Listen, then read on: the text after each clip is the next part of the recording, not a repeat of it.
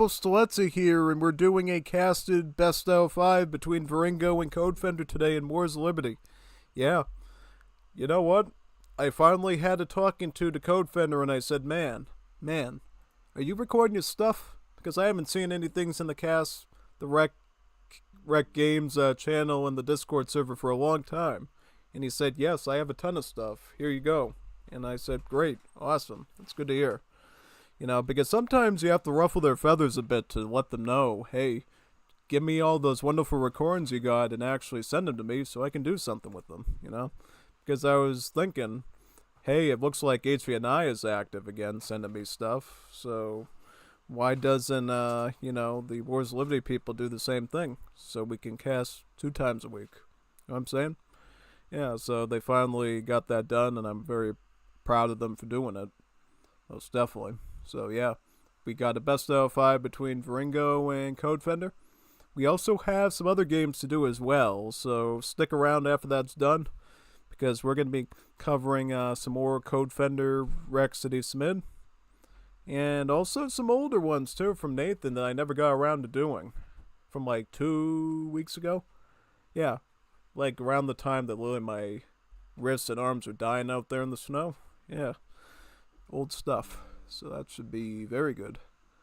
Yeah, I'm still feeling into my wrist to this day. Yeah. Time you like twist your wrist or something, you go like, oh man. It's not like too bad, but it's definitely noticeable. Definitely noticeable, dude. 100%. So yeah, hopefully we have a good day today. I'm gonna let the House of Train Post know about this since they love casted AoE3 stuff.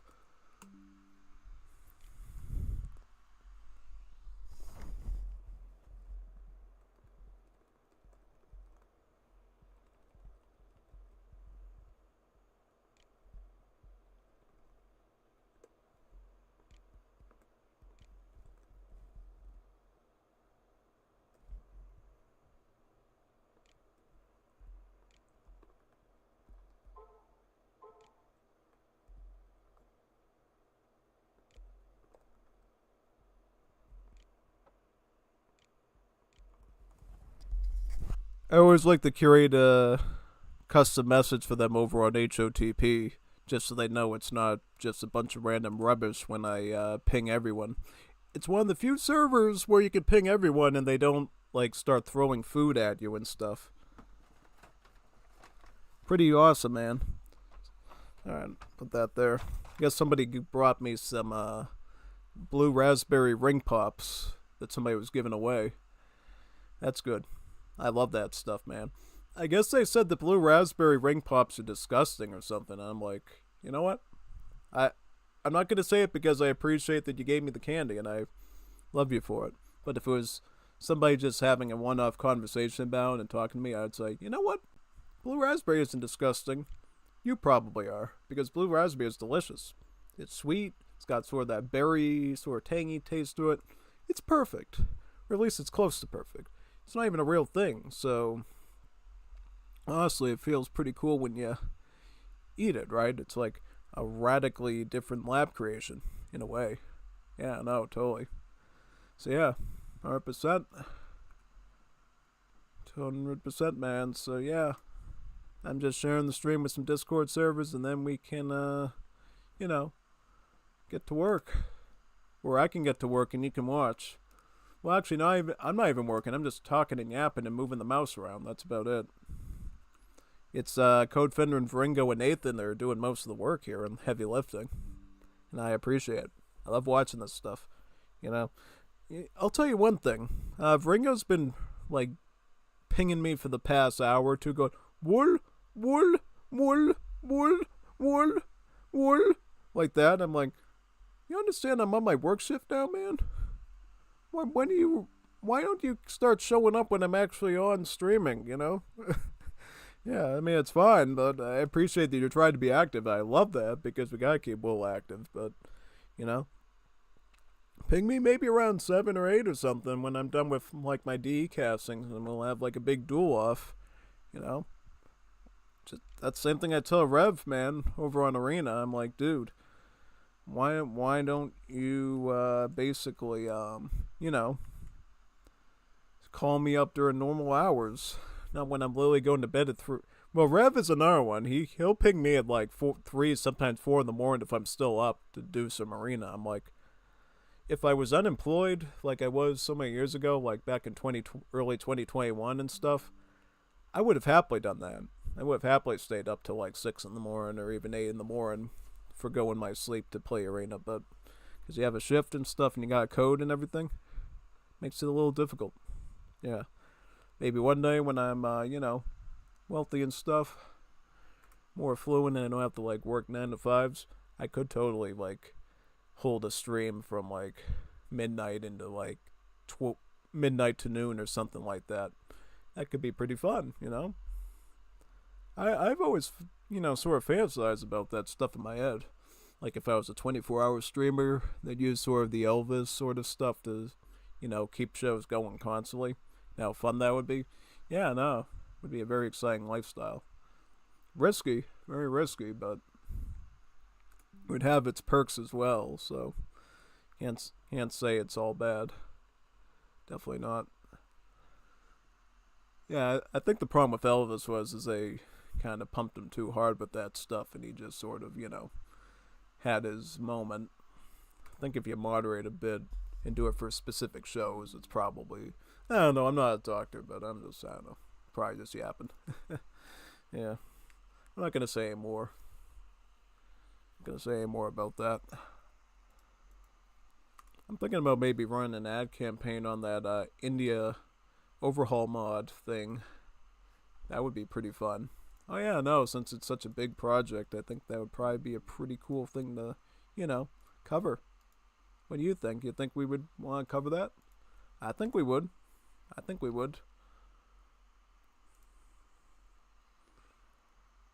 Also, a small BHG fail moment because wonders are stupid and made modifying agents basically impossible. I never knew that. I never knew that, man. I never knew that it was hard to actually model 3D wonders for Age of Empires 3. That's probably why it took like years for them to release the Koreans in Wars of Liberty. Yeah, no, totally. 100%. Yeah. Yeah, I was like one of the biggest Korean fans even before I, met my soft plush Crony Bear to hug tight on YouTube. And I always wanted Korean to play them so badly because of all their special weapons and stuff. But it took years to do it. Yeah. Yeah, but now I especially love Koreans because of soft plush Crony Bear to hug tight over on Hololive there. So, yeah. Even more Crony Bears to play with, I guess. Yeah. Crony Bears. I love that face you made when I said that. Alpha male Crony Bear. What? Like that, like, who would say that? What is a Crony Bear? Does anyone know what Crony Bear is? Only I know what a Crony Bear is. That's probably good enough. Just cap it at that, I guess. Yeah. Wait a minute, did I put that in the live streams? Yeah, that's fine. I was like, look at something I did the other day. I'm like, I hope I did that correctly. Yeah, I hope I did that right. Looks like I did. Alright, here we go. Copy and pasting.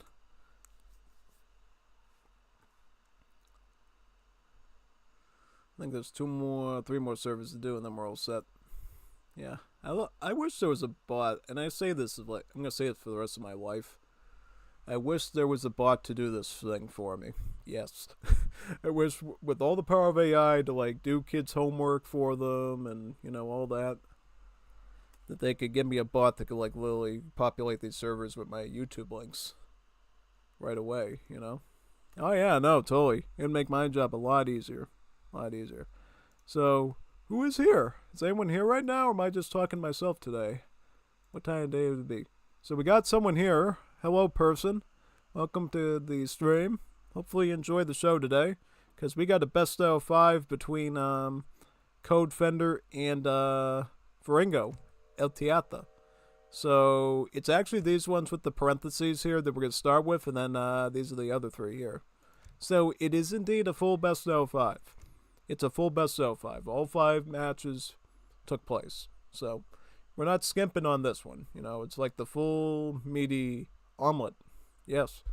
So yeah, here we are. Here we go. It's loading right now. Yep, so here we are. Let me just set this up. So what civs we looking at? So we got Codefender as Germany. And we got Viringo as Peru. Peru versus Germany. That's an interesting matchup. If we were going to purely base it off of tier listing, it would be Germany as a winner. However, Viringo is one of the oldest, most experienced, most seasoned, and diabolical Peru players in the Wars Liberty community. So that means nothing. Codefender could have all the best Germany ideas in the world. Viringo will still come up with an idea to mess you up as Peru. And we've seen it, man. We've seen it before. We've seen Viringo cause upsets to Codefender, even in 1v1s playing as Peru. So don't say that it can't happen, because it can definitely happen. Yeah. So, civ-wise, what can we expect between both sides? Well, to put it simply, Germany in Wars of Liberty is basically British, because look at the free villager that got birthed by this house here. Just like Brits, you know, the whole manor boom. That's what this Wars of Liberty Germany civ uses. It uses the manor boom. So for the Germans, it's called the Meizkaserne, basically a German name for a manor house. And I don't know if that's what a German manor house is called, the Meizkaserne. I'll have to look that up. But basically, Meizkaserne is give you a free village when you build, just like that one. Yep. You basically play these guys exactly like British. That makes this Germany civ really strong. Obviously, they don't have settler wagons anymore, and they don't have the free Yulon with card thing. So that's been sort of removed. But they basically went from being Germany to being British. That's all you need to know. And of course, they got muskets, they got hussars now. Yulons are dead, the Doppelsoldiers are dead. It's a whole new world for Germany. A stronger world for Germany, I should say. Now, deck-wise, this is what you can expect from a German deck. Often you'll just have 3 vills, some crates. Hussar shipment's pretty good. Now, this looks to be a mercenary deck. This is a mercenary deck. We got the Black Brunswickers in age 3. These are basically Yulon-like mercenaries, so their HP is pretty bad, but their attack is really big. And then in age 4, you got the big mercenary shipments. You got the Livonian Horsejägers, basically mounted skirmishers. You got the German mercenary army of Brunswickers, Bergwacht, and Schutzen. Wow. And then he has the Baltic mercenary army of Uhlans and Horsejägers. It used to contain this other unit called a Cantonist, but it got removed from the game because now the Russian civ uses them. Yeah. Also, a pretty rare card here. Akademische Fleschor. Fleschor. Attack greatly increased, and they get a charge attack that does more damage. Okay. Yeah, that's a card we don't see a lot of. Because, fortunately, the Germans get this really cool, unique scythe-wielding peasant spearman, but it doesn't get any upgrades beyond veteran since it's considered an archaic unit. But they do get a cool card that you can sometimes run if you plan on going in with the strong Fortress Age gameplay, which it looks like Codefender is using here. Pretty nice, yeah. Looks like Germany will be aging up now. He should be. He's at, almost 900 food there. Almost 900 comida. Over 900 comida. Yeah. He'll get the Statesman.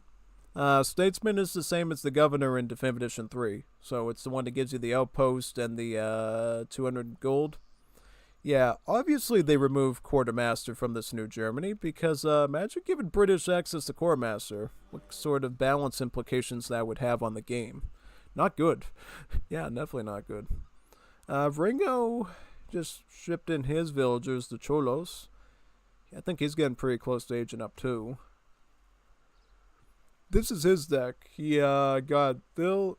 Oh, wait a second now. So he actually got a shipment before, but he sent it for Hero Nacional, basically his Explorer upgrade card. So instead of having any sort of fancy schmancy effects like the European Explorer upgrade cards do, this one simply allows Peru's Explorer to get even stronger. So instead of buffing it by 50% stats, it buffs him by 75% stats, turning him into a really tough Explorer.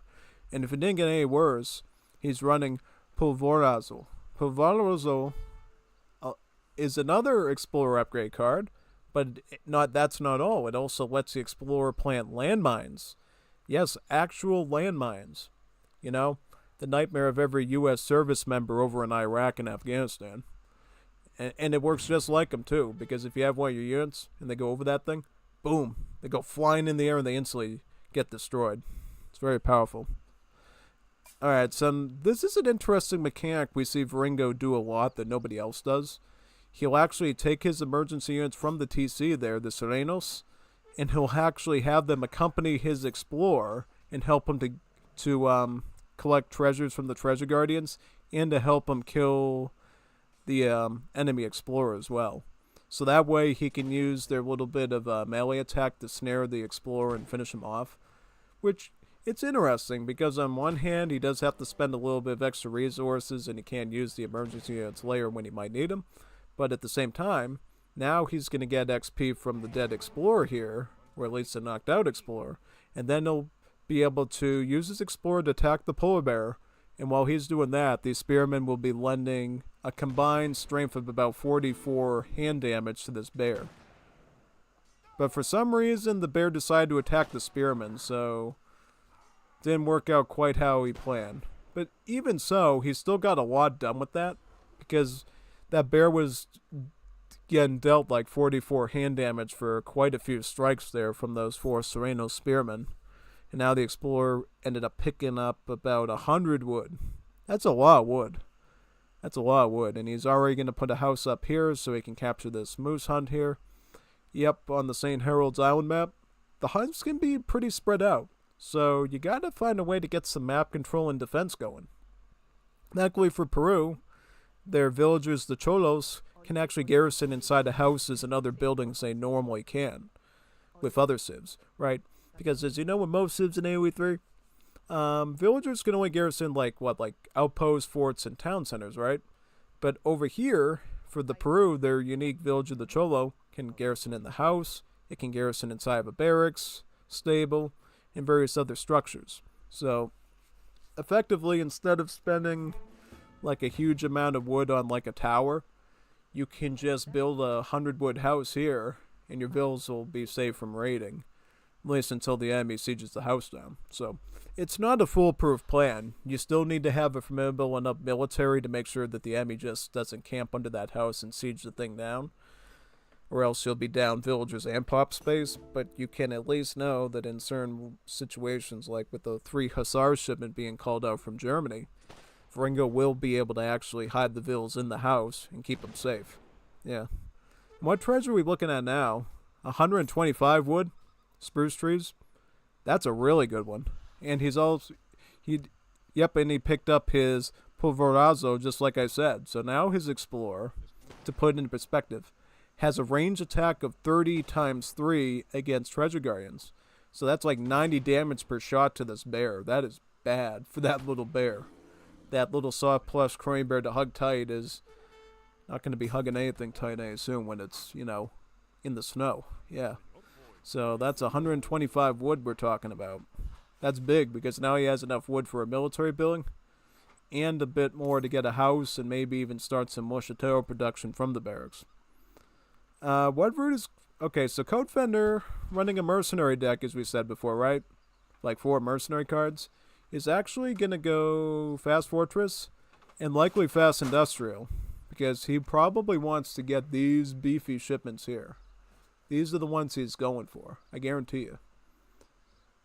I mean, he might stop to do this, but his main goal is to get the mounted skirms from this card and from this one.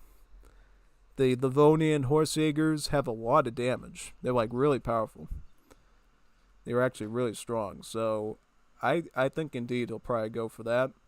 He is picking up steel traps now from his market, which means he already has his hunting dogs done. His food eco is pretty peak right now in that regard. So what would he do now? Oh, he's going Fast Industrial. He's going right for the throat. He's not even stopping for the Brunswickers. He's going right for the Horsejägers.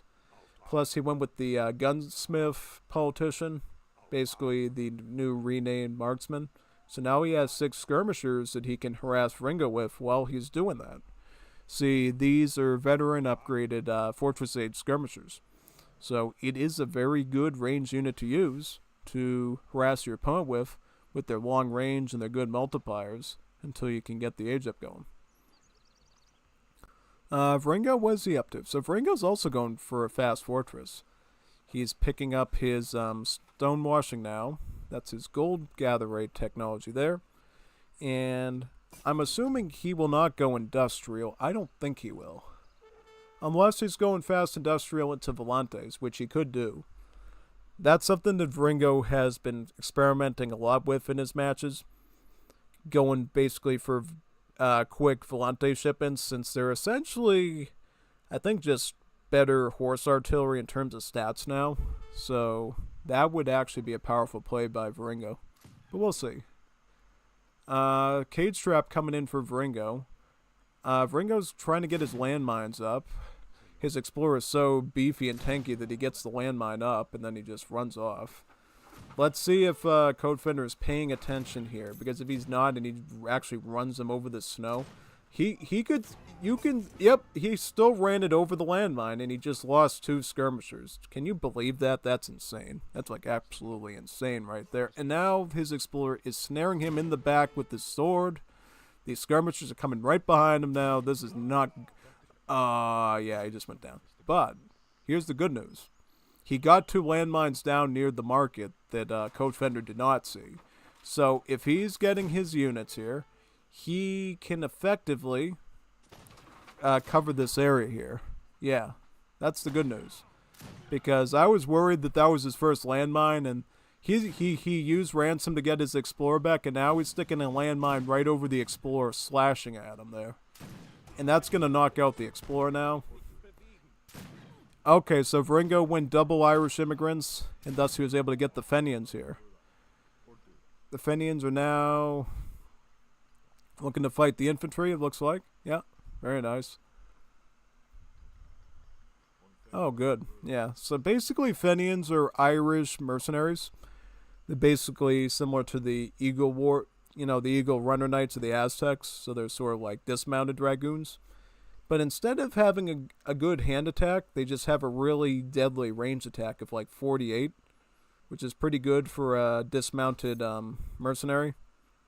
And then they get 6x against heavy cavalry. So for the heavy cavalry, they better watch out around these. So if Codefender's thinking of doing the Cuirassier shipment, he might want to watch out for that.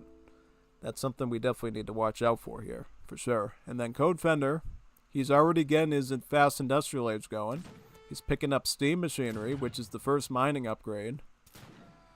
Which means he's looking now to start eating up these tin mines so that he can start getting the Livonian Horse-Jaeger shipments going. It's really what he's going to go for, basically, yeah. And then, yep, which politician? The Equerry? I think the Equerry is the one that gives him the Cuirassiers, right? Yep, heavy cavalry. Give him about, I think, 3 to 4 Cuirassiers. And he's likely going to complement with the Livonian Horse-Jaeger shipment here. Yeah, I would assume he'd get the mounted skirms first, and then he can get the smaller batch after that with the Ulans mixed in. Most likely. He has another Ulan shipment here, too, by the way. So he can get that as well. Oh, he's going to get Zilverlane. He's going to get Zilverlane first. Alright. I didn't see that card there. Zilverlane. So what does Zilverlane do? Zilverlane makes it so that mercenary shipments are free. So he doesn't even need the coin to ship these anymore once he gets this. And he already has a shipping now. So he's going to wait for Zilverlane to ship in. And then he can just ship these 2,000 gold shipments for free. Wow, that's saving about 4,000 gold just for these ones.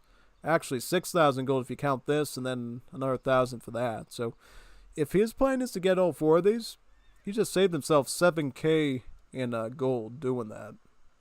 But, oh no, he's going to get a factory after that. So, what is he doing? Alright, so now he's got the Cuirassiers out. That's good. Does Viringo still have his Fenians? Yes, he's looking to harass him here, though, so they're not where they need to be. I think as soon as Viringo sees Cuirassiers, he's going to call back the Fenians, and he's going to deal with that. Oh, see, this is bad, because his Explorer is lying dead right there, and he can see where the fort's going now. He can see where the fort's going. No, no, no, no. This is not good. I mean, I think he can get the fort up. I believe he can. Now he's got... Okay. Kenny? I think he can get it up. Yeah. Oh, he's trying to kill with the teeth. Oh, Fenian's coming up. Fenian's coming up. Shoot, shoot, shoot, shoot, shoot. Get him. Get one of them.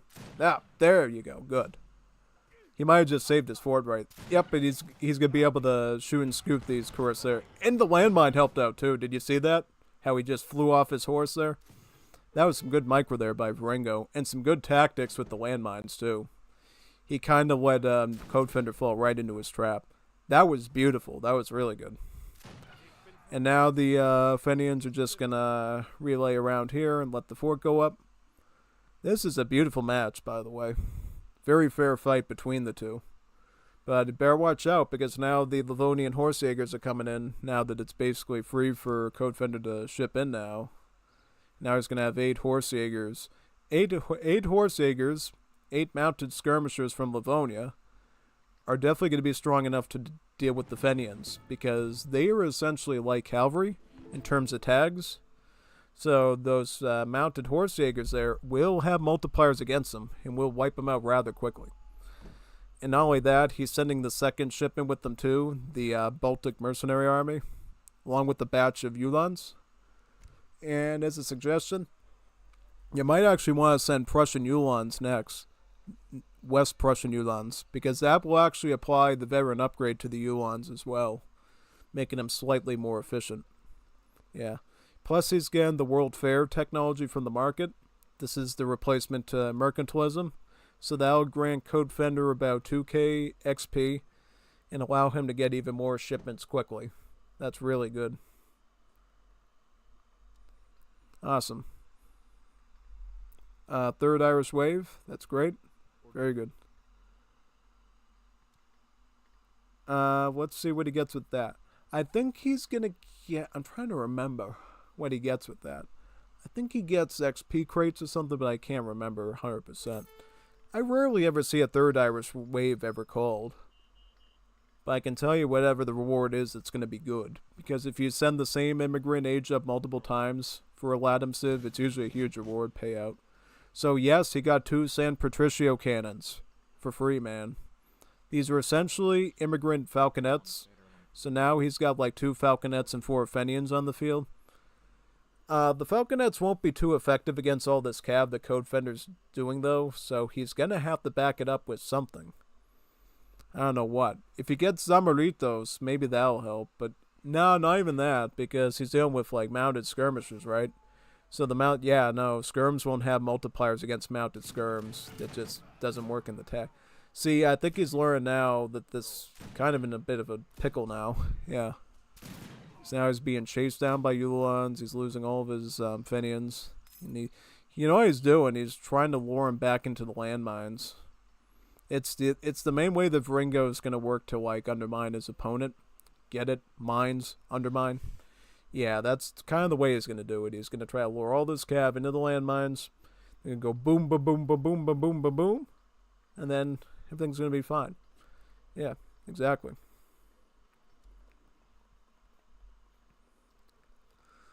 Oh, Lithuanian Dragoons? Yep, that's a strong shipment. It's a food costing shipment you can send as Germans. Gives you 12 guard upgraded carboniers from the Balkans. So, yep, those will essentially be some Dragoons, yeah. Well, actually, not even Dragoons. They're basically the same stats as the Carbine Cavalry from Definitive Edition. So they're actually a faster shooting Dragoon with a rate of fire of, I think, like 2.5 instead of 3. So, yeah, those will actually be really good Dragoons for him to mix in his army. Because now, Codefender has mounted skirmishers. He's got scout cav, like the lighter melee cav, the Uhlans. He's got maneuver units, or Dragoons, and he's training up Cuirassiers, which is assault. So the only thing he doesn't have is like heavy infantry. He's got like every other primary sort of like unit class outside of artillery that he's fielding. And honestly, he has the Gerstenmorgs Farpanzer here to be able to make mobile armor artillery pieces from his Krupp steel factories that he can build. So if he wants to get those, he can happily get that. He can also get steel guns from his factories too. Right, he already sent one factory, so yeah, he can already start that if he wants. Pretty strong combo, honestly. 2 different heavy artillery pieces mixed in with really elite cavalry. I like that, honestly. It's very powerful. It's quite powerful.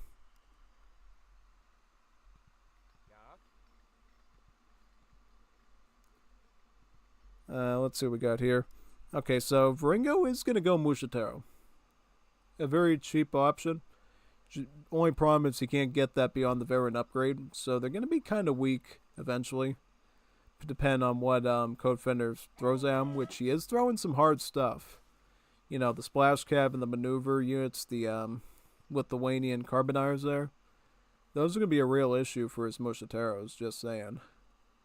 But then he's sending pubs from the Irish immigrant colony. That tech will essentially give you access to a tavern, which normally Lam Civs cannot get. It's usually only a Europe feature to have a tavern.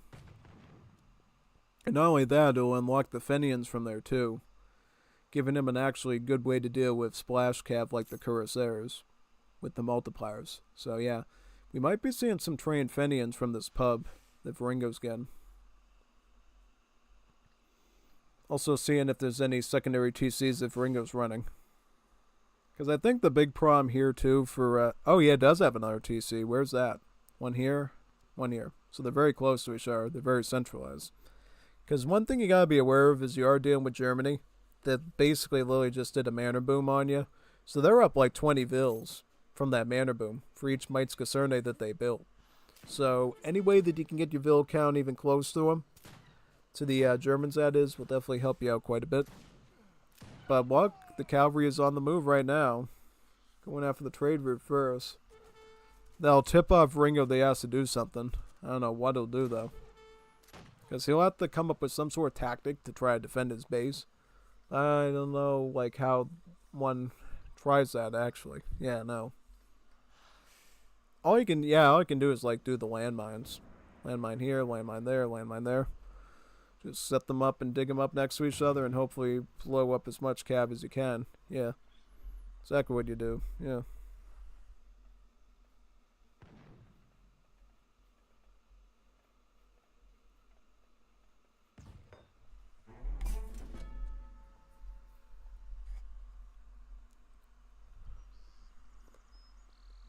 Okay, more landmines coming up.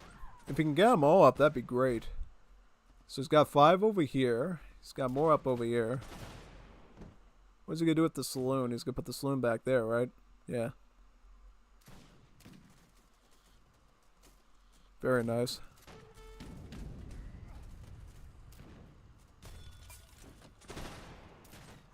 He's gonna pull these back, right? Yeah. Okay, he's got some firemen from his immigrant colony there, but he missed one of the landmine spots that he wanted, though. Ooh, nice. That's good. He's wiping out stuff. Oh, man. Oh, God. He's really getting cooked, man. Oh, okay. Well, let's see if he lures him into this spot. See, he's fishing him, and then he's going to lose more Yulons. See? Look at all the depth he's... And then he's got a big batch of Zambritos in the back blasting his carbonizers. This is... It's not the most ideal unit, but at least it's some sort of ranged firepower that he can try to level some of these units with. He is getting some kills with them, though, so I can't complain too much. He's getting kills with the Zambritos, probably just because it's such a large volume of them. The good news about shipping immigrant battalions from your colonies is they actually get shadow tech with each age up, so you don't even have to upgrade them. They get upgraded for free. So these are already a guard upgraded skirmish unit to fight the Horsejägers with. So probably one of the best units that you could probably use in this case, since he hasn't had a lot of time to actually train and upgrade stuff himself. So yeah, no, that was a pretty okay defense there. And he's going to be making some of the Fenians as well from the tavern. So Fenian, Zambrito, basically going full Irish, full Leprechaun. And yeah, he's going to basically try his best to try to defend with This villager is putting up a tower. That's going to make it even harder for him to reach these vills because he's going to have to take this down, and then the tower is going to deal anti-cab multipliers, and it might actually force Codefender to retreat. He just lost his Explorer. Now, I wouldn't try fighting these with Fenians, because Fenians are maneuver units. These guys have multipliers against that, so keep your Fenians away from the action if you can. Yep, try to engage with something like this, like, say, maybe Guardia Marinas, which is a skirmisher. Maybe you could go after him with Zamoritos. One of those. Unfortunately, because this isn't like a traditional war map where you can gain boats on, or, for that matter, get a home city water gather point on, he really can't do that safely, pretty much. Yeah, so really his best option here would probably be Zamoritos from the Irish colony. Only problem is, you need shipments for that, since immigrant battalions cost shipments and not resources. Unless you're good old Uruguay, then you can train units. But in this case, you have to like spend shipments for it. This is a pretty big shipment of Guardia Marinas here that he has in his deck.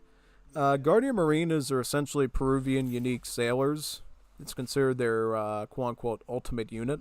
So it's a very elite special unit that is kind of like the strongest unique unit of the Civ that has a build limit and stuff.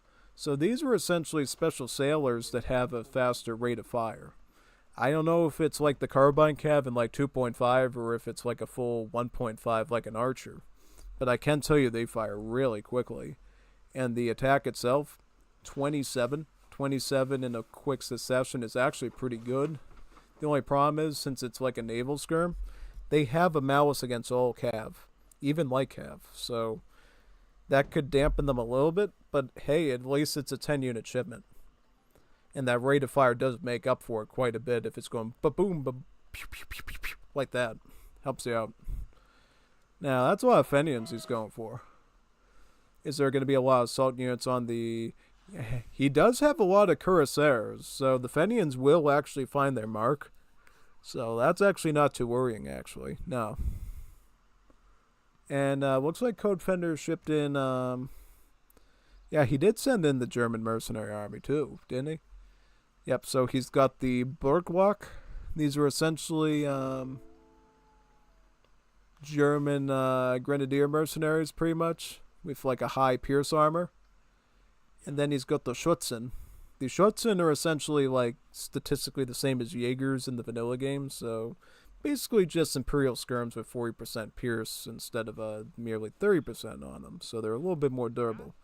Here comes the heavy cannon and the steel gun. He just sent the Stuttgart manufacturing, right? Stuttgart manufacturing gives you a factory wagon plus a steel cannon, so it already gives you a heavy artillery piece on top of giving you the factory, so it is a little bit more valuable than the standard card.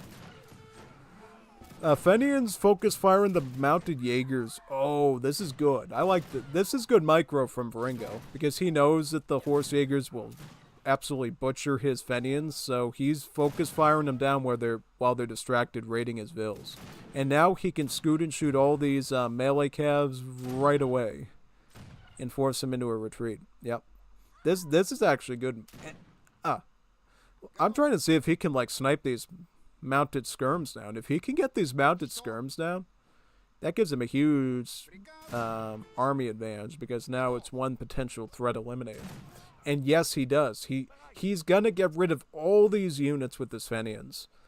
This is brutal, man. He's barely even training any of his real troops. He's literally just winning with mercenaries and immigrant battalions. This is some really special play right here. Very abstract, and also very effective. It stinks that Viringo doesn't want to be in the Liga because of his time constraints, because he would have been a great asset with all this stuff. Maybe we can convince him to join him when it's time, you know? He would be a great asset to it. Because this is a competitive map, by the way. This is an ESOC map, so this is tournament grade balance and stuff. So if he can perform this well on this map, that's pretty good, actually. Means he could, like, stand up to, like, more strong opponents, I would say, for sure. Yeah, most definitely. Yeah, this is some good stuff we're seeing here, honestly, dude. This is really good. Just checking for stream people in the stream chat, seeing if they wanted to ask any questions or comments or anything. Because I'll always, answer questions people got in the comments and stuff. I most definitely will. So, yeah. So far, though, we're seeing an epic show of battle here. Epic battles of the whales, honestly. This is really good. Awesome stuff. And now, it looks like at this point, because the mercenary thing failed, Codefender now has to, think about real military. So he's looking to go steel cannon with line infantry. Does he have... Okay, he doesn't have needle gun card. That's going to hurt him a little bit. Because that's, the best card for Germany for their line infantry. It actually allows them to shoot faster. But, yeah, I'm kind of sad he doesn't have needle gun for this. And frankly, he should have probably considered including it. Just because of this possibility. Because now, he's going to be shooting at a standard rate of fire of 3 when he could have shot something a little bit better, like 2.5 or 2 or something. Which would have been a lot better. Yeah, no, this definitely plays more into Viringo's advantage. But then again, it looks like Codefender is going to be using steel guns with the infantry, so that is going to be a rather good combination to use. Yeah, 100%. Totally. Yeah. Skin veteran. And then he might want to consider again the Royal Guard upgrade for the line infantry too. Yes, they got that from the British too. The Royal Guard musket and hussar identity. For Germany, their Royal Guard, line infantry or muskets are called Maykoffers, and then their hussars are called Totemkopf hussars, or the Death Head hussars. Basically, those wonderful hussars we see from the 5th edition that actually have a skull and crossbones on their, hats, just like pirates. Pretty interesting, right? Yeah. So yeah, right now, Codefender's preparing a really massive force here. He has the backing of the German Mannerboom here with the Mainz-Casernes, so he does have enough resources to go full double barracks line infantry if he wants. That's what he's going to do, and he's going to leverage it with all this heavy artillery. And look at the score difference, too. Double score for Codefender. Double score. That's the one area I think that Viringo has to watch out for is the score disadvantage. Right now, he doesn't seem too interested in making real military. He's kind of just doing guerrilla tactics, going for the exploding carts from the artillery foundry. Yeah, that's kind of the interesting thing about Latam civs. Instead of having the petards that the Europeans do, they get exploding carts. And what makes them a lot better than petards is the fact that they blow up instantly. Yeah, they don't have to do that weird explosion animation where you can still counter them. Once they reach the building, they're like boom like that, and the building comes crumbling down. It's very strong, yeah. And more Fenians coming out as well. This is really good stuff here, man. Yep, you can even see the sparks flying from the explosives inside the cart too.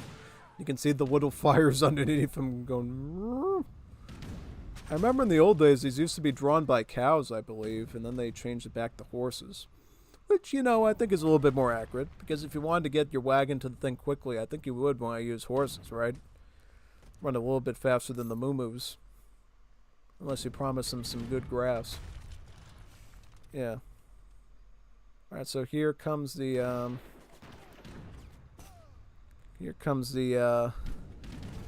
Guardia Marinas. That's a lot of steel cans there and cuirassiers and stuff, and it's just going to drive him back because he has nothing to back it up with, unfortunately. That's not good. That's definitely not. Really not good. And then, let's see what else happens. Exploring carts coming off to the side here. Whereas, Codefender flexing his military advantage there and drives in even deeper. Yeah. Really good. Oh, yeah, no. All that heavy artillery, man. It's insane.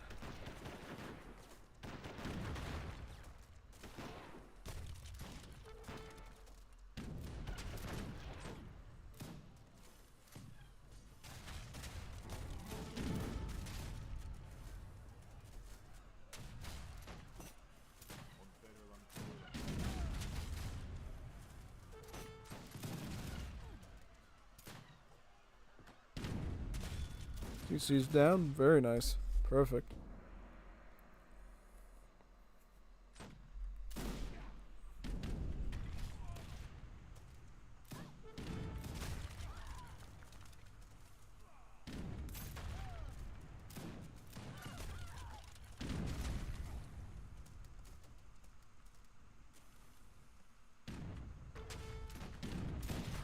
House is being sieged down now.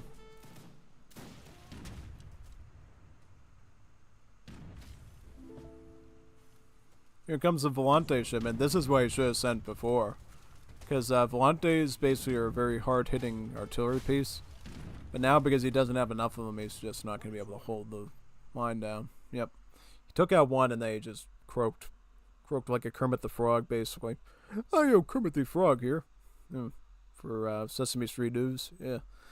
Yeah, that was the game number 1. So it looks like Codefender is up by 1 point now. Which is great. Let's boot up into the next one now, though. Get all this stuff out of my way so I can click there. Awesome. Yep. So now we're on game number 2 of Viringo versus Codefender. An epic first game. That was a great one. It showed strong Meizgeserne Mannerboom from Germany and Mercenary deck versus Viringo Landmine and Mercenary and Immigrant Tactics. One ended up coming on top there, but still was a very interesting fight to say the least. Now we will experience the next one and see how good it looks. See what we got. I'm trying to scroll it. Okay, this is the second. This is the second one we're looking at, and then we're looking at the rest of the 3 down below, and then we'll be done with the best out of 5, and then we can check out some more games as well, between Codefender and Nathan and Codefender and Alucard, and then some old Nathan games we got in the background. Yeah, should be pretty fun, honestly.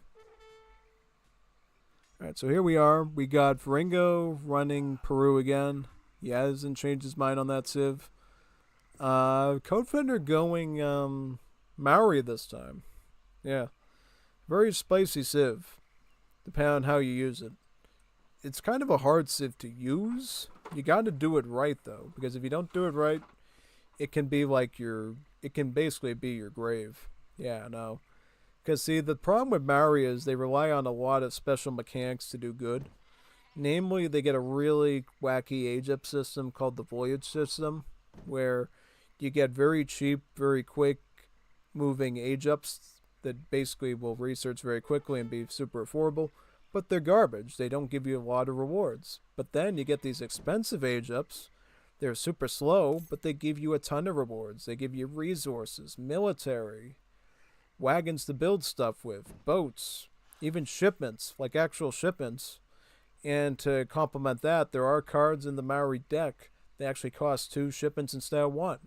So it's got like the strength of 2 cards and then some. So it's either going to be like 6 villagers and like 800 wood, or it's going to be like 14 or 15 sort of coyote runner or skirmisher type units in one batch, which is a big shipment in H2. Yeah.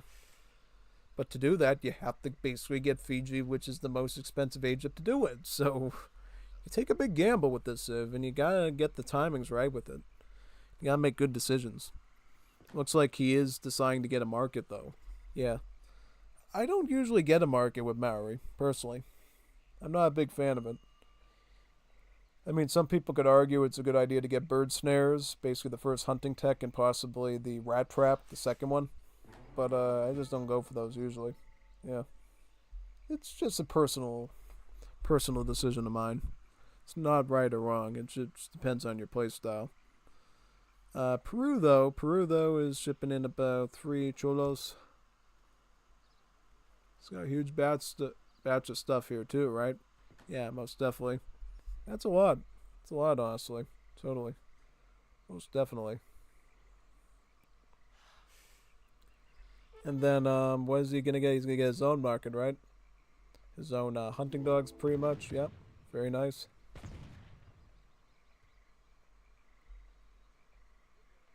Yep. Get those animals right there. Perfect. Very nice. Market's going up right now. Very good.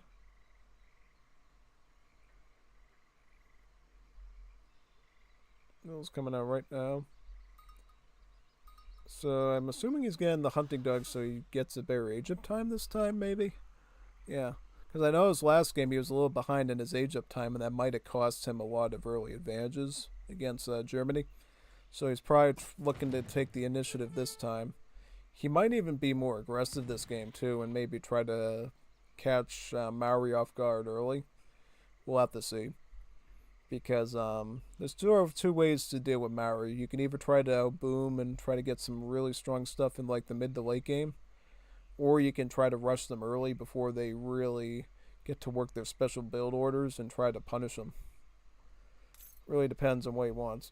Okay, so he's still picking and choosing an immigrant to go with. Does he go Irish? Does he go Chinese? He goes Irish wave. He was probably contemplating doing Chinese before, and he's like, yeah, no, I'll probably just do this.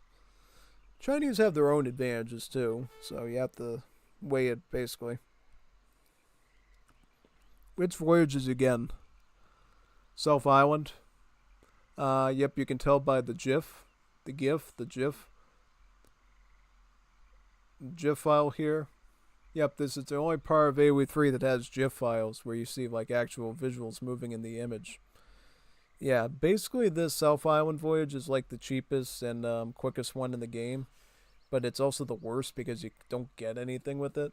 So it's basically like a cheaper Exile Prince. Good if you're like trying to get a quick age up, do or die, but otherwise total garbage, total gabash. Especially if you're looking for like extra resources, military, stuff like that. So I think in that case, it's going to be interesting to say the least. Totally. We'll see though. I mean, honestly, it really depends on what route Codefender is going down. He could be going for like, well, here's the thing. I know a bit about Codefender's Maori because I've faced it before. What he likes to do is he likes to get his PA structures up first, and then he likes to age up after that. These were essentially your Maori town centers, these PA structures. And what they do is they have multiple functions. They can train vills, they can train your infantry, your basic infantry units. They can trickle food with technologies, so they can be made to trickle some food. They have a lot of pop space. So much pop space, in fact, that the Civ doesn't even have houses. They just use these. And they got good defenses, too, that can be upgraded. Like a little mini fort. So, really good thing. Now, see how he essentially didn't have any age 1 cards, and he just waited till age 2 to just ship this in. That's another possibility you can do with the Maori. You don't have to ship anything in age 1 if you don't want to. You could just wait till age 2 and benefit from the double shipment costing card there. So he's essentially gaining 6 fills and 800 wood. So that's a pretty bold gain, honestly. And I see why he goes with the South Island age up, because it's effectively the cheapest one, so that he can kind of get by without shipping 3 vills and still aging up on time. Plus the age up time of South Island again is like the quickest in the game, so yeah, he's definitely thinking about that. You can tell for sure. 100%.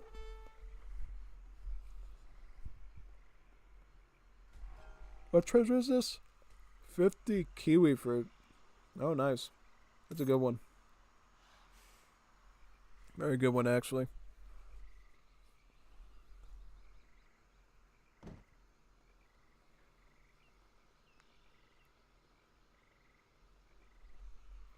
As we get the food trickle, right?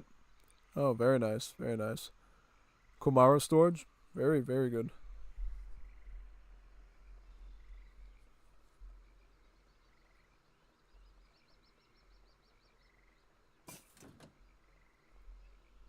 Yep, there goes the pie right now. Very nice. Here it comes.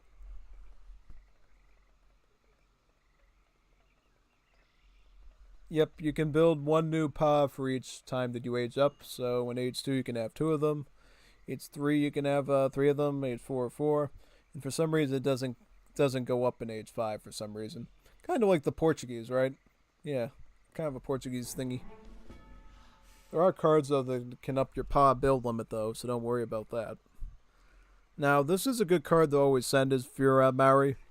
The Pokohe Adzes. Essentially, this card researches all of your wood chopping techs for free. So the one you get in age 1, the one you get in age 2, and the one you get in like age 4. Yeah, wood carving. Wood carving, European axes, and stone adzes.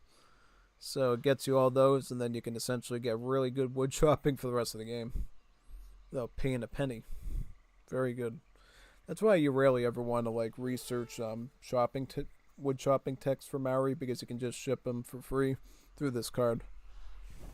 Oh, what's going on? Oh, Mushitaro rush. We got a Mushitaro raid. Explorer is gonna get sniped. I like that. That's actually really good. Because now, what Codefender has to do, he actually has to go to the market and trade gold just so he can ransom his Explorer. Yeah. Because to do the voyage correctly as Maori, you actually have to use your Explorer to initiate it. So if you can keep KOing the Maori Explorer, they can never age up. And they're forced to fight in the age that they're in. Which, you know, in this case, would be very annoying. Because really what you want to do with Maori is you want to get that Fortress Age, and then you can upgrade your marksman into like a better marksman unit that has a gun instead of the one that has a sling. So that way you can essentially fight back a lot better.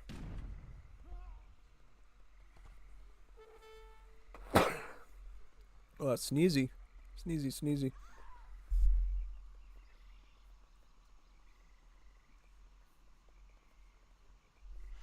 Look at those Moshiteros get the work, man. Wow.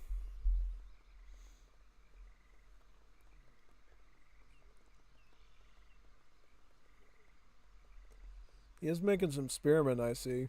But he's being very lenient on the numbers because he wants to still get his age up done. You can definitely tell that right away, for sure. He definitely wants to get that age up done right now. How many spears is he on? Got a good number of them there. Viringo, you know, going for a spearman.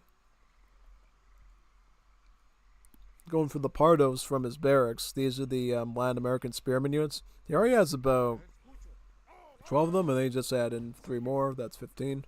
About 3 batches of them, really. He's also getting a second barracks, so he's looking to kill his opponent age 2 if he can. Yeah. Now Codefender gets his training grounds there.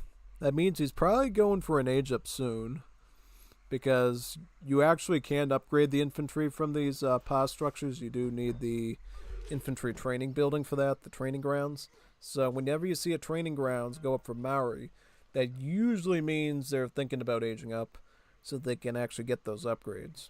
Yeah. With other civs, you know, seeing a barracks wouldn't mean that.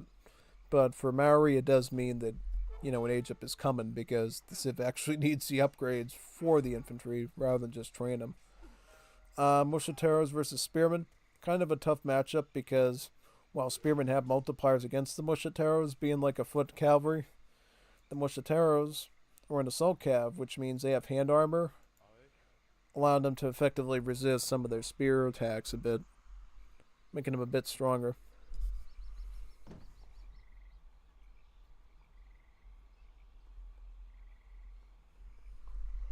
This is the Voyage of Van Diemen's Island. That's a pretty good one. I think that one will actually grant Codefender a shipment, I believe, plus some bush rangers, plus some Tasmanian devils and stuff. So that could be a pretty strong age up, actually. And maybe some bush tomatoes as well for food they can use later on, yeah.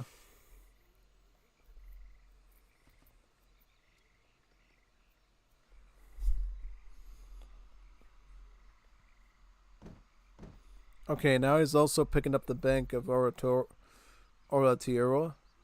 Essentially, this is a bank, so they'll obviously trickle him gold, which is very helpful for the Maori that normally can't build banks.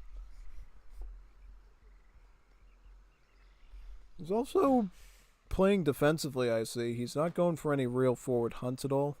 He's sticking to the Kamara Fields, which is the slower but better food gather thing if you're in sort of a rush situation. He did get both market techs, though, for the gather rate on this, though. I saw that he got the kelp bags, basically, which is the second farming tech, so his farming tech is his farming gather rate is technically complete. So he can actually sit on these farms for a bit and use them. The only problem is for Maori, their farms actually aren't infinite. They have like a storage capacity of like, I think like 4.5k food. And then they have to be replanted again. Just like Age of Empires 2 farms, only bigger. Okay, here comes a big army of Pardos and Mushitera. Pardos and Legion Piranhas. Also some Zamorlitos and Spearmen behind them. The pot is getting destroyed. Legion Piranhas targeting the Spearmen and the Bushrangers head on there, trying to damage them. Spearmen are likely going to focus on these power structures right away. But yeah, no, it looks like Codefender is going to defend with some marksmen now. He's getting the Tehedawa Spearmen first, which I don't know about, because if he can wipe out these Spearmen, then that's kind of going to be a waste. He should be getting Porokumu marksmen right away. That to me seems like the more pressing matter. But oh, look at that, another power structure down, so now Codefender can't even train any troops because he's completely housed. Spearman should be over here sieging this power structure and not really doing... But I think what he's doing is he's using the hack attack to break through the line of the marksmen and eat into their stats very quickly. Yeah, that's what he's doing. Look at that. Very tactical, actually. Oh yeah, no, most definitely. That's exactly what he's doing here. Very, very strategic. He's gonna fight the... Yep, he's fighting the Spearman now. Legion Piranhas are trying to siege that power structure down now. Looks like all the units are dead.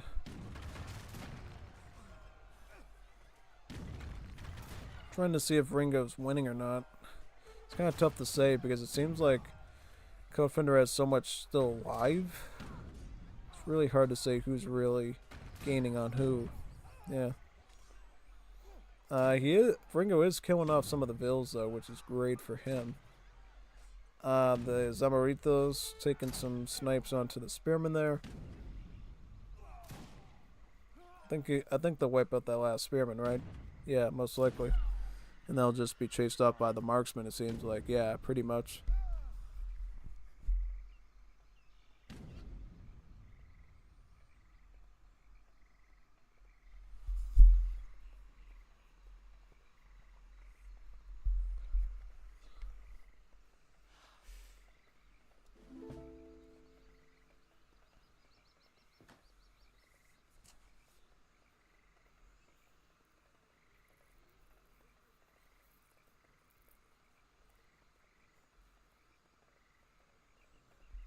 Here comes the Porokumu upgrade, plus the advanced Porokumu card, which will effectively get more stats to the Porokumu beyond what the Veteran upgrade does here, and it will also give him +1 range too, turn him into a 21 range skirm instead of just a 20 range skirm, which is pretty nice, right? Yeah.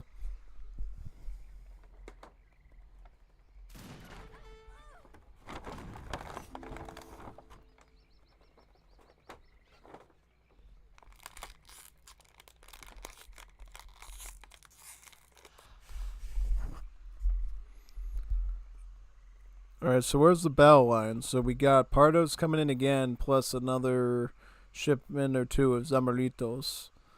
So mostly Spearmen to siege the power structures again, and then some skirms in the back to try to provide some range support. Big problem is now is Codefender has enough resources to just keep pumping out Porokumus. And now he's got them up to 21 range. So he can actually outrange even the Zamoritos very easily.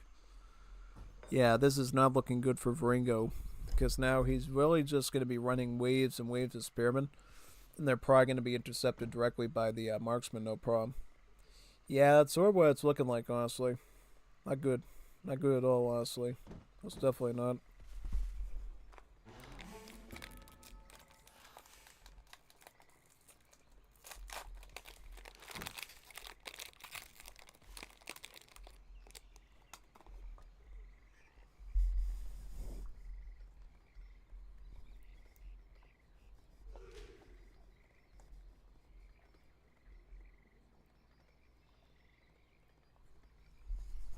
Plus, he's shipping in redcoats as well from the British Empire, so now he's going to have some muskets mixed in too, which should help with ASOR hand units, I would say, whether they're cav or not.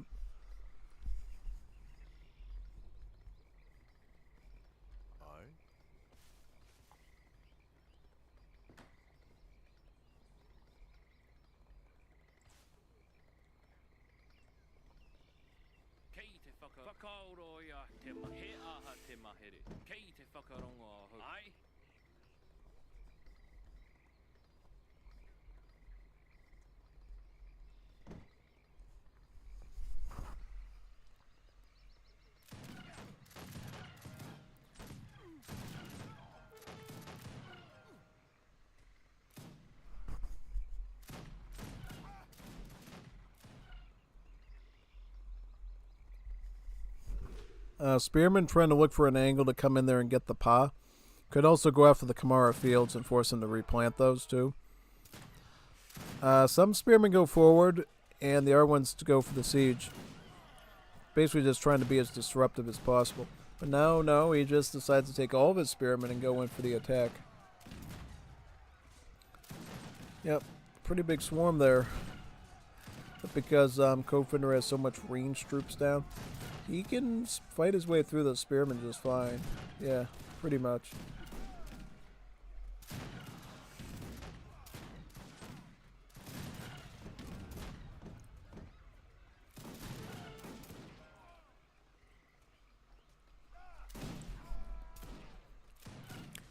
Yep, wiping out everything it looks like. Yeah, most definitely.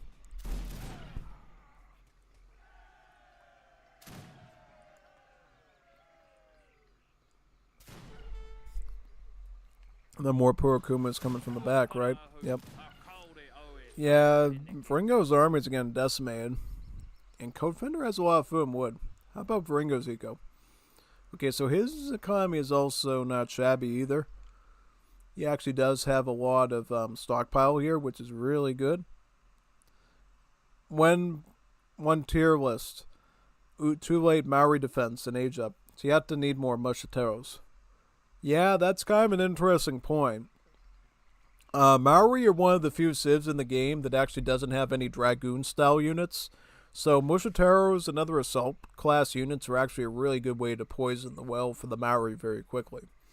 That's a great point, Fufi. If I was dealing with Maori, I would be running assault units too. Because I know the best thing that Maori can do is try to fight them with like the spearmen and stuff in hand. But they have like no range way of sort of spraying through them quickly. So that would indeed be a smart idea. Like imagine if he had like 30 something Musketeros mixed in with the spearmen. That would offer a real challenge for a Codefender and maybe even force him to retreat a couple of times, right? No, that's a great idea. Really good idea, actually. I like that one. At this point, Codefender also has his sandalwood groves. These will produce sandalwood trees over time, and then you can gather them for coin. So, yep, basically, Maori at this point is fully locked in with their eco, trying to get set up.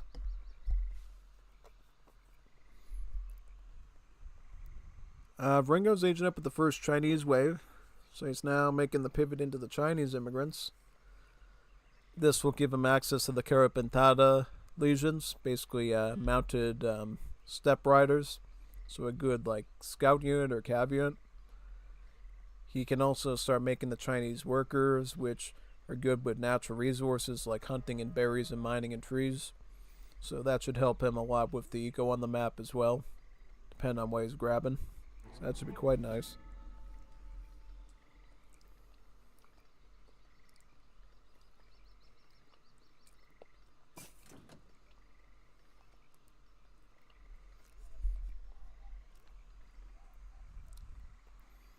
And here comes the Zamalitos. Very nice.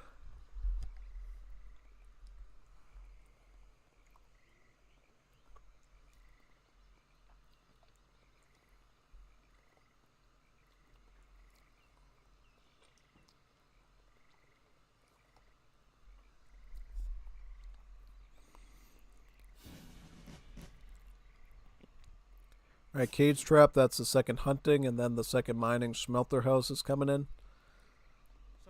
Chinese colony here. Fort coming in. So he's getting his fort down, and then he can get some military out with that, hopefully. Yeah, no, he's getting to work pretty quickly, you can tell.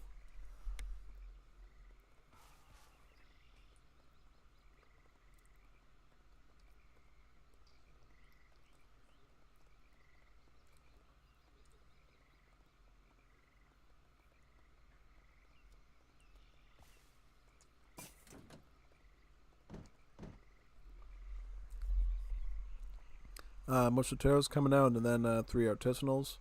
Very nice. Look at all the infantry coming in to rush on Viringo's position. Very, very good. Start sieging away at the TC. I think Viringo has an advantage here, though, because if he, like, positions himself the wrong way, he's got, like, 3 barracks worth of splash attacks coming his way there. Plus the cannons, he could just pop out over here and go ba-boom, ba-boom, ba-boom, and hit him over there. Yeah, no, look at all these Musketeers coming out. This is a pretty hefty stack. And the cannons come out on this side and start blasting into his infantry. Oh, but he microed them down like a champ. You should have put him over here. Because then he wouldn't be able to hit him with the redcoats, and it would have given him a bit more of a chance. But now he's got too much stuff. It's going to take a lot of work for you to get through all this, I think, if you're Viringo. And he's got vills being raided over there. Thankfully, he can garrison them inside the houses. And thankfully, because he's running skirmish, siege is not that much. But then again, he's got a lot. I mean, 11 siege times all this adds up pretty quickly. So indeed, we probably will see indeed a lot of sieging on these houses. Redcoats backing up over there. Looks like the Zamoritos are backing up near the Musketeros. Yeah, no, this is a good raid right here. Yeah, those vills are getting eliminated very quickly. I like to see that. That's good tactics from Codefender. He's microing really well. Yeah, I mean, he like wiped out those cannons so quickly. Basically removed the whole threat in Viringo's base seamlessly. I think in this situation, Viringo wishes he went with the landmines, right? I don't know why he didn't send his Pulverazzo. Because those landmines would have been great, honestly, for him to, like, protect that area. Yeah.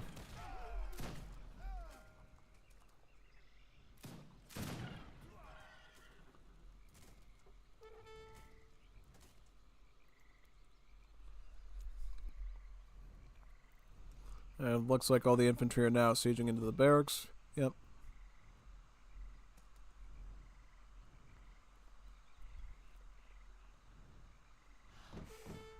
Musketeers coming out.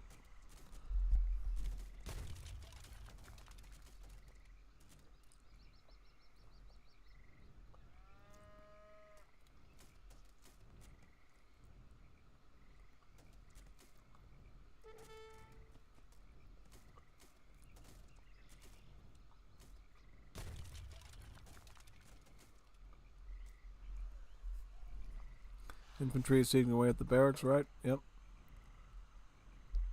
Okay, here comes the Chinese workers coming out too. Yeah.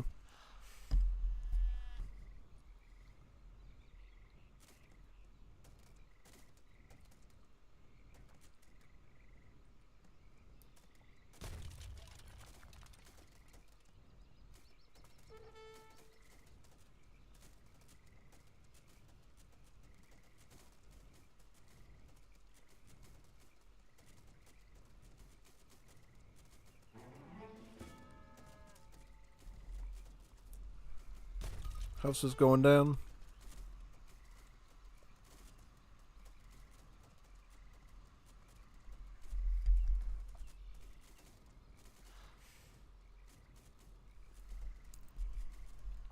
Where's that fort even going to go? Does he have like a...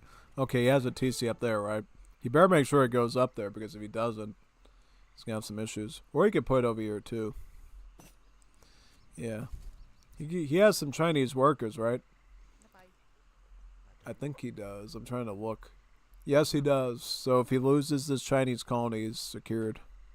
That's always good, because basically you can't rebuild these immigrant colonies with regular villas of the Explorer.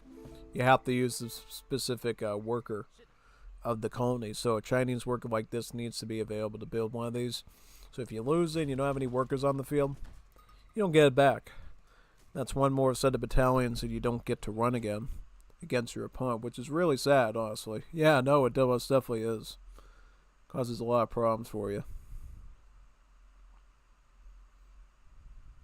Yep, let's get back into the duel.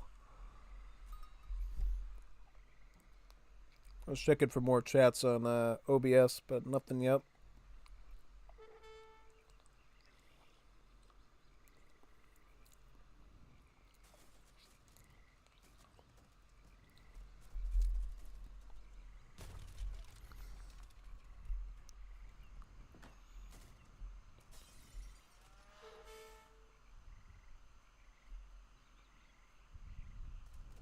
Start seizing away at the houses, right?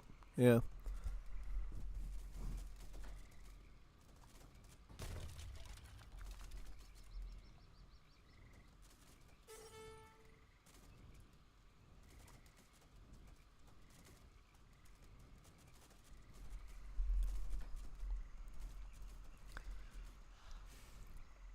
House is going up over here.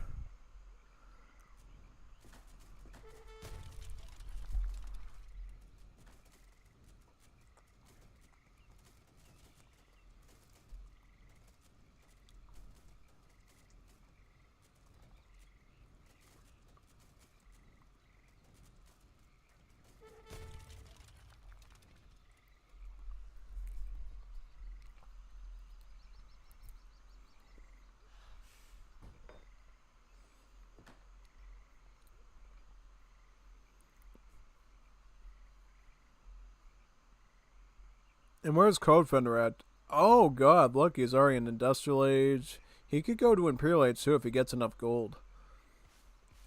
Doesn't look like he's going to, but he could. Yeah.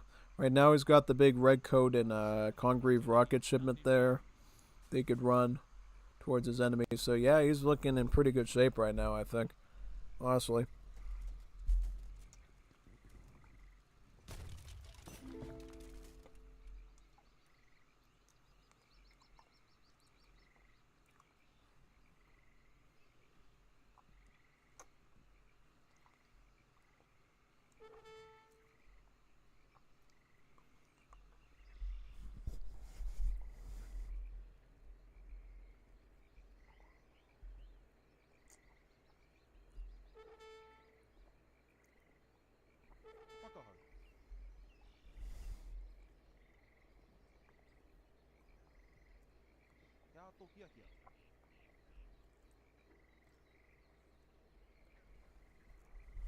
Oh, he is sticking up. He is getting the Imperial Age to New South Wales.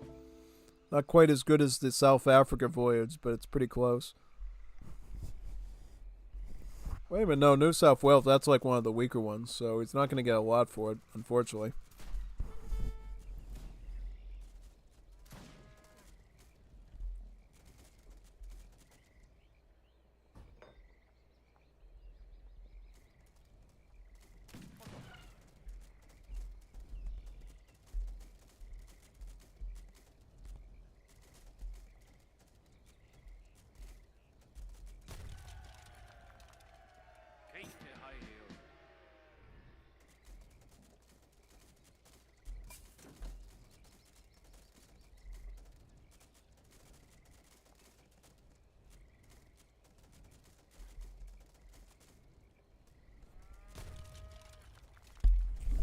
Guard Porokumu Marksman.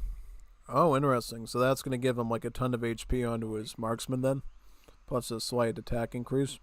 Not bad. He's also getting Guard to head with Spearman too. Yeah, he's massing up everything it looks like, yeah. So both units at this point are pretty peak, I would say, for sure. Yeah.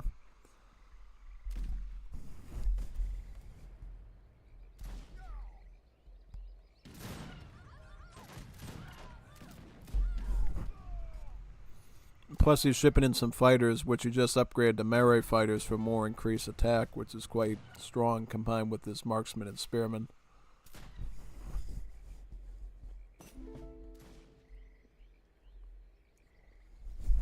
That's exactly it. I mean, right now, Viringo just isn't doing any military and he's just a sitting duck. Plain and simple. I mean, Codefender's making all the stuff and then Viringo's just not making anything, unfortunately.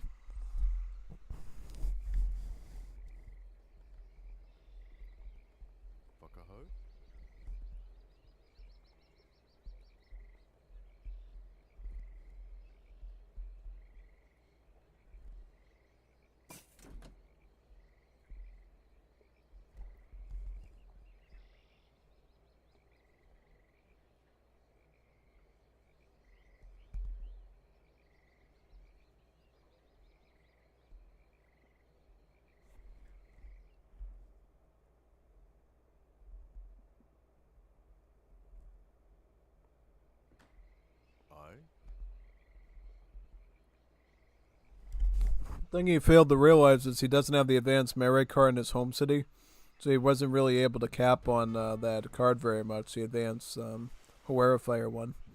I thought he was going to go Fire so he could use his card, but no, he ended up going with the opposite unit, which is going to hurt him a bit.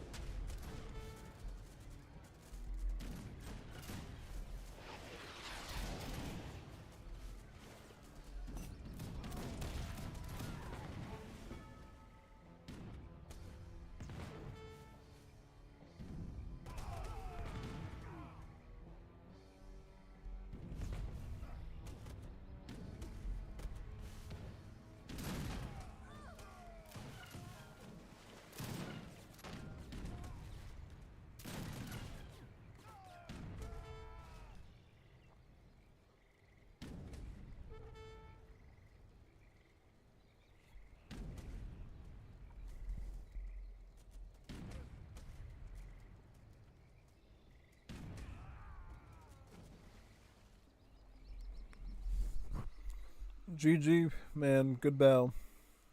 I mean, honestly, I think Viringo, if he prepared his fights a little bit in the early part of the game, he wouldn't have gotten to this point. Yeah. Because he had some strong rushes at the start, and he just didn't follow up with it, and he didn't make the right stuff, like Moshitero's that Fufi said. And it cost him everything. Because once Codefender built the army tempo on the field and got the economy, game over, dude. Can't deal with Maori at that point. It's like a huge window where you can deal with Maori and clap him pretty good. But if you don't take it, you suffer really bad.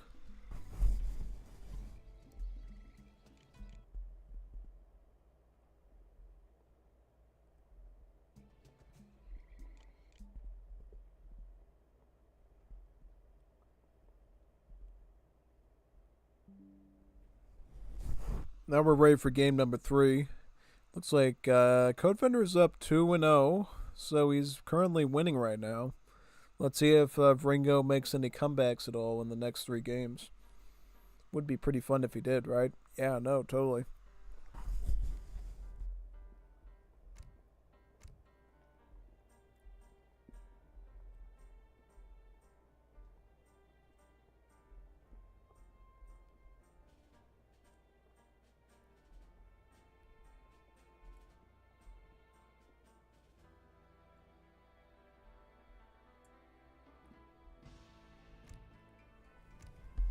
So Code versus Seattle 3, 4, and 5.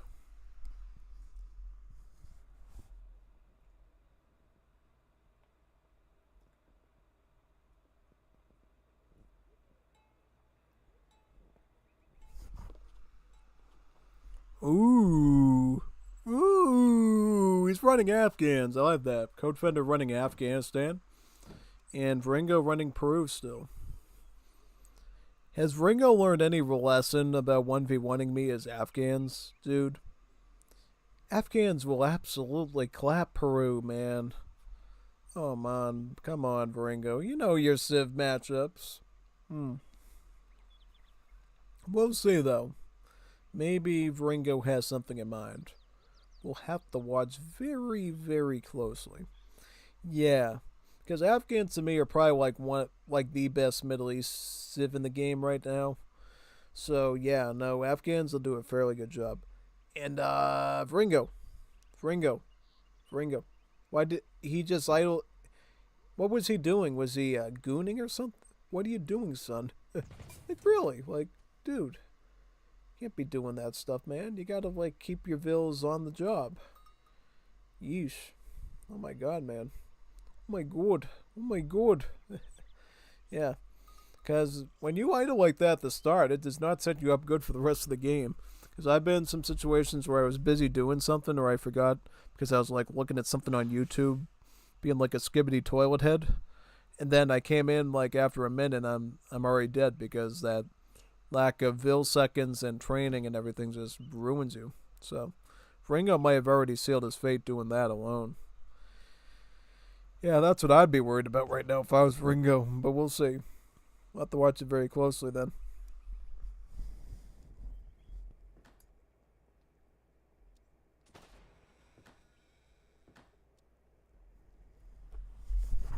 He's getting the Lotte Tree Hadif, and then he's getting the first blue Madrasa Tech done. It's always good to go with the blue Madrasa Tech level 1 first, because you always start the game with Afghans with about 500 wood. So, yeah, that's always going to be the first go-to one. Yeah. And Lotte Tree Hadif is a possible good option for you. It's essentially a wood trickle. It's equivalent to the one that the Europeans get. So, Lotte Tree Hadif can indeed give you enough wood to keep up these blue Madrasa Techs. Even though I prefer to send wood shopping cards first, like Inthorsia and Carpentry. And then I'll send Lotte Tree Hadif at third if I still want wood.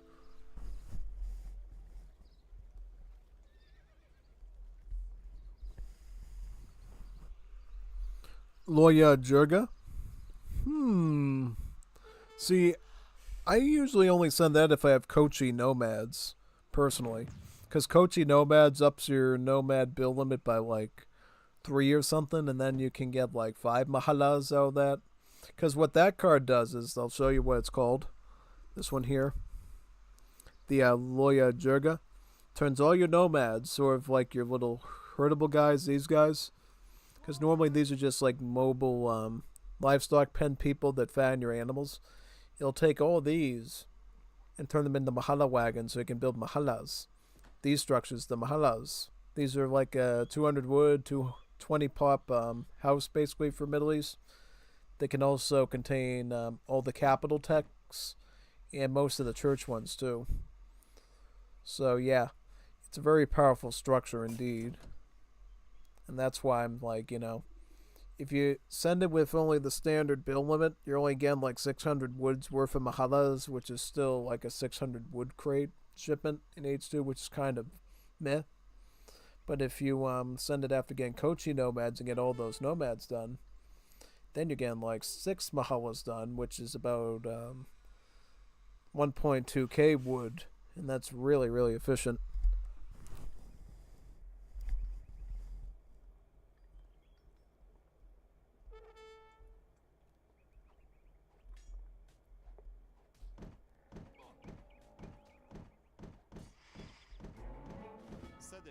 Samada.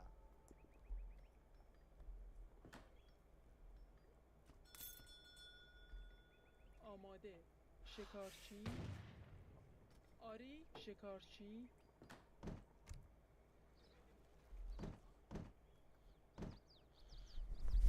First red Madrasa Tech done, and then the second yellow one too.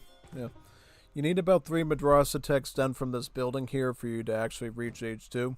Now that he's gotten 3 done, now we can move on to more Madrasa Techs to hopefully get to Fortress Age.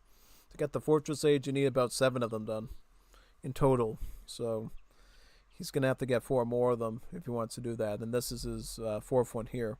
So he'll just need 3 more Madrasa Techs to reach that Fortress Age from this point on.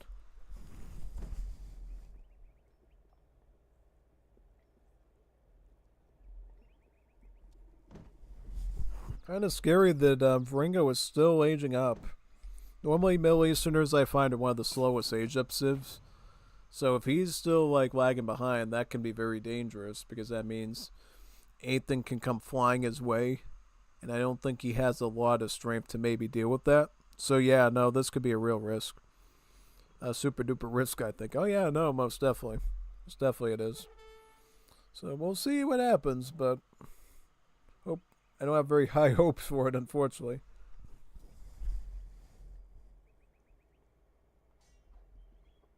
Escucho. Señor. Here he is again using his Serenos to support his Explorer with killing the Treasure Guardians. Basically use your Procer to fight the Treasure Guardians and then have the Sereno Spearmen sit there and jab the Treasure Guardian, doing, a total of like 44 hand attack. But he did lose one, so he'd only be doing like 33 attack now, which is still good. It's like slightly better than a Hussar, which is great.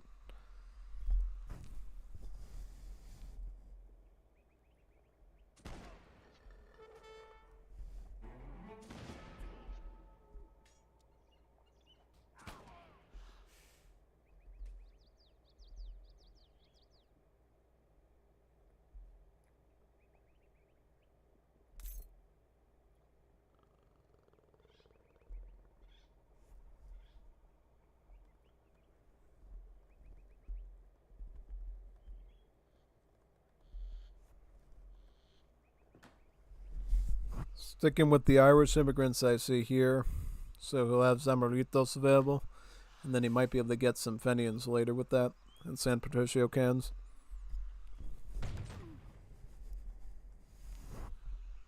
Ringo appears to be going for a fast fortress with the 700 coin. As Codefender is probably trying to do the same, I would assume. Because what you should try to do with Afghans, if you can, try to cycle through all your blue Madrasa texts that cost wood, so you get free villagers from them. Yeah, blue Madrasa texts for Afghans deliver villagers, so you get like a huge eco boom. Plus, they're all only wood, so you don't have to worry about like a mix of food and gold to get them, which is really sweet. Basically, yeah. Because most melee civs, their blue Madrasa texts are like a combo of food and gold. For Afghans, it's just straight up wood, which is really helpful. But looks like here Codefender is going for red, yellow, and blue. These are 3 Madrasa texts. So, in practice, right, this should basically be all the texts he needs to go to Fortress Age, right? Yeah, so this is essentially his fast fortress, too.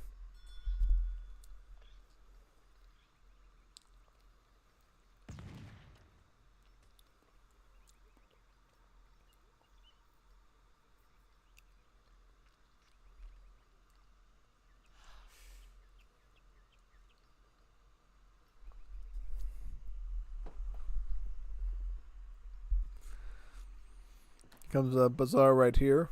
Market.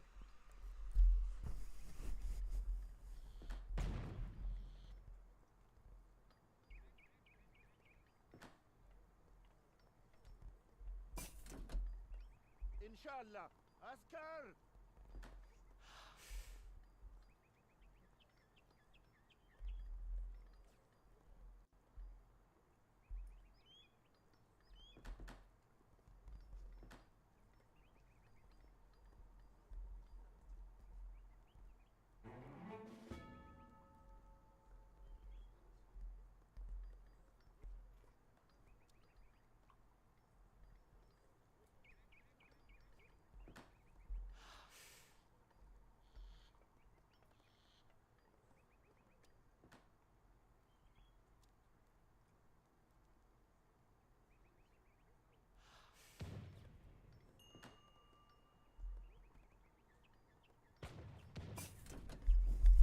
Here comes Pulverazo now, so I think what Viringo is trying to do is, because he knows he kind of fumbled last game really bad, is he's going to go back to using landmines again. Because he knows when he uses landmines, his gameplay is a lot better. Yeah. Yeah, whenever we see Viringo running those landmines with his Procer and, sticking around his base and stuff, he always seems to, win fights easier. So if he can use good landmines here, that could actually be really helpful for him. Honestly.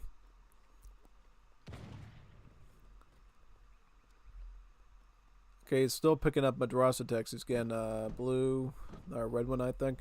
He's also shipping both Citadel cards. The Kandahar Citadel and the Ghazni Citadel. Will he get does he have the 4th one too, or no? He doesn't. He's got the 2 essential cards, though. Duran Line and Polygamy.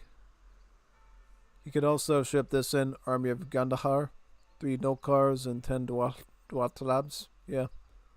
Gives you an army of both scout and assault cav units, which is very nice.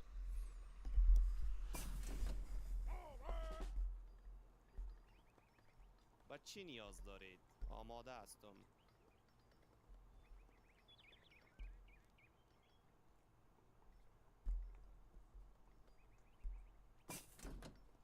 بله.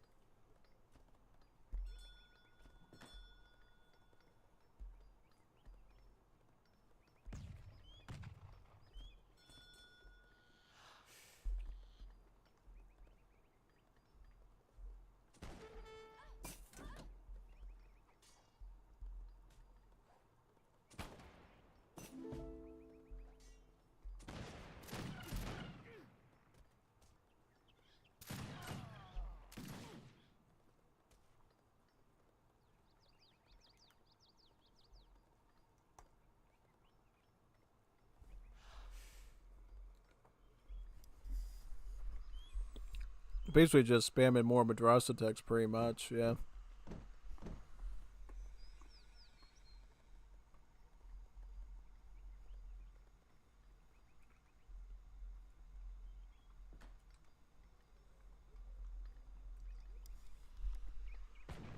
Ringo finally getting his fortress age with the second Irish wave.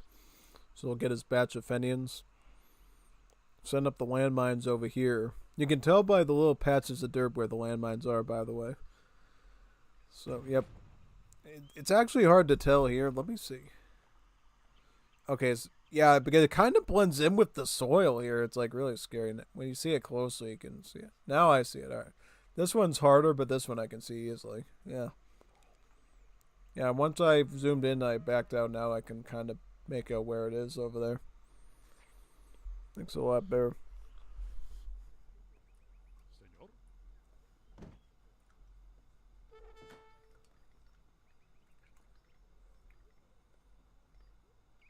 Órdenes. Señor. Órdenes. Señor.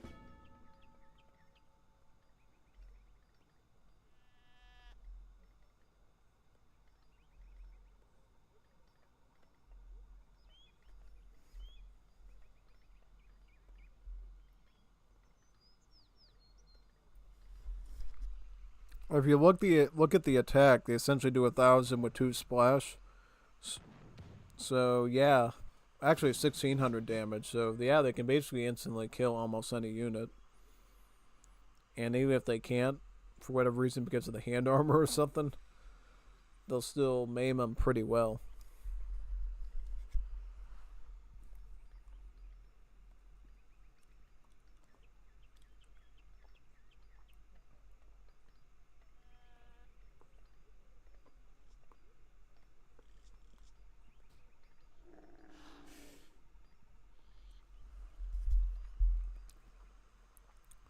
Right, here comes the fort now, coming in.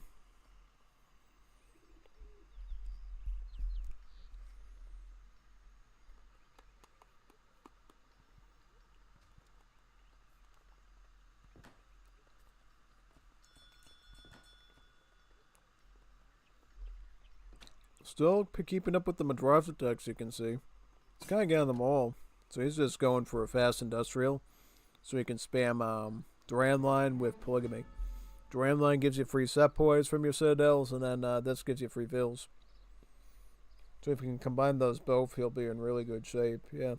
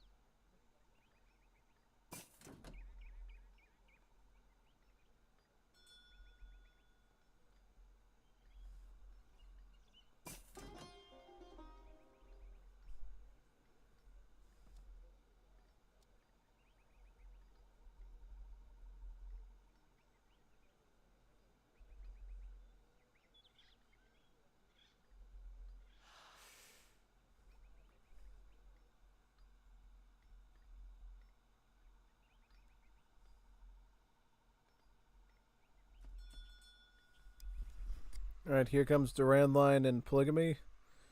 Both cards back to back. That's very deadly. Because, again, he's going to have, like, free set boys coming from that. So that's, like a really good musket from India. And then the free villagers. Batches of 2 free villagers coming out of those citadels. That's really strong. Because now he doesn't even need the train villagers anymore. He doesn't even need to spend food on that. He could just take that back, let the polygamy do the job, and use his food to make like assault units, you know? Make no cars, make Gizelchis, make really anything. This is really good stuff right here, man. Really good stuff.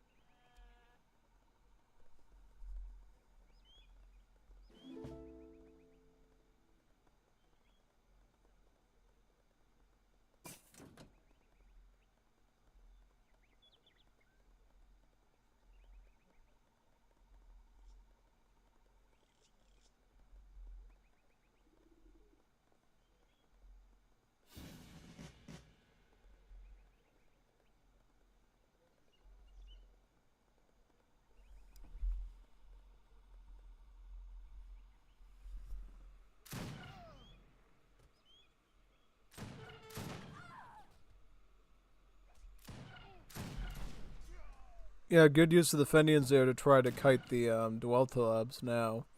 Essentially, you get these guys for free when you research Red Madrasa texts, but you can also train them from the Forge. They're essentially coyote runners with built-in skirmisher multipliers that also have a chance of instantly killing a unit with the sword slash as well. So they do have a chance of dealing fatal strikes too, which is very deadly for them.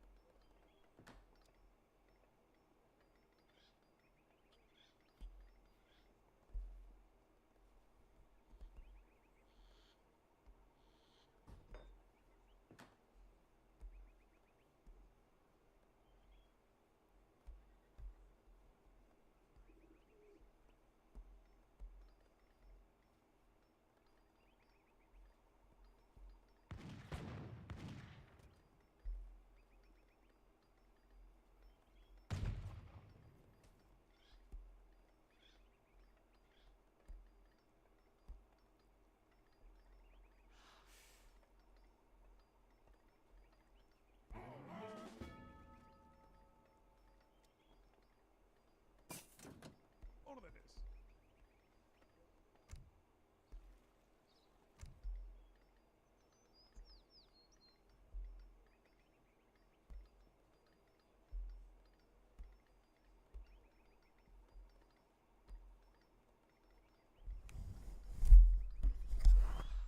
I'm trying to see here what he's gonna get. Alright, so he's going veteran Lanceros. He got a stable up. He researched the veteran upgrade for the Lanceros.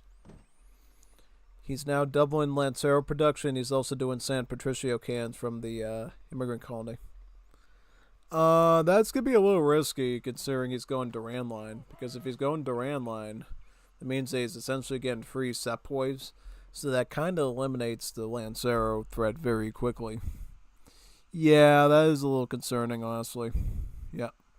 I would definitely be very concerned about that myself. Yeah, totally. 100%.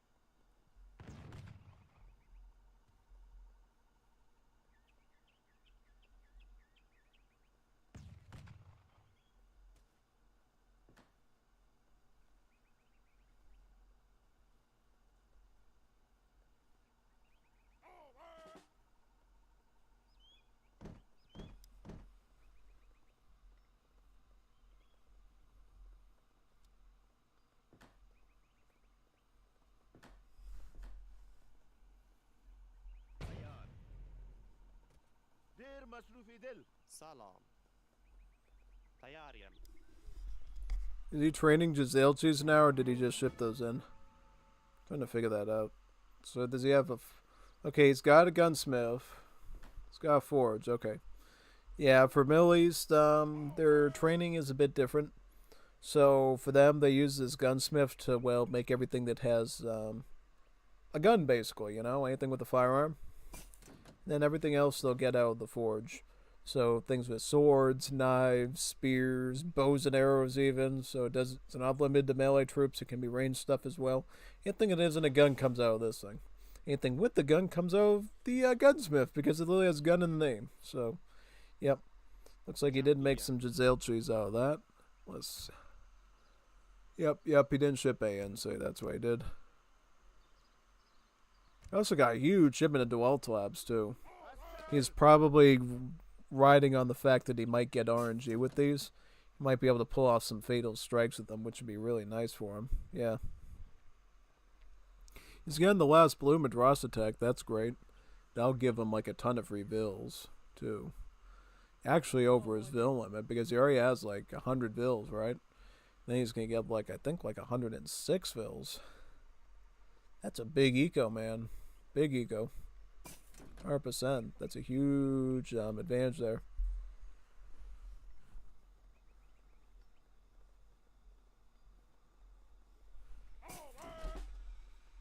Okay, where did those go? سلام. Wait a minute, you didn't get free bills for that? Really? I didn't know that. I thought you got them. Huh. Then he gets the last yellow and red Madras attack. Once these are done, he's going to go to Imperial Age.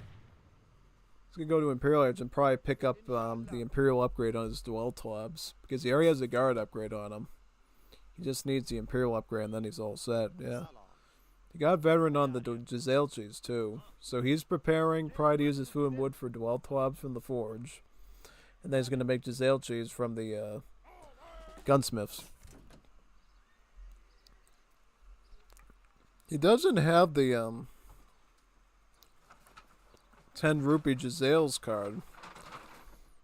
That means he won't be able to train Giselches for gold later on. So he'll have to like stockpile like a ton of wood just to make those. Which you can do, but yeah. I always like to get 10 rupee Giselles so I can change them to like a gold unit. And that way I can save all my wood for the Dual Labs. Let's see. So Viringo is working a pretty good formation here to block off his San Patricio cans and Volantes from direct hit. The Lanceros are soaking up the Dual Labs, and then the Volantes and the San Patricio cans are now blasting into the infantry. He's trying to preserve his cav as long, but now everything breaks through though. He's trying his best to try to blast this stuff, and it's kind of tough though. Thankfully though, Codefender doesn't have a lot of skirmish, so it's not a lot of stuff he needs to get done with the cannons per se. At this point he's just trying to... Oh, never mind. Look at all those Giselles he just got. Now he's going 4 Gunsmith Giselches. He's massing up a pretty big stack over here. And all these cans will be wiped out, because now he has no way to actually protect those things. Plus he's got a few Dual Labs. He's got Sepoys currently in their melee attack with their swords drawn. And he wipes out that artillery. Yeah. Score-wise, clearly Codefender's ahead because he got basically his full stack of vills really for free there. So, great shape. And now he's going World War I age, Great War age. Oh my god, he catfished him so hard there. That's crazy.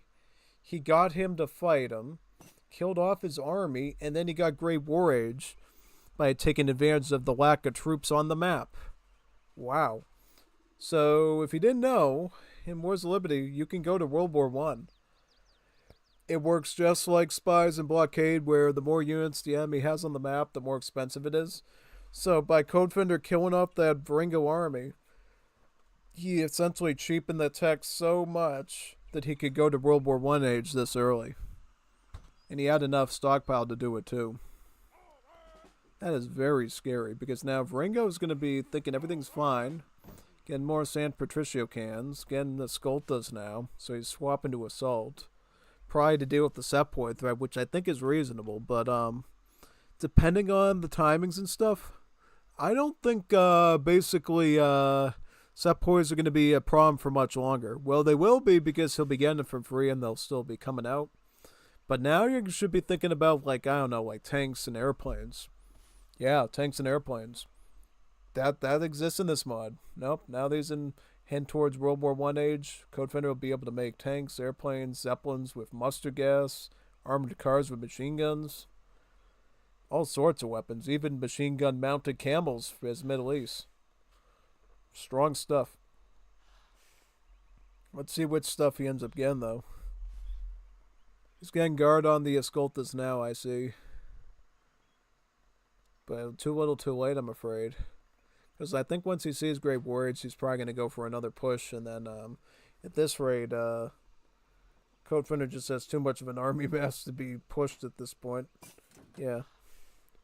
He's also picking up his Suzani so he can gather better from his poppy plants at his fountains there. Instead of having farms, Middle East uses bushes. So you have food bushes like pomegranates, and then you have gold ones like poppy plants. And you can configure which bushes for the found to produce like a rice paddy, so you can have it on like poppies, or you can have it on pomegranates, right? Depending on what you need. Yep, he's got the pomegranate ones over here, and these are all poppies, so he's got it a bit unbalanced right now, but that's fine. Now he's quickly building trucks from his citadels. So once you reach World War I age, you have to build these trucks that you gain access to actually construct the World War I stuff. You can't actually make that World War I stuff with your villagers. You need to construct trucks from the TC to do that. And once the trucks are out, you have to build a supply depot with the first truck. And after that, you'll be able to place all the other buildings you want within a certain proximity of that supply depot. Kind of like a node system, you know what I mean? You set up a node on the map, and then you can build around that node with whatever you want. You could build assembly lines to make heavy stuff like tanks and armored cars, and even like heavy machine guns and field guns. Sort of those big giant cannons you saw in the battles of, World War I over in Germany and Russia and stuff. You can build an airfield to make your aircraft, your zeppelins and planes. You can build a field barracks to make your World War I infantry, like your soldiers, your field medics, and whatever sort of specialty infantry and cavalry you might get, like the machine gun camels or the World War I cavalry that the Balkans get, or even the rifle grenadiers that the Vladimir use. And then you can build a shipyard to get like dreadnoughts, like full-blown World War I battleships, submarines, all sorts of weapons. Yeah. But just be aware, if you want to make that more heavy stuff, you need to use oil to do that. This resource here, oil. So yes, you can actually gather oil in this game. And the only way you can do that normally is by essentially building oil wells or oil rigs around the supply depot. You can build about 2 oil rigs per supply depot, depending on how well you space it, so you can do that. He's actually placing it rather close. I would have expected him to distance it out a bit more, but whatever. It might make his other placement a bit harder, so we'll have to see what happens there, basically. Oh, landmines are... Oh, good. Look at that. The landmines still hurting Codefender. Ugh. And then he's just going to ransom him back, right, and get him back? Yeah, I would assume so. Also, for some reason, when you go to Great Warriors, the sky gets darker, too. Probably because of the implications of the war to end all world... The war to end all wars. What it'll do to humanity. Yeah, most definitely. So here comes the guard Escoltas with the couple of San Patricio cans behind him. Looks like Viringo might actually beat this. He might actually do this. Because the Escoltas, unlike the Lanceros, instead of having multipliers against skirmishers, they have multipliers against assault. No, I mean they have multipliers against heavy infantry, so they're actually more akin to fighting, these musket units than they are skirms. Yeah, look at these Escoltas essentially grinding most of these set points down. This is really good. Like, really good. And then there's more landmines back here, too. Oh, look at the landmines dealing with most of the set point threats as well. That's pretty good.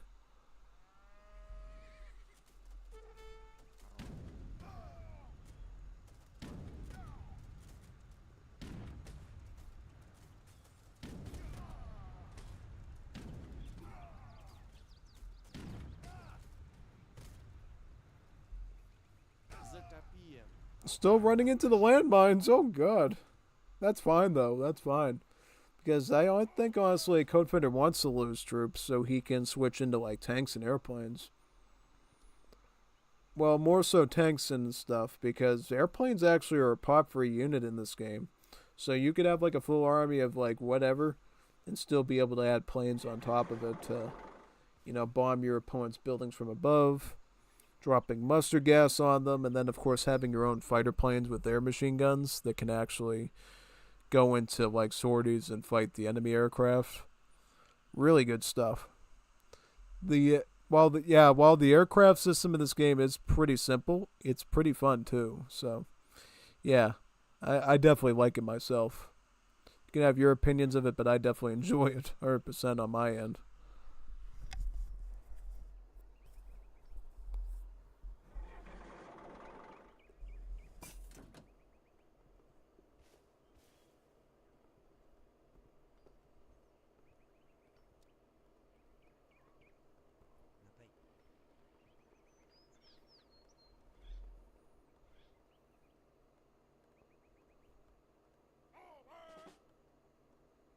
Preparado.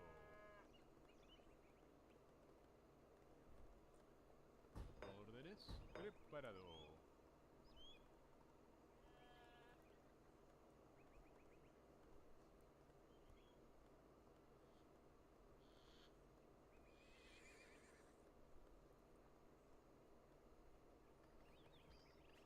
Mitaita.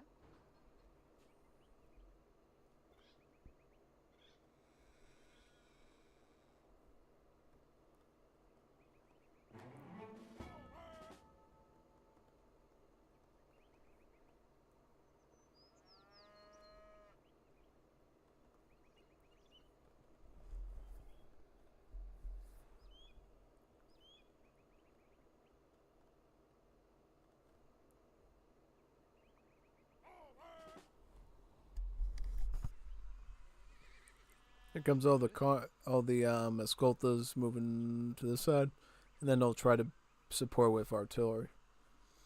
Now, question is, how much World War I stuff is Codefender actually going to get out? Yeah, because right now he's just farming oil. It's not even really. He's going aircraft. He's getting bomber planes, and then he's getting fighter planes. See, this I don't like. You know why? Because these fighter planes are absolutely useless against ground units. It's not like, you know, the movies like the old spy movies where they'd come down and go and start hitting the, you know, James Bond or whatever. No, these fire planes can always stay in the air and fight other aircraft. So I think it's kind of a waste. He should be getting a Zeppelin and running that into Viringo's economy and hitting him with the mustard gas. That, I think, would be a more diligent use of his stuff. Though it does look like Viringo has his vills kind of spread out, though, so. Yeah, I wouldn't be spending oil on fire planes. I'd be getting, like, tanks and armored cars with that stuff. Because, you know, you can only have a build limit of, like, 5 oil rigs. So you can't get, like, a bajillion of them. So it's kind of a finite resource in a way. Because you really can't get the rate up over 5 oil rigs. And I don't think there's any civs that even have, like, any gather rate benefits from oil rigs. So, yeah. Basically just that, right? Yeah.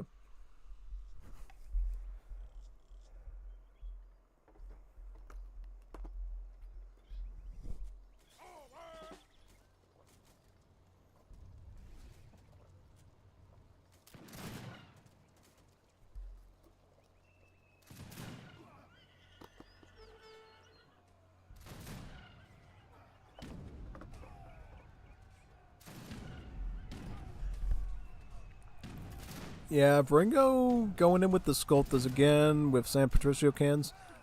He could probably beat this again. What? What? What? Codefender. Earth to Codefender. You're actually losing in World War I age. Get some help. Grish, get some help. Kayla said it. Well, Convulsia said, man, get some help, man. You're somehow screwing up Great War Age. That's not normal, dude. Get some help. Alright, well, he's getting the bomber planes at least. The bomber planes are now engaged. This is literally what we're doing to Iran right now, only on a smaller scale.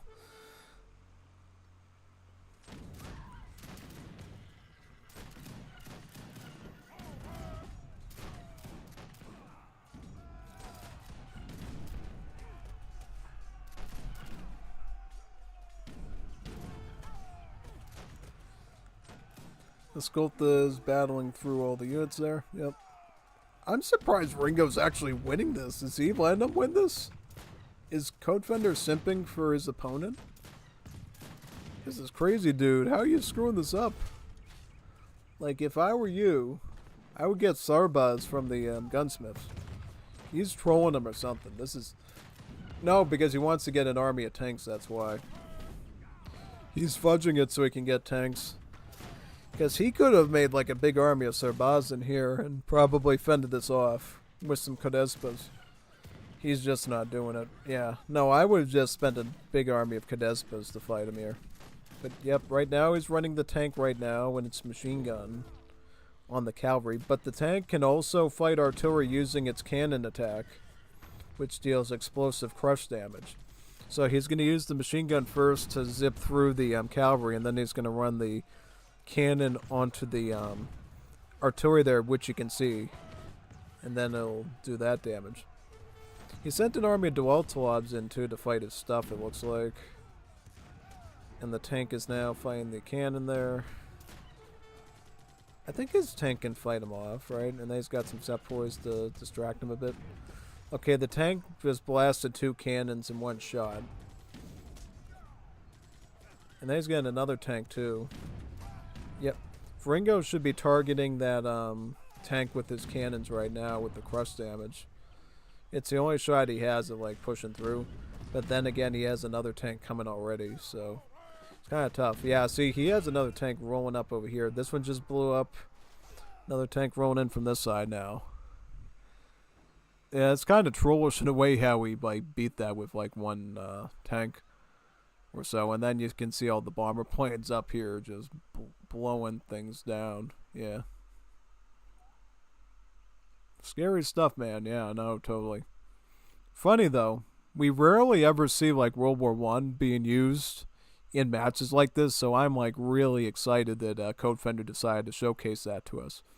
Good job, Codefender. Like, we never see people run, like, Great War Age inside of these recorded games, and I wish we saw it a lot more. I appreciate you reaching World War I age and making some tanks and bomber planes for us. That was like muy pesado, man. I just wish you made a Zeppelin and just showed the mustard gas too, and committed Geneva Convention war crimes. That would have been fun.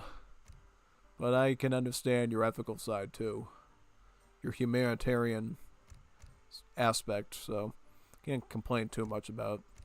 Well, anyways, we're on game number 4 of this best of 5 against Viringo. Looks like Codefender's up 3-0. So if this is like a real tournament series for the league or something, I think Viringo would be toast, like Texas toast. So now we're gonna see Saudi Arabians, right? Okay, so another Middle East civ. The good old Saudis, Saudi Arabia, and Viringo playing as Peru still, because that has gone so well for him in this best of 5, right? It's gone real well for Viringo. 3-0 losses, man. Man, you're the best Peru in the world. No, he's a good Peru. It's just that Codefender is like a really good player. That's it. That's basically it, man. You don't want to ever like insult Viringo's Peru abilities because he really knows the Civ rather well. If he was dealing with any weaker opponents, like say Nathan maybe, or someone beneath that, Nathan is still a strong player, but I'm just saying somebody a little bit lower seed than Codefender.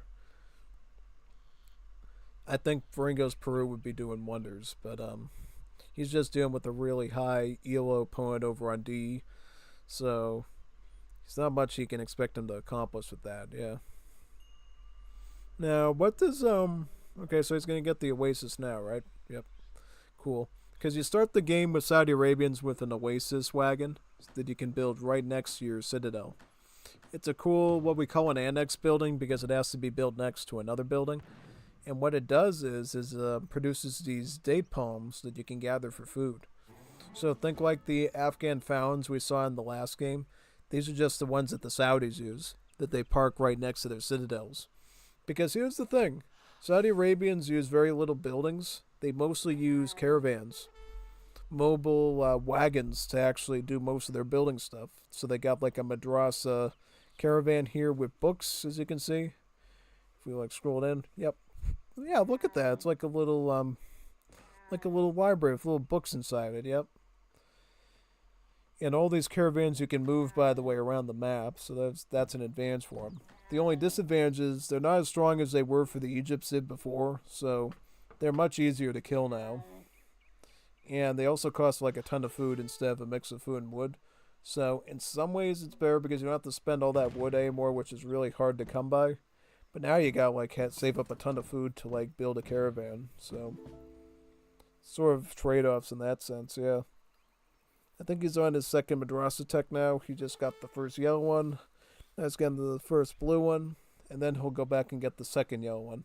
That's typically the build order for Saudis. First you go yellow, blue, yellow. Whereas Afghans, you can go blue, blue, blue, or you can go blue, yellow, blue. That's typically the way you want to do it. Some people go blue, yellow, red, but I usually don't follow that too much. Just because, yeah. Now, question is, what will Codefender go for? I would assume he's probably going to go for like some sort of a Bedouin and Mutaween push, but we'll see. What's his deck? So he's got both citadels, right? Yep, he does. He's also running Wadi al-Ajman. This is the card that lets you make Mutaween from your Oasis instead of bushes. So if Codefender wanted to, he could say, you know what? I don't want these date palms anymore. Make me some skirmishers, some low-level skirmishers, and you could just swarm with that. Yeah. They made a recent change to the Oasis in the latest patch, where basically instead of acting like a normal found, what it does is, after it makes one date palm, then it makes two, and then it makes three, and then it makes four, and then it makes five, and then it keeps making five. So it's a very different progression. So basically with most Middle East civs, you have the found, right? And the found, you have to like research text to improve the build rate of it, right? So that it spawns the bushes faster. So instead of having upgrades, all the Saudi Arabians do is they have it so that it acts like a normal found first and puts down like one bush, and then it'll spawn two bushes out, and then three, and then four, and then five, and then it just stays on five.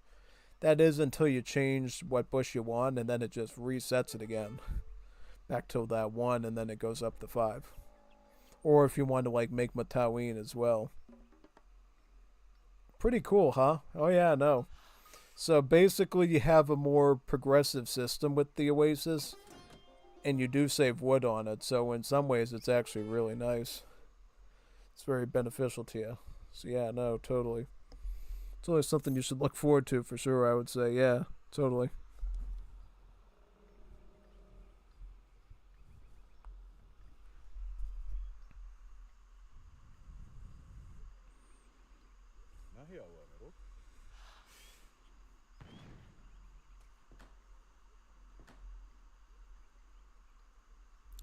More Vills trying out, right? Over here. Perfect. Plus shipping in 3 Vills.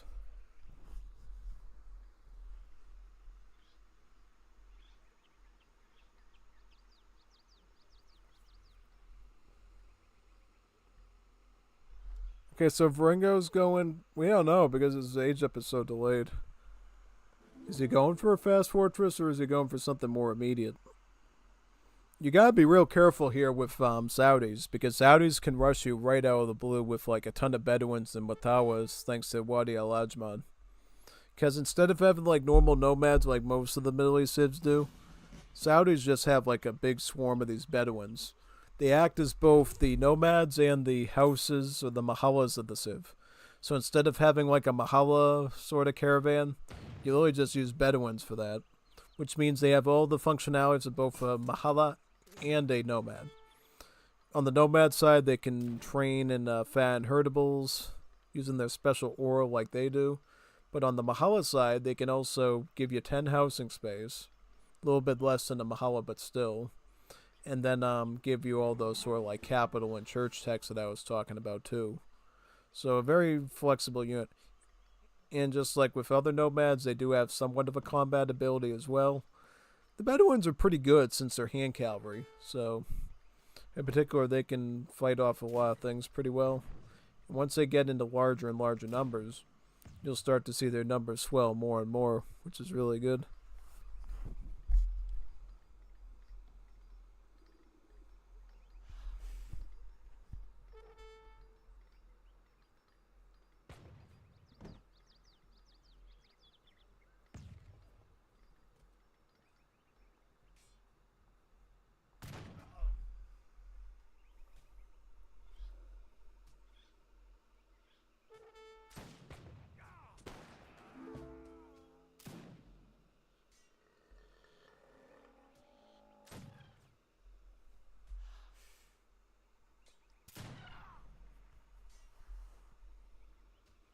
La patria.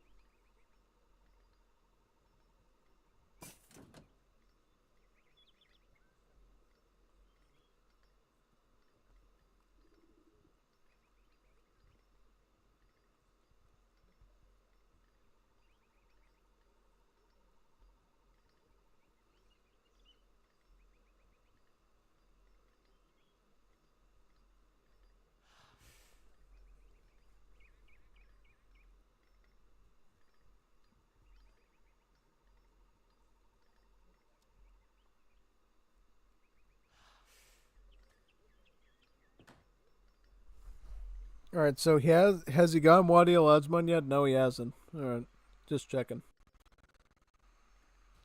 Hasn't gotten it yet, so that's good. I'm trying to see what his game plan is. Is he going to go for like a gunsmith caravan, a forge caravan, a foundry caravan for artillery? What is his game plan here? Because often with Saudis, as long as I get a surplus of food, I'll often, you know, try to get as much of that as possible. And see, here's the problem though. For some reason with the Madrasa caravan, you can't see in the UI the text that you're getting, so you actually have to click on it. So I didn't know that he was going for an age up. Looks like he is. He's getting the body poetry. Then he's going to get his Molawa. And then his Diyala. So he's going for all the Madrasa text again. He's going for like a fast age up. Now, the problem with doing that is with Saudis. Saudi Arabians are the only Middle East civ to not have polygamy. So there's no like beneficial thing you get from going industrial age besides the normal stuff, you know? Yeah, for most Middle East civs, you want to get to industrial age fast so you can research polygamy and have basically your villager economy fixed for you.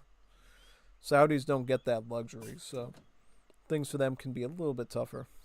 Because it looks like he is getting citadels now. He's getting Salwa. And then he can send the Sahud citadel after that. Yep. The reason why you want to get more citadels, though, as Saudi Arabians is for every citadel that you have built, you can get 2 more oases. Yeah, like, once you get your citadel build limit up, the build limit of the oasis goes up by 2 as well. So then that means more places to build date palms and the coffee bushes that Saudis get for gold. And then more spots to make the Mutaween once you send Wadi al-Ajman here. So yep, that's what he's doing. He's getting Wadi al-Ajman, and then he should be able to start spamming out Mutaweens out of all the structures, basically. Which is very nice, yeah.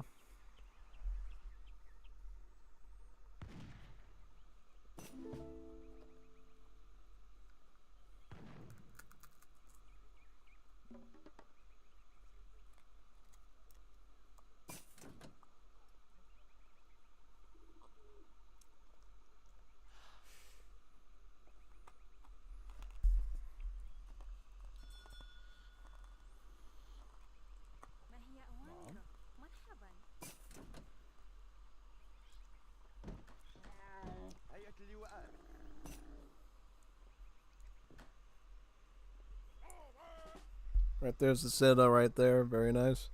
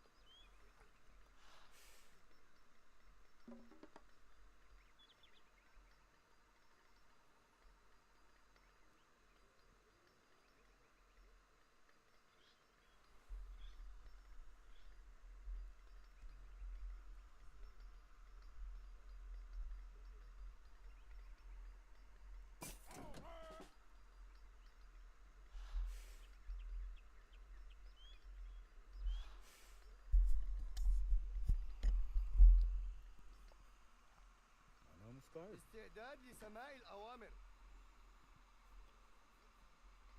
هيئة اللواءات. استعداد لسماع الأوامر. أنا جامعة.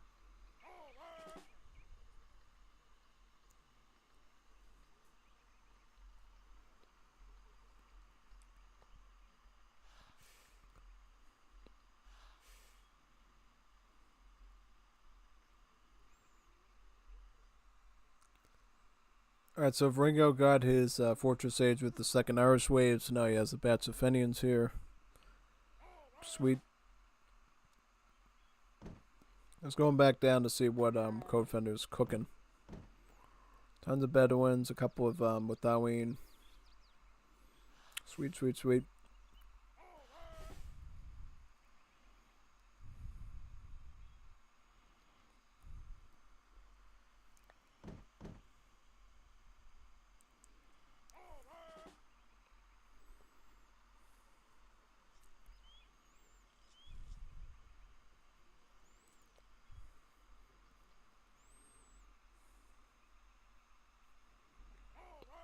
See, this is what I'm talking about. Mutaween plus Bedouin is like a common push. And then you'll also send batches of your Mushadins from your levies, too. Since the Saudi Arabians, Red Madrasa text will let you send those levies again. So yeah, basically, 2 of those 3 units are up and spam together in one way or another. Ringo's getting a fort, though, so it's going to be a bit hard. The fort's the only thing that could probably hold off this sort of a swarm. But we'll see, though. Did Viringo get his landmines? Yes, he did. Where did he put them? Okay, he's putting them down now. He's putting down the landmines now. Just wait till these things are done. He's gonna have a real surprise waiting for him, yeah. Very nice.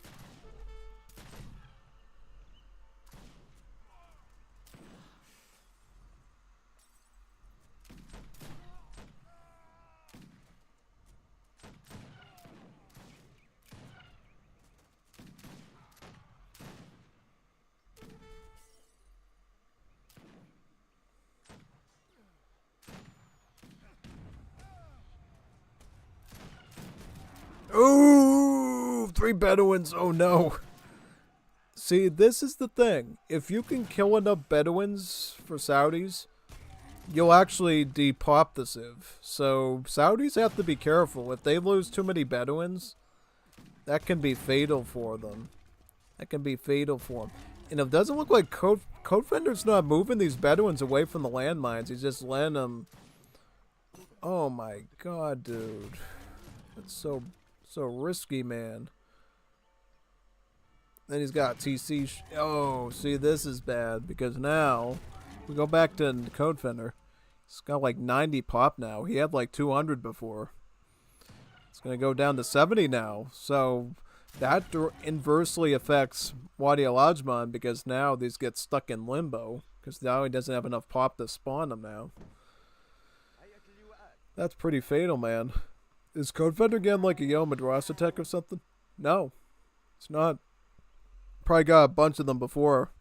Now he can't send it because one way you can sort of deal with that is sort of a lifeline. Send a Yellow Madrasa tech because those ones will often give you free Bedouins. So if you lose too many of them early, just send some Yellow Madrasa techs and you can often recover that. Otherwise, you have to wait for the slow train rate from the Citadel, right? You'll get free ones, obviously, since they're a nomad unit, but you can also train them for about 150 food.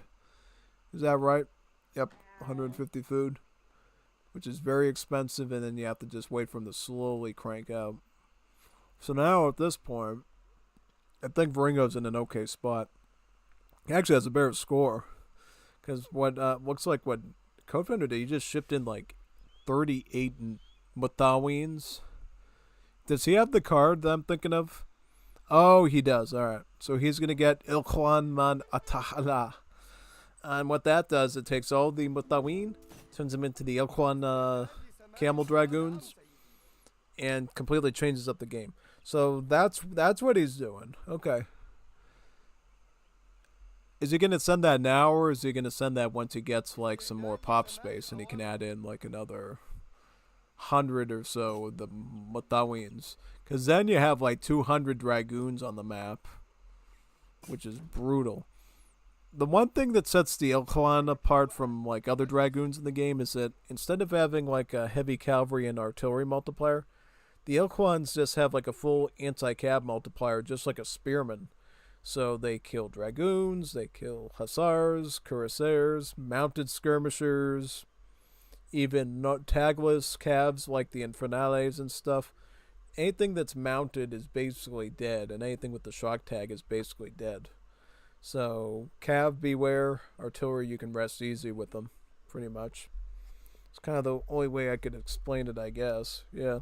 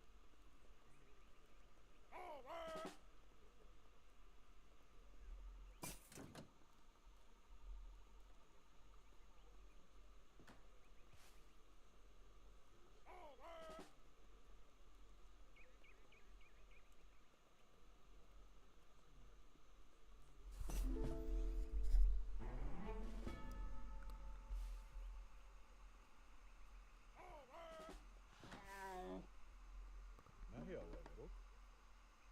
كيف يمكنني أن أؤدي الخدمة؟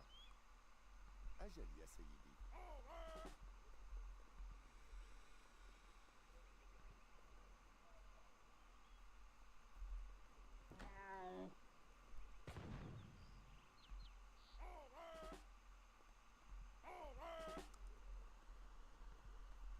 نعم سيدي.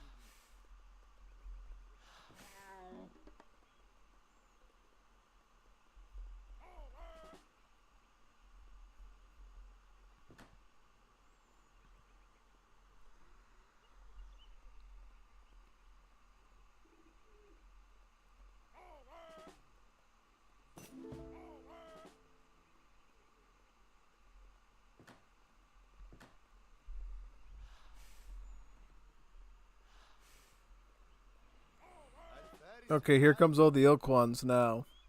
As you can see, yes, they get a full cavalry multiplier, and it's a pretty strong one. 3.5 instead of just 3 times 16. That's a lot of damage against Cav. But unfortunately for Codefender, Viringo is going with Spearman. He's going the infantry route. So maybe Viringo can deal with this, you know? He's stacking a ton of Spearmen, has them up to the guard upgrade, so he's got them upgraded to the same level that Codefender has his Ilkwans upgraded. So yeah, I think what he does is he lures the Ilkwans into the landmines, and he's scouting them out too. He's got recon. He sees them with the San Patricia, with the Fenians, and he's already laying the trap for him. Knows exactly what he's doing here, man. That's like a total psycho. He knows exactly what he's going for, man. Oh, got the last one there. Alright. So now he has to back up.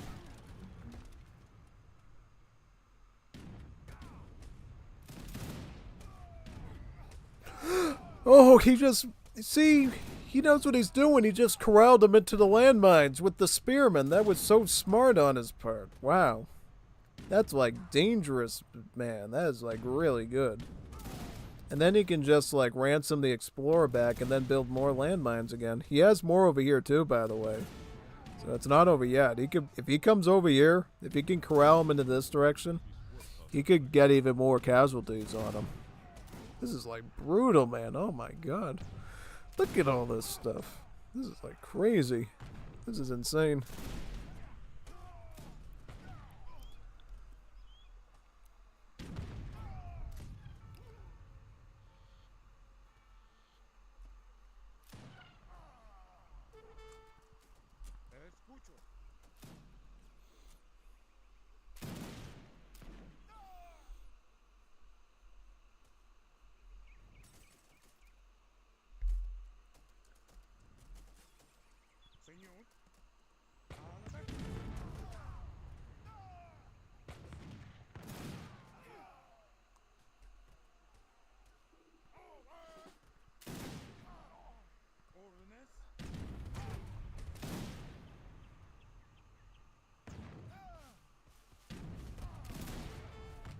He's got more of these too. Wow.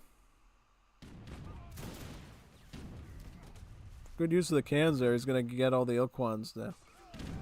Yeah, these guys don't have anti-artillery multipliers, so they got to struggle a bit to fight cannons. I think we might have the first win for Viringo, maybe, because he's executing this very well.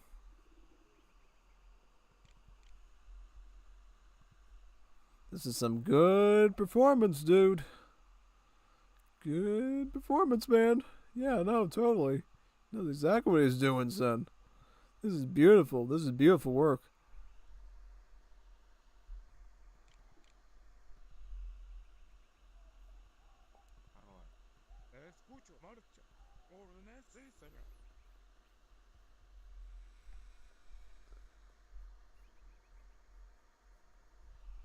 Oh, I'm like impressed with this. This is like some crazy warfare right here. This is funny stuff. So what does he do now is the question. So he's just going to like spam Mataween at him? Because he's going Spearman? That's normally good, but the problem is that Mataween are really bad. They're basically statistically the same as like Strelets. You know, unstoppable Streletsies. But they have the multipliers of like a crossbowman. So they're like really subpar. Because Middle East does get a counter infantry rifling type tech called Jazair. So you can get them up to 2.25. It's still much weaker than like other skirms that can get up to like 3x or even more. So yeah, consider that. And the range attack at like guard upgrade here is like 12 with cards. Oh, he could buff it up a bit more with these. Probably be like 13 or 14 maybe. Not that much better. Look at him just spam the spearman there, yeah.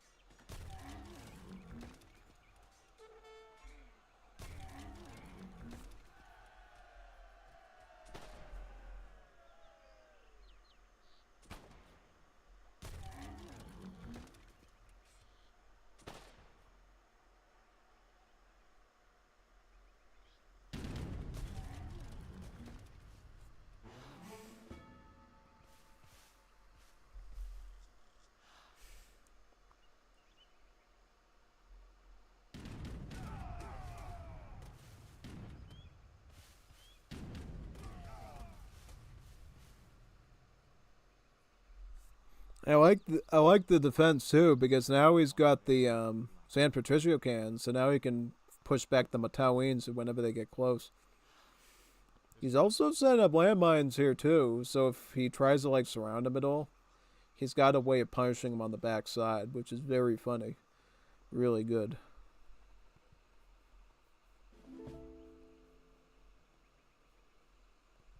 I'm just trying to see if he can. Well, here's the thing. Just like with any building, you cannot plant landmines right underneath the starting citadel, but he can definitely put it out in this radius. Especially if he feels like his enemy is going to try to run at him here. He's using the San Patricios to blast down the citadel from a safe distance, and he'll probably just blast his Oasis next. Because Oasis, without any sort of like cards to cheapen it, costs like a whopping 500 wood. Yeah, no, those Oasis cost like the same rate as like a Definitive Edition Town Center, making it pretty expensive. And then the Citadels, compared to regular TCs, cost like 750 wood. That's an expensive amount. So he just lost like 1,250 wood worth of like structures there. That's really bad. And then he could probably lose this too. Probably lose that as well, yeah.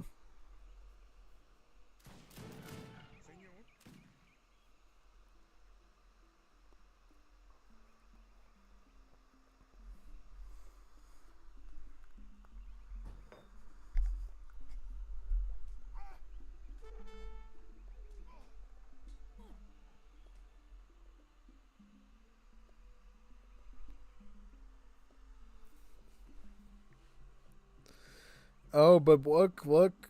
Codefender gets the mortars.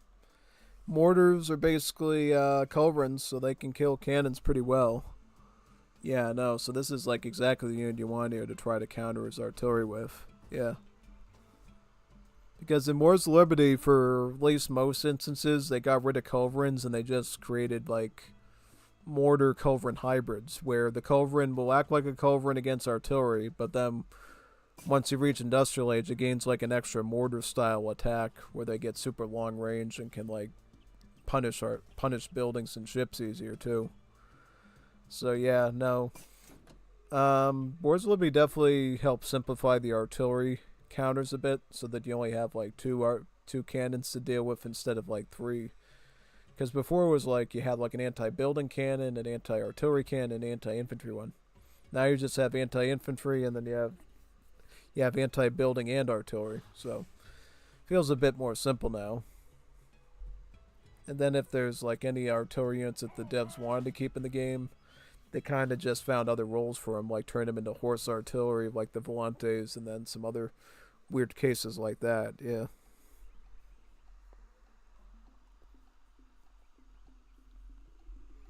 Okay, so now he's gonna get guard on his Lanceros, the Hunin Hussars. Yeah, if you're a gringo, you call it Junin Hussars. It's the Hunin Hussars.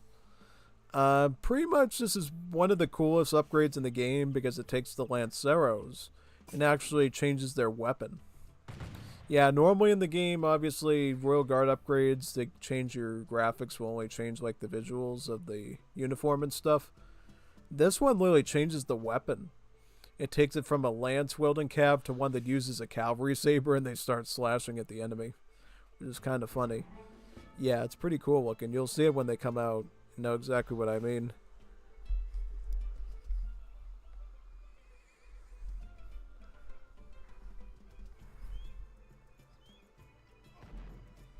got some Mushatero's rating here, and he's actually getting some kills done. Plus, he's landed landmines on top of his villagers.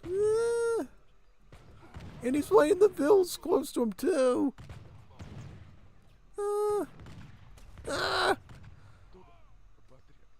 Do vills have immunity to landmines? I think they might.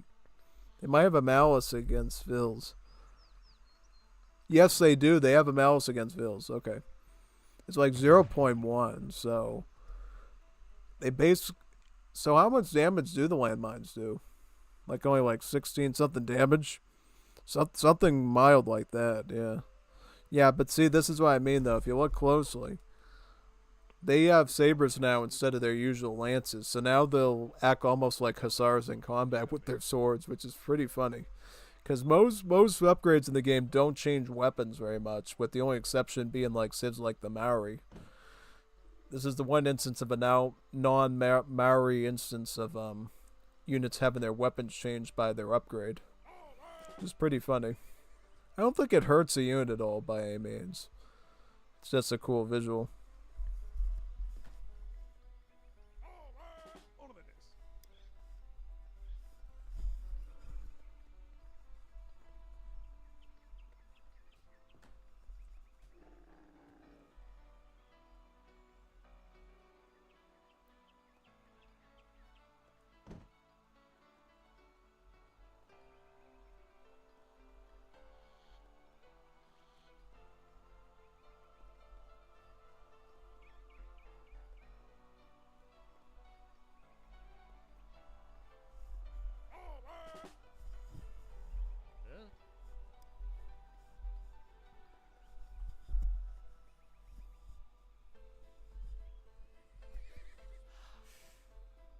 Escucho. Órdenes. Escucho. Escucho.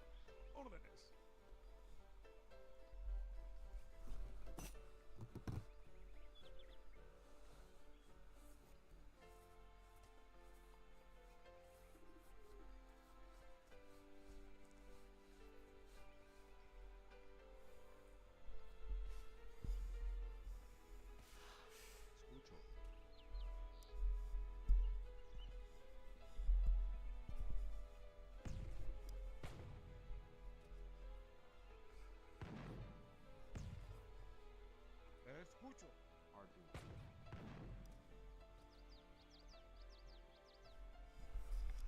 I think this is going to be a much more robust combo because now you got a scout unit mixed in with the spearmen and artillery.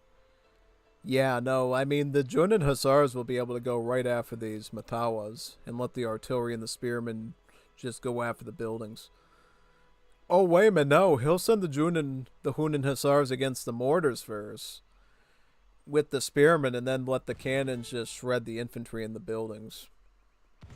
If I was Saudis, I would begin some like sort of melee cav, like either the dismounted scout units, the Ghazis, or I'd begin some Falis, the big assault cavs. One of those, so that you could deal with that, or maybe even Jamals, depending on what you're looking for.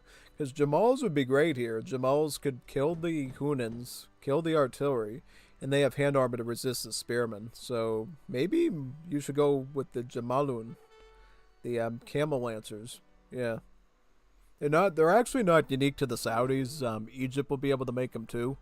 So yeah, no, should be interesting.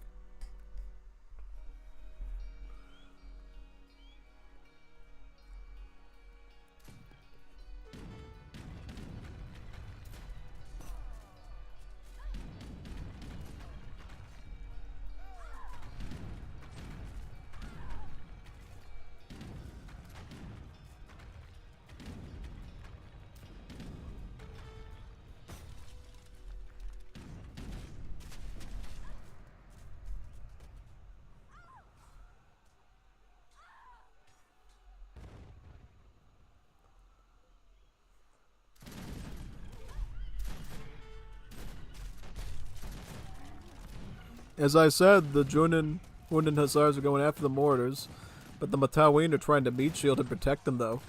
He's got them up to Imperial, too. Yeah, Imperial Matawin. The mortars aren't even upgraded, though, so Once they get into the melee thing, it's not good. Not good at all.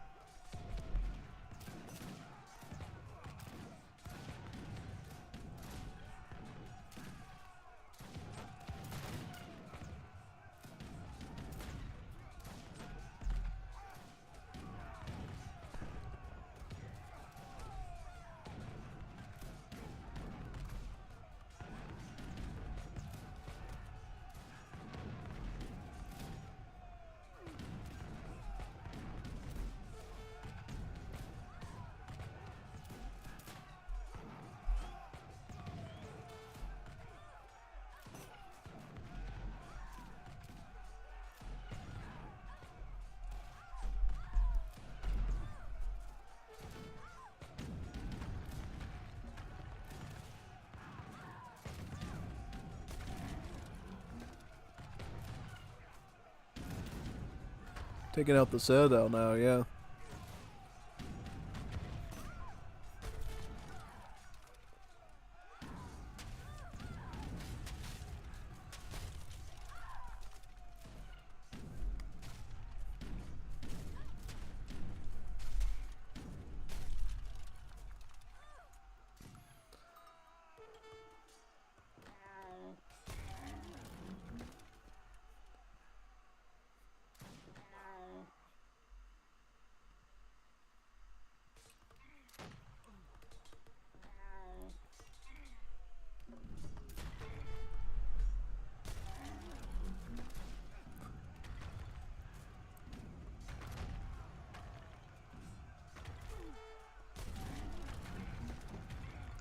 Wow. Viringo win again, his first win of the night. This is epic, man. Yeesh. Saudis are like an OP Civ too. I don't know how Codefender screwed it up. Oh my god. Oh my god. Is like Peru like the new counter to like Saudi Arabians or something with the landmines? It might be. I never thought of that before. I never thought of that because here's the thing. One way you really, yeah, no, that's like the easiest way to like trump the Bedouins. Put landmines up. The Bedouins hit the landmines and then they're all dead, and then you can't spam the Matawas and you can't make any other troops. And then the Peruvians come with their pardos and siege you up and stuff. And it's even worse because you're a civ that uses, caravans, so they only have to take out the citadels and nothing else, just the citadel and the oasis, yeah. Kind of a very fascinating case study of how the Viringo tactics in certain instances are actually really lethal and good. Like actually totally viable, man. Wow. I did not expect this. Like I was not expecting this at all. Totally not. Yeah, no. This is some muy pesado stuff right here. Just saying. Crazy stuff, dude. Oh yeah, no, totally. Was not expecting this at all, man. Totally not. Eek. Eek is all I could say about it, man. No. I like it. I definitely like it for sure. Definitely like it.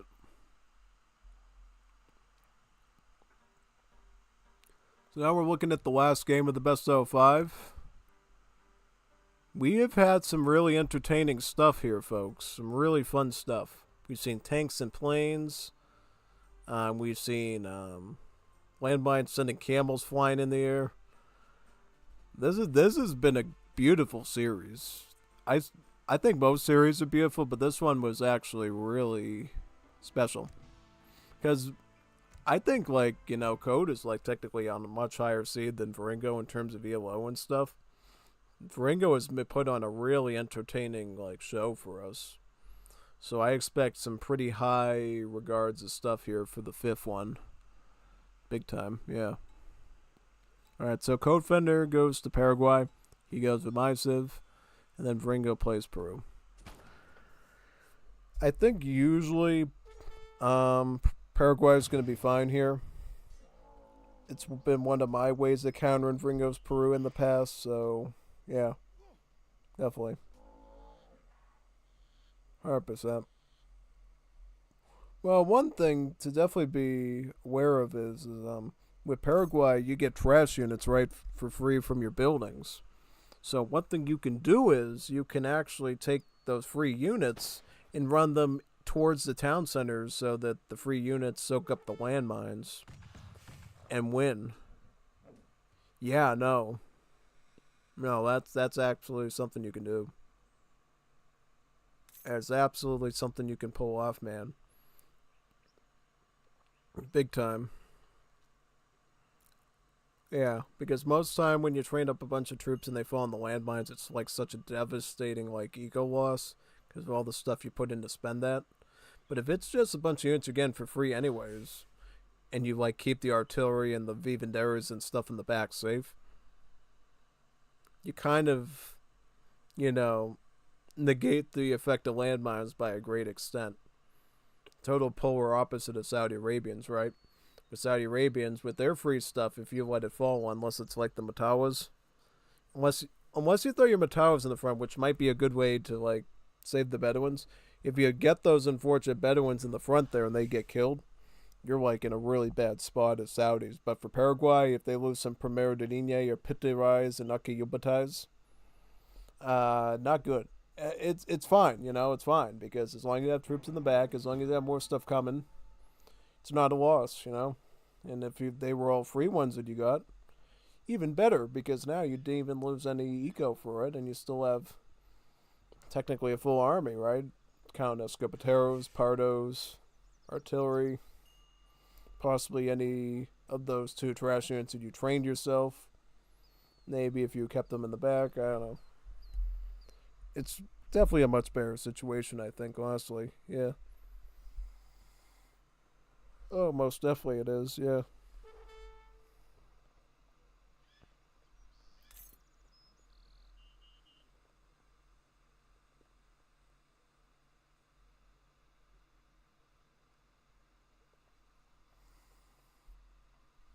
%, to see.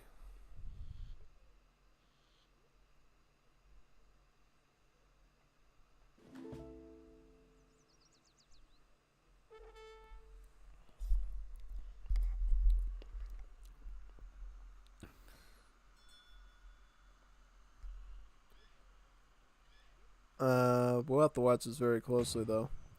So, food works first, right? Yep. Is he macroing for another food works? No. Yeah. He's not playing like me and Gilder do with the Civ, unfortunately. Yeah. Also, dude's lacking Hemeroteca, so his build limit on the works buildings is definitely hurt by that, which I consider to be a serious problem personally. Not everyone does, but for me, it's kind of an issue. So yeah, definitely something you should look at, I think, honestly.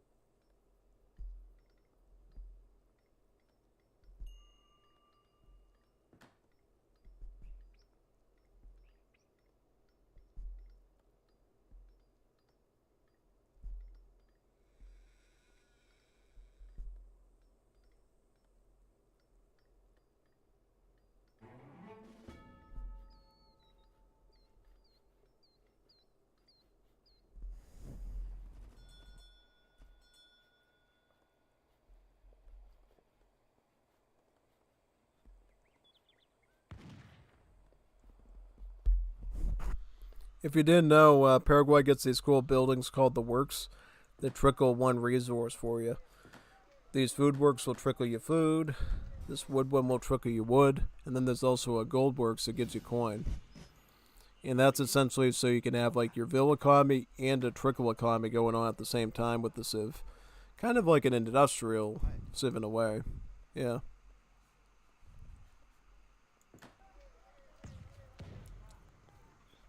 Looks like he went with the French immigrants, which is usually the one I recommend for everybody. Some people opt for Croatians for the wood crates that they get for the age up, but I think usually French are going to be your best bet, honestly, because the techs are just better.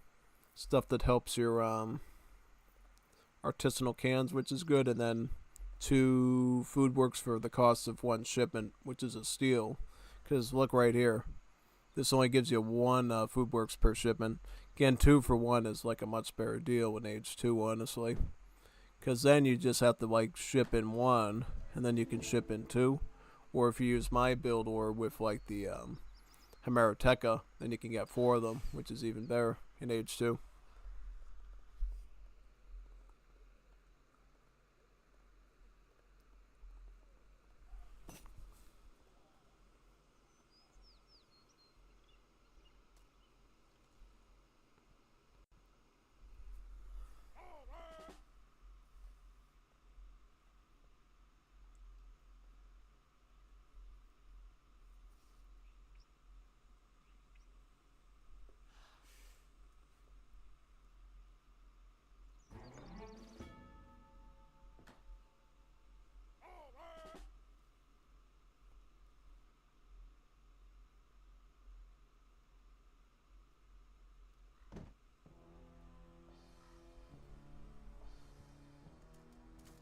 Sí.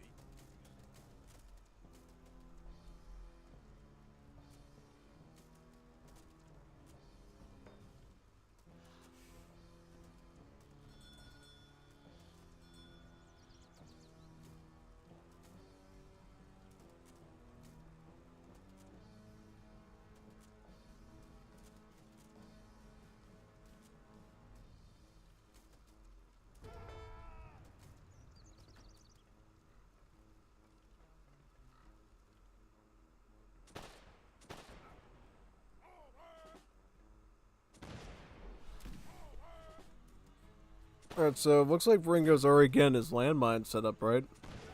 Yeah, if that's why I'm correct. Yeah. Yep, he already got his pulverizado there.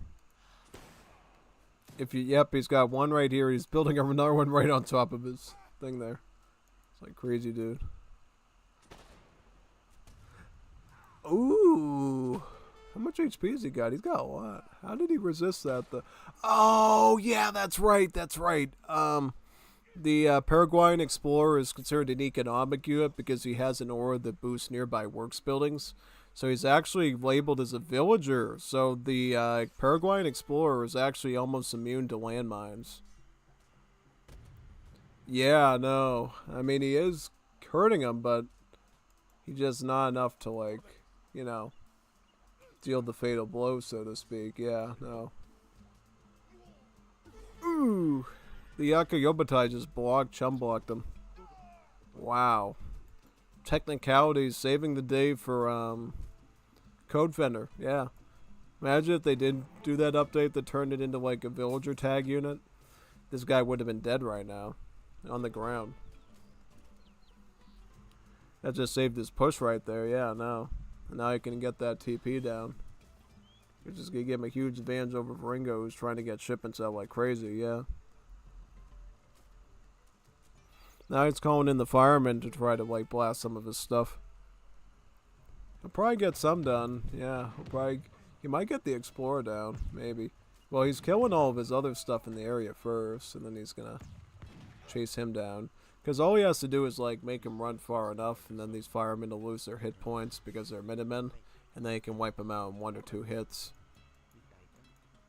Alright, Ringo's getting more landmines around the trading post. Don't do too many though, because if you put down too many, then obviously you won't be able to put them in your base when he rushes your base.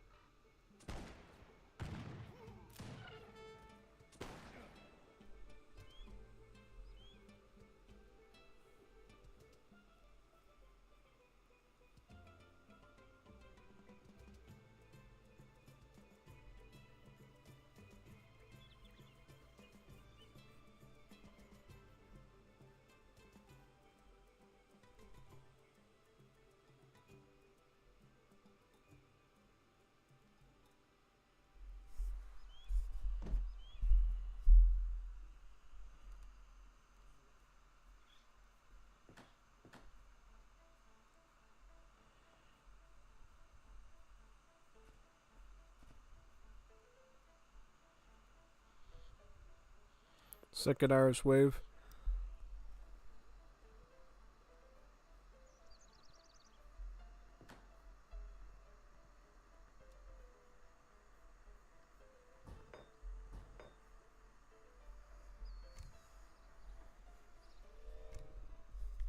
Whereas looks like Codefender's gonna go Scandi wave.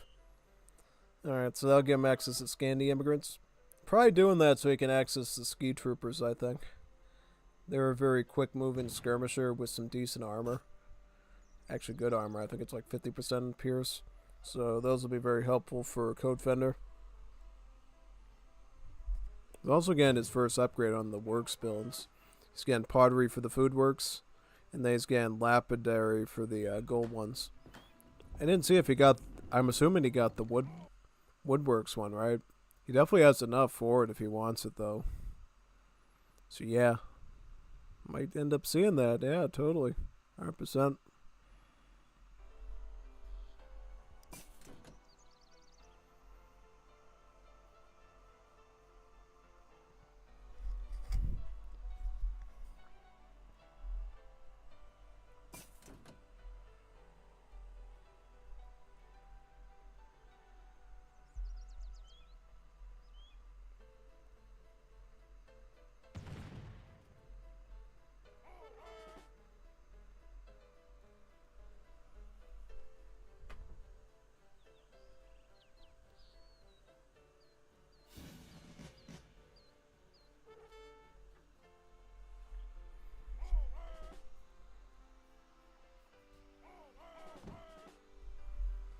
Oh, but now he's got the Fenians out from his fortress age up.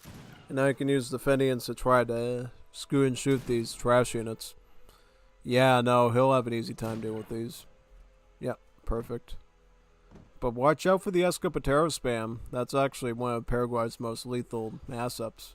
You know, just ship in like a ton of Escopeteros, train some, get the veteran upgrade, get an arsenal, and get buckshot to make the bullets more accurate. Then that means they can run in and hit pretty hard usually. Yeah.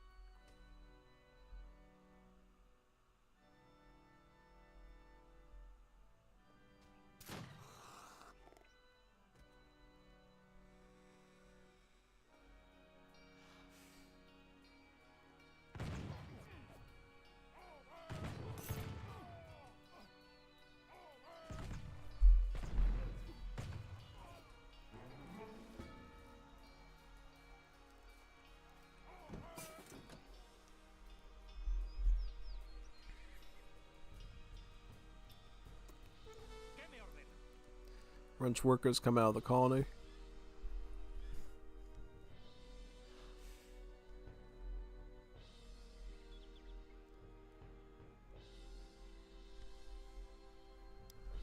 God, Viringo has so much comida. What are you gonna do with all the comida, Juanito? Does he have a Mercado? Yes, he does. Why isn't he trading that for like gold age up or something? Dudeums, use that for something, you know? He could use that for something useful there and like help himself out. He should just trade that at the Mercado and get like an industrial age and start shipping in like volantes. That way he's getting something done. But no, he's getting a Ford first. And he's lining it with like landmines too. It's really good, yeah. Yep, the landmines will just make the fort more defensible, honestly.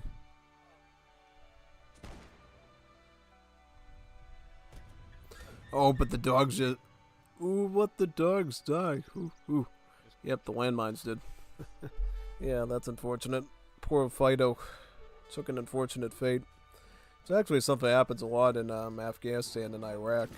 You know, they have the bomb-sniffing dogs, and they're the ones who get hit with the improvised devices and stuff. So, yep, that is historically and realistically accurate, unfortunately. Ah! Good thing. God, with the landmine. Yeah. I mean, good for Viringo is these units don't have a lot of natural siege on them, so the fort is definitely going up. Without a doubt. And then the fort will probably be able to clean this mess up pretty easily. In a way, doing the fort here is actually really smart, because this will clean up a lot of the weak units that Paraguay does. Yeah, no. Yeah, look, that fort is getting some good kills on the Escopeteros, and those are the units he's training, so you can kill off some of those units. Then Codefender has to like train more stuff, and it just stagnates his eco quite a bit. I'm assuming he might get the Pithiai Royal Guard upgrade for the Escopeteros, just so he can make them a bit cheaper. Yep, for Latim Civs, instead of making units stronger, Royal Guard upgrades just make the units cheaper by like 10%. So it's more of a economic play sometimes to go for Royal Guard for the Latim Civs versus a purely beefy stat one.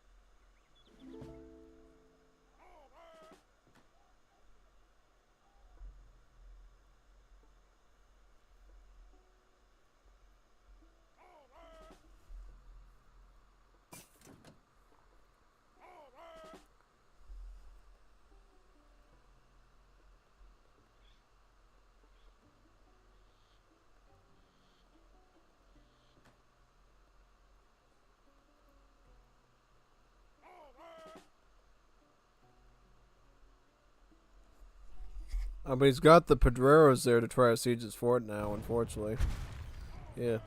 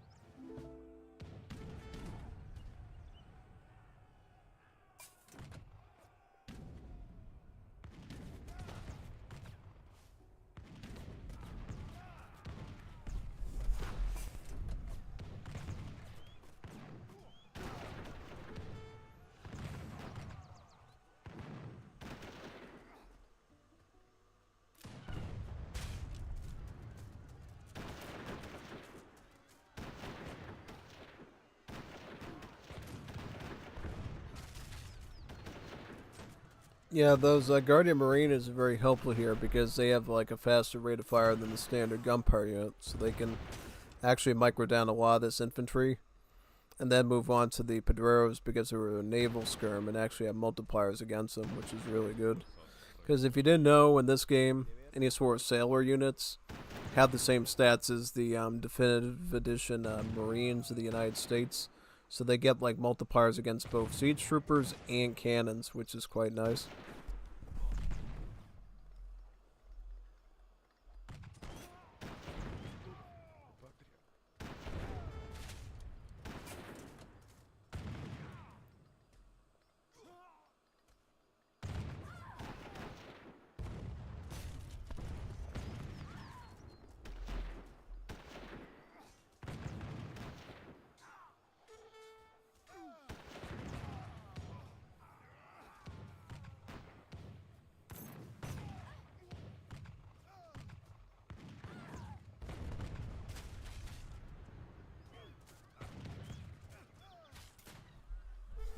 Yep, those Padreros are launching right at his buildings right now.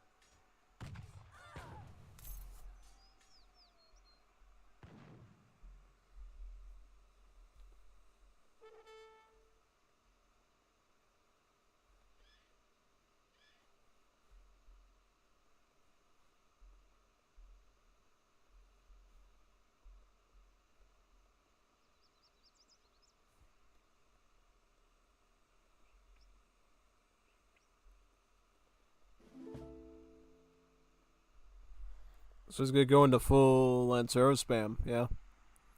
That's probably the thing to do, yeah, no, totally. Got a bad Lancero on him, yep. If he had more wood, I think he would have gone the Hunan Hussar again, too, and would have been in great shape.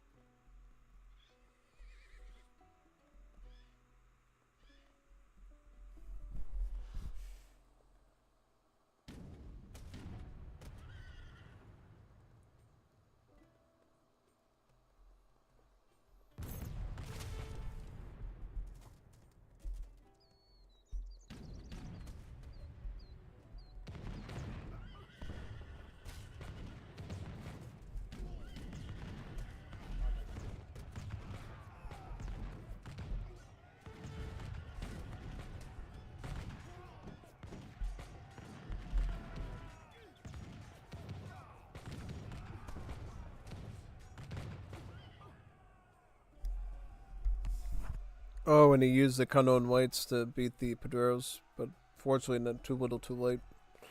Yeah, most definitely. Alright, so from that, what it looks like here, it looks like Codefender won this best out of 5, 4-1. Viringo only taking one win here. Yeah. A beatdown, but a fun one. Yeah, totally. It was a good beatdown. I think it was a good one. Alright, so what I'm going to do is I'm going to ping around, see if anyone wants to do any Bolero matches.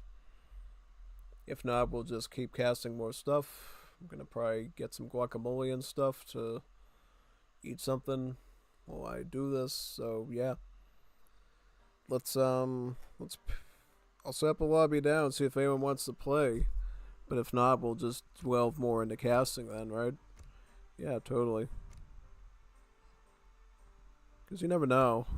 I'd rather duel people than cast too much. Yeah, totally. It's always fun to get some matches in.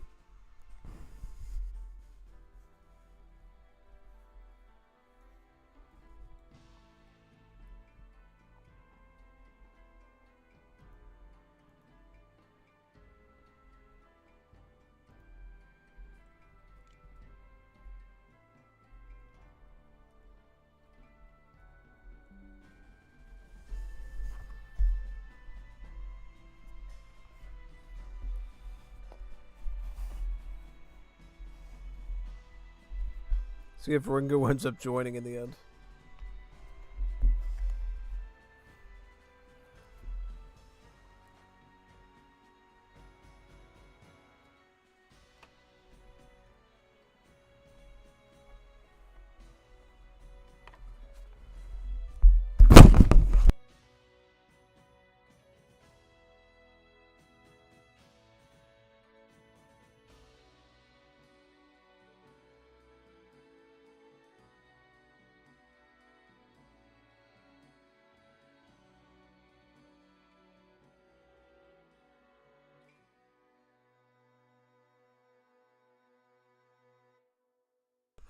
Can you believe that my mic actually just went rolling?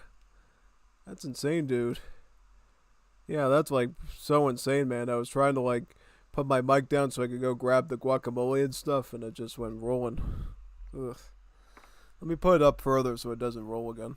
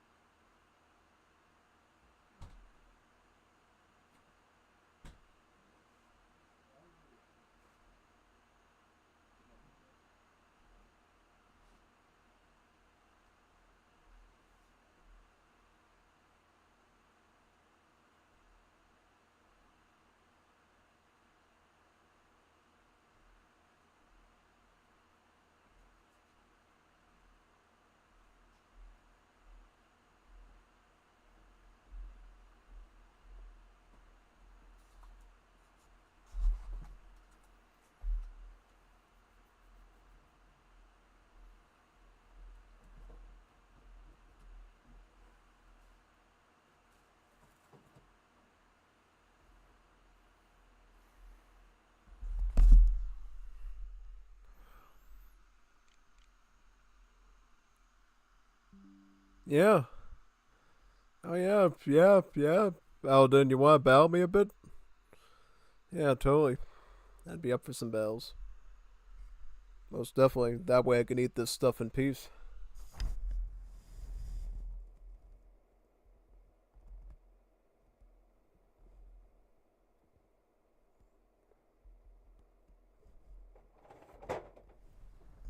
And the bag somehow fell in the other room. Just because I walked by it. Unreal. Let me get that.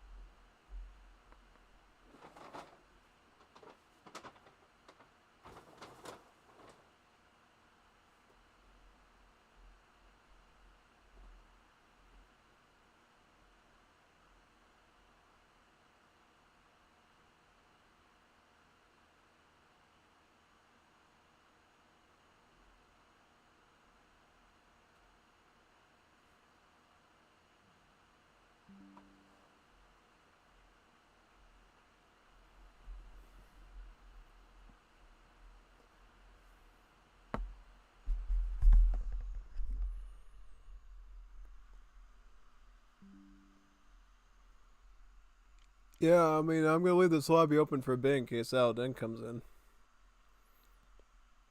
He'll be in 5 minutos. Nice. Can have some 1v1s then, yeah. I like that. Like that a lot.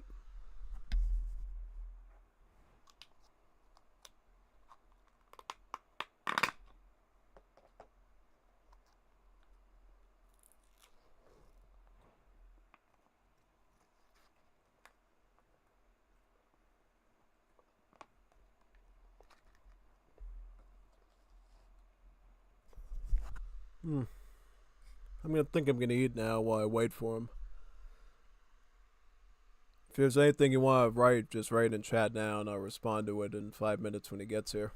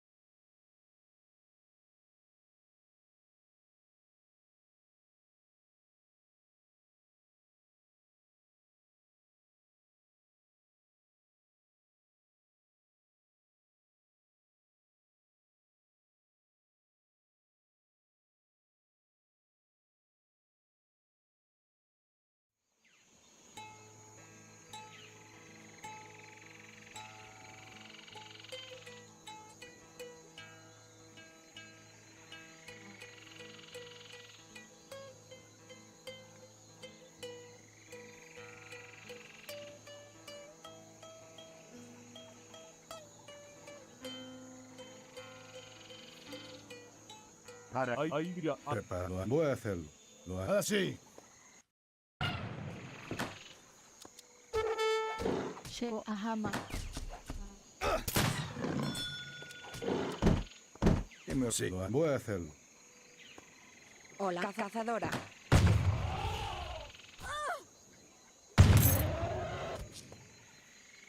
Lo así, voy a hacerlo. Lo haré. Voy así, lo haré. Lo haré. ¿Qué me ordena? Voy a hacerlo. Sí, lo haré.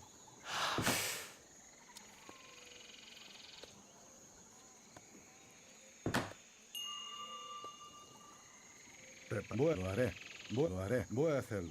Sí, lo haré. Lo haré. Sí. Alba. Ay munyan kuama. Ko yapi.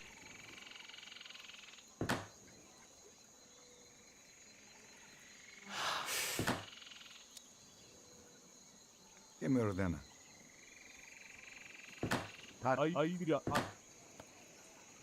¿Sí? Leñadora.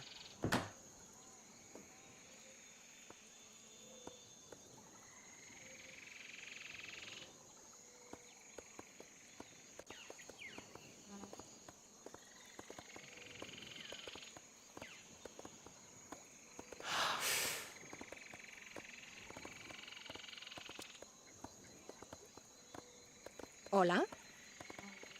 Cazadora. Ay ko asorite ay. Ay munyan kuama.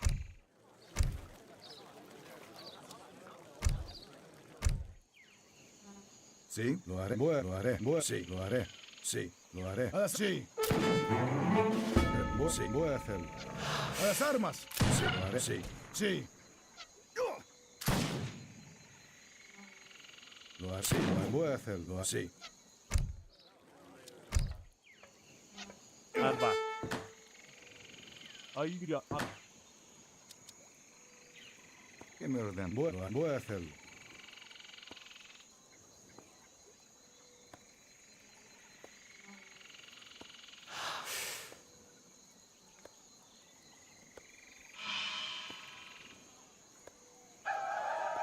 Sí.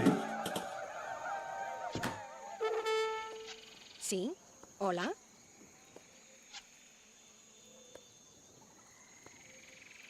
Pero sí, lo haré. Voy a así, lo haré. Voy así. Sí, lo haré. Lo haré. Sí, lo haré. Voy así. Lo haré. ¡A las armas! Voy así. Voy a hacerlo. Mayahama. Yapi.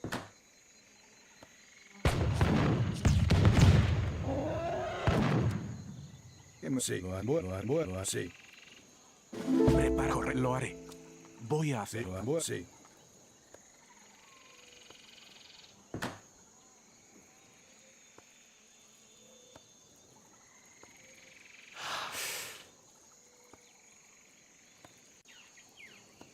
Preparado.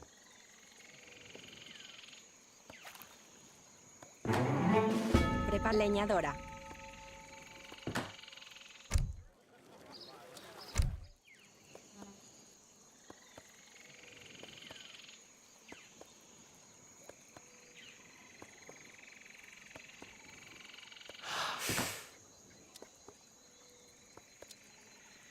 ¿Cuál es la leñadora?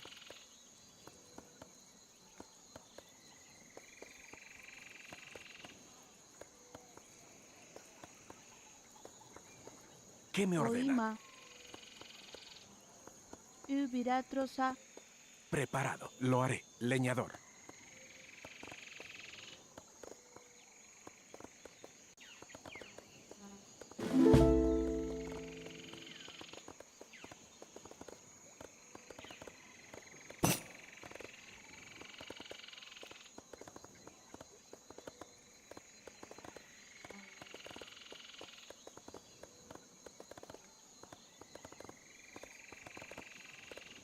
¿Qué me ordena? Taraipa.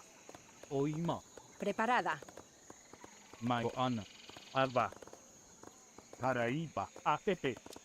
Ay munyan kuama.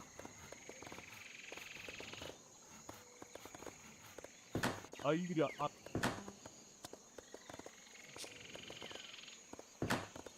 Oima. She. Yapi.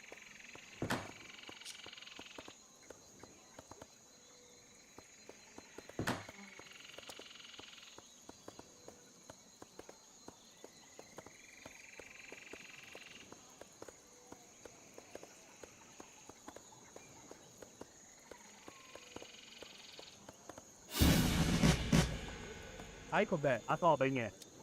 Ai munyan Prêt. kuama. Correct. Je le ferai.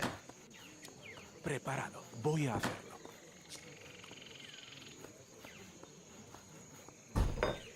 Paraipa. Ai munyan kuama.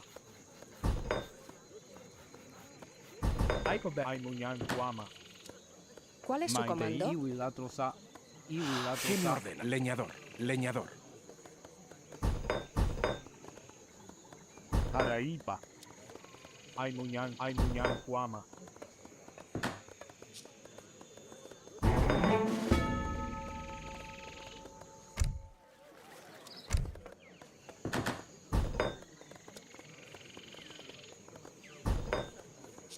Aiko be. Ai gira.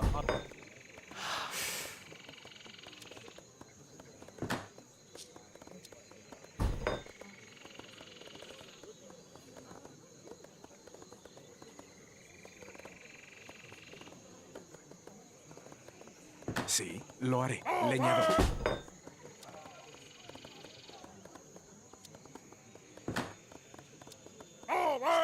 Preparado. Preparado. Sí, lo haré. Hola. Prepara. Voy a... Sí. ¿Qué me ordena? Voy a hacerlo. Profesor, ahora ite. Aikua. Alba. Ai munyan kuama.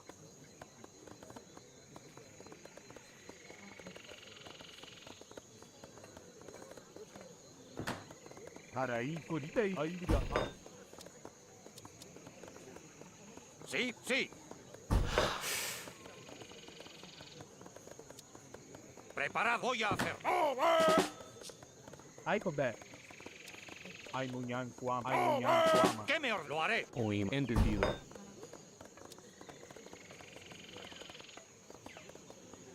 Alba.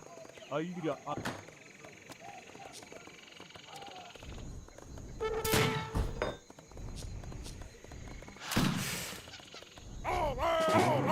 Preparado. Voy a hacer. Sí. Paraipa. ¿Qué me ordena? Lo haré. Voy a hacerlo. Sí. ¿Qué me ordena? Por la Alba. Ato be. Kurite. Akete. Kurite. A las armas. Preparado. haré. ¡A las armas! A la guerra. Vencer o morir. Akete. Yawara. Aiko be. ¿Qué me ordena? Sí. Al ataque. Alba. Yawara. Kaima. Preparado.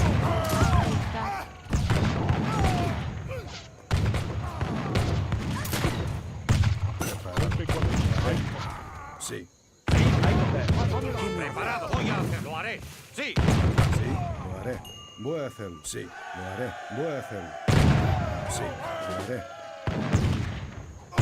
Lo haré. Sí. Lo haré. Voy a hacerlo. ¿Qué me ordena? Sí. Preparada. Sí. Abastecedora.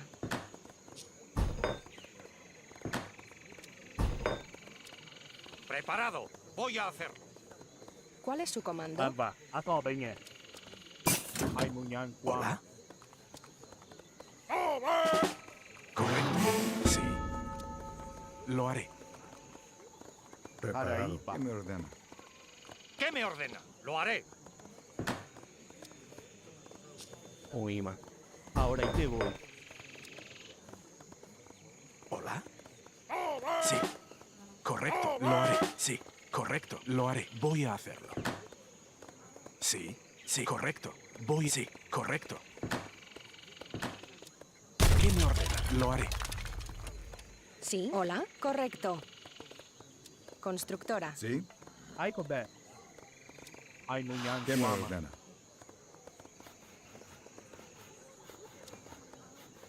Ai munyan kuama.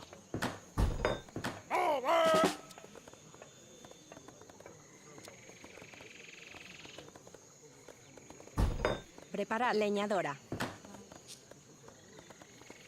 Paraíba.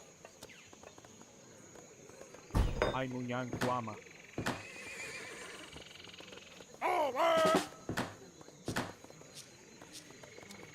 Aikobe Aiga. Ayapot Ubiratrosa. Preparado. Sí, lo haré.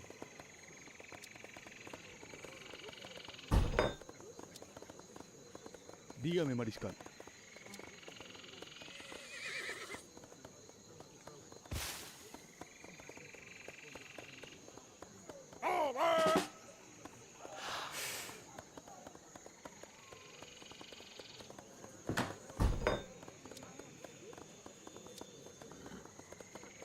Alba. Aimuñan Guama.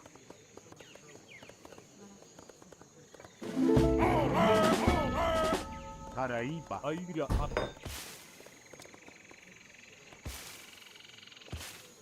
Sí, voy a hacerlo. Sí.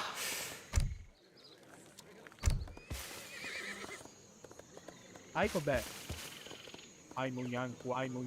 ¿Qué me ordena? Voy a hacer. Preparado, lo haré. Voy a hacerlo. ¿Qué me ordena? Sí. Preparado, voy a hacerlo. Lo haré. ¿Qué me ordena? ¡A las armas! Sí. ¿Qué me ordena? Preparado. Sí. Hoy Ayapota. Preparado. ¡Vencer o morir! A las armas. ¡A las armas! ¿Qué me ordena? Sí. Al ataque. ¿Qué me ordena? A las armas. Sí. Al ataque. A las armas. Sí. Preparado. ¿Qué me ordena? Sí. ¿Sí? ¿Qué me ordena? Lo haré. Preparado. Voy a hacerlo.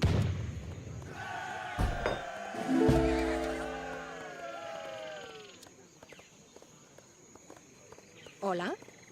Paraíba. Aimuñan Sí. Guama. Voy a hacerlo. Sí. Voy a hacerlo. ¿Qué me ordena? Sí.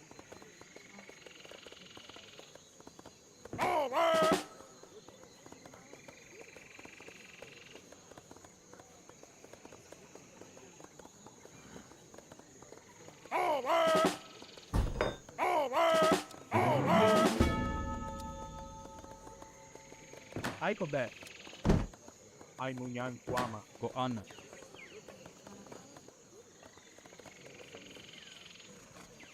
Yo.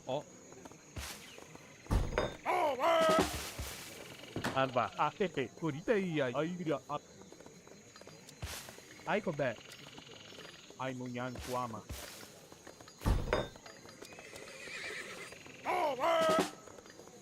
Paraíba. Aiga.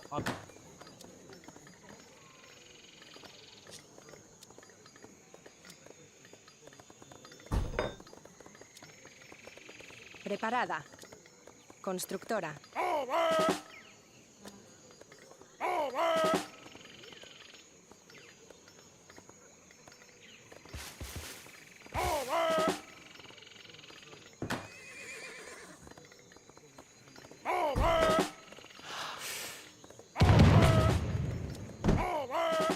Sí, leñadora.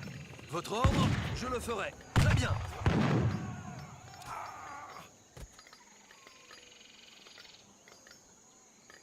Oui, oui.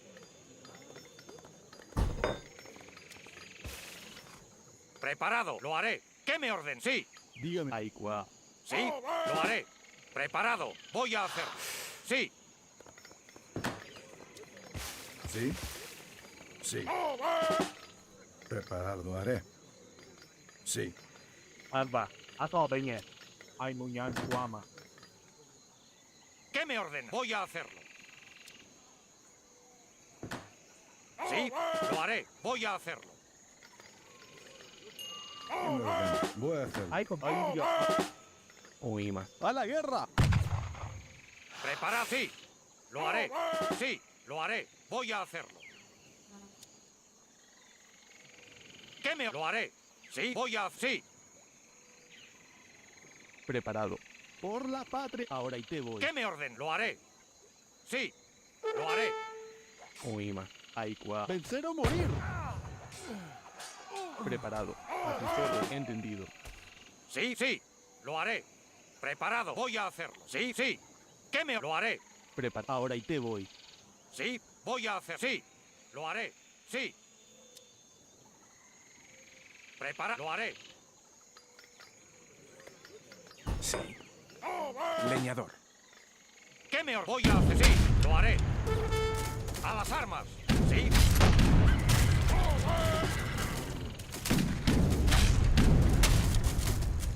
Unima. Preparar. Entendido. ¡A la guerra!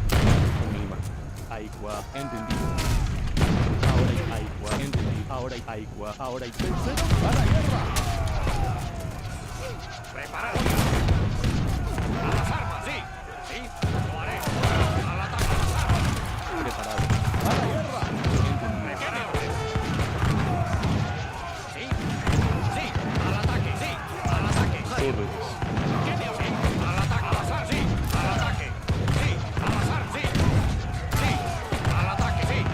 A las armas. Preparado. Sí. A las armas. Sí. Al ataque. Ahora hay que voy.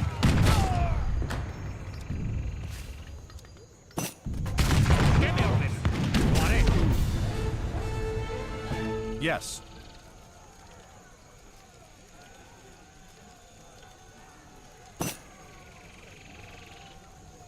Yes.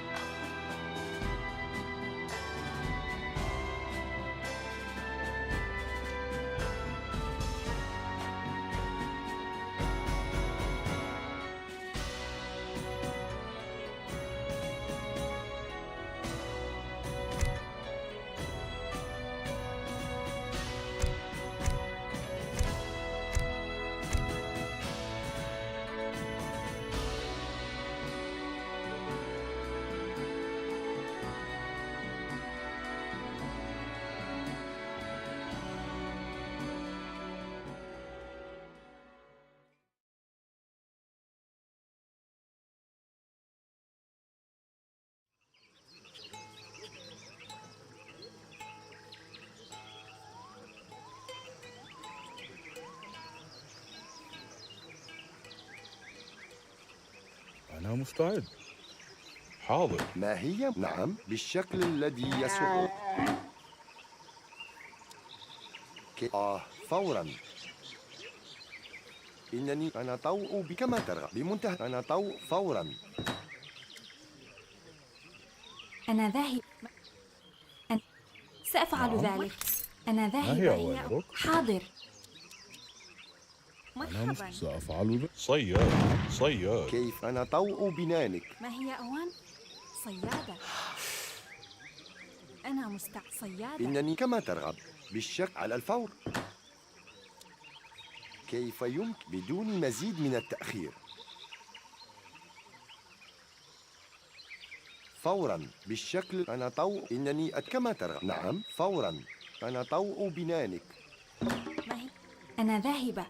حاضر. أنا مستعد. مرحبا صياد. ما هي؟ حاضر. صياد. أجل يا سيدي.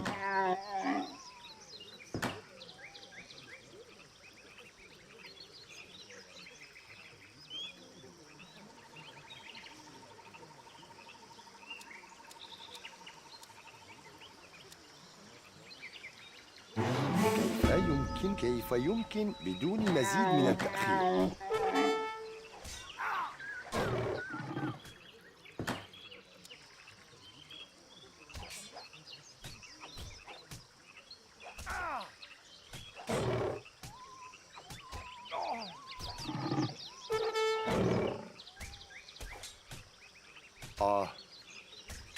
إنني أتوجس خفيا.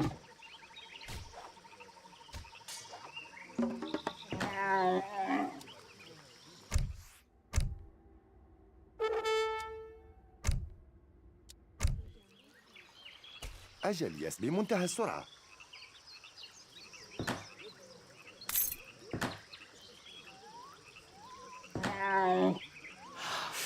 أنا سأفعل ذلك.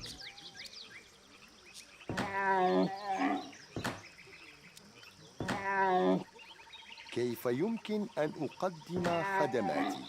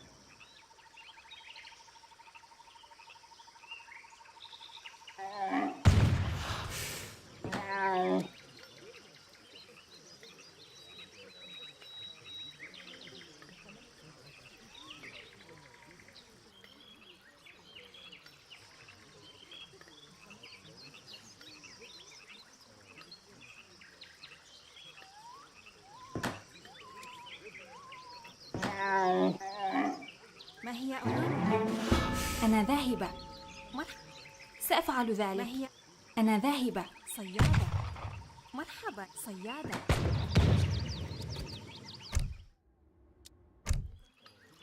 نعم أنا حطاب.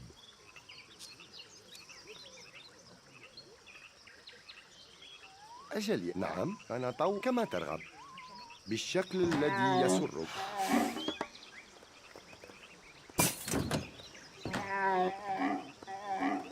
هيئة اللواء. أجل سيدي. نعم سيدي. أجل سيدي. إلى الأمام. إلى الأمام. هيئة اللواء. تحرك. تحركوا.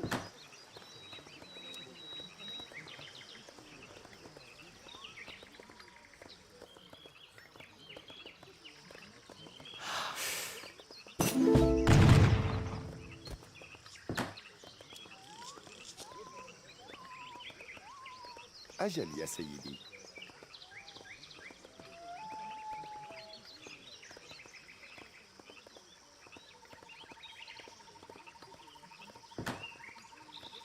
ما هي أوامرك؟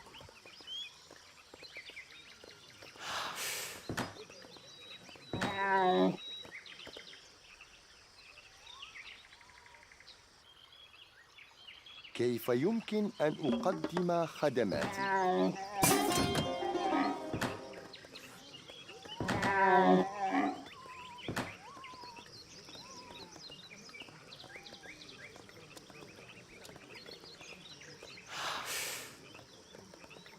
أنا مستعد. صيادة. أنا مستعد. إنني كما ترغب. نعم.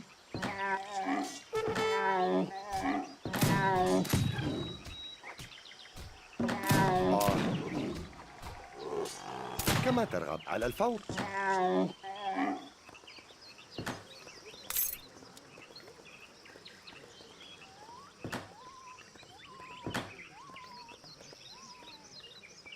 إنني فوراً.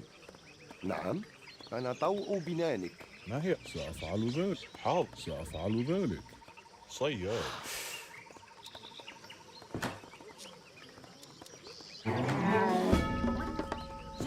جامع.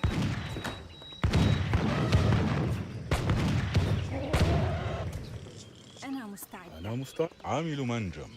نعم حاضر. عامل منجم.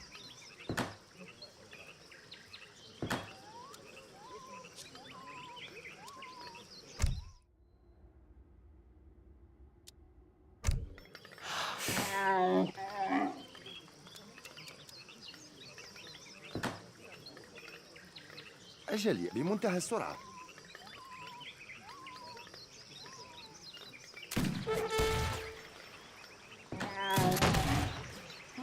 أنا ذاهبة.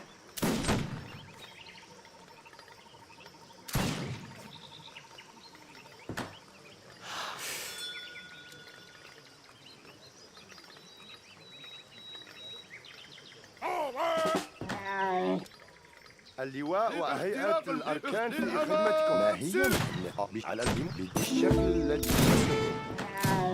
كما ترى. كيف؟ نعم.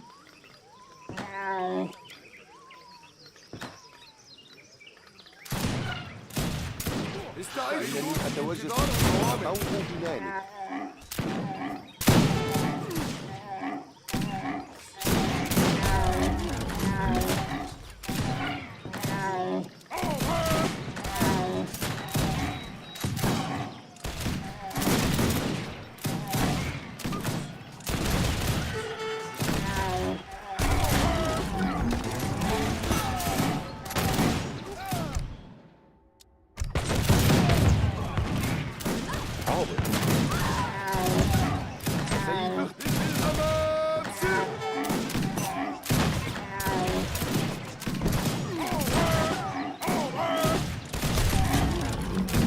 هجوم.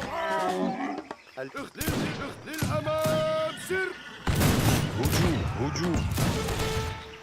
مش على الفور. حاضر. سأفعل ذلك. صياد.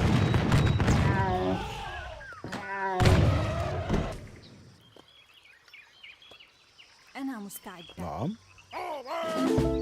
صياد. ما هي صياد؟ مرحبا. نعم سيدي، أرفعوا الراية. للأمام، استعدوا للمعركة.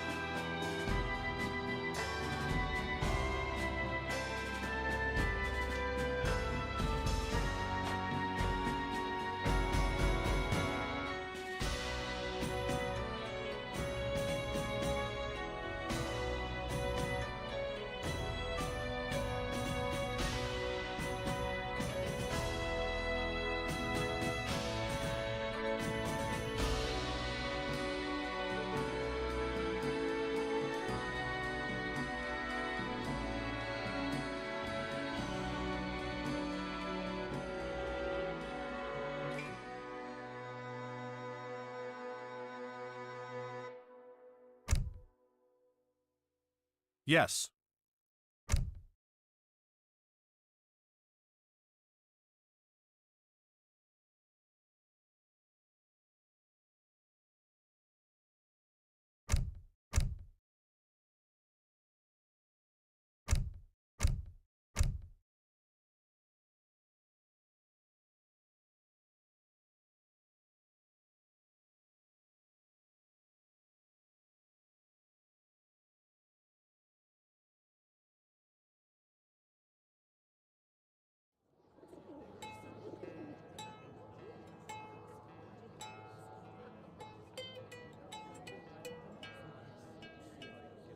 بله بله اطاعت میشه. لجمخ میارته هو شکار از اینکه خغلی من اطاعت میشه. از اینکه من اطاعت بله. آمادم. چیکار کنم؟ آمادم. چیکار کنم؟ به کدام؟ بله. به کدام نقطه؟ بله، حرکت میکنم. شکارچی. آماده اطاعت بله. اطاعت میشه. به گوش هستم. میسازم. بله. بله. از اینکه من بله. اطاعت میشه. بله. بله. آماده. به کدام نقطه؟ چه کار کنم؟ از اینکه من بله. از اینکه من آزاد کردیم اطاعت میشه. آمادم. از اینکه من آزاد کردیم متشکرم. چه کار کنم؟ بله بله. به گوش هستم. میسازم. بله بله. از اینکه من آزاد کردیم بله.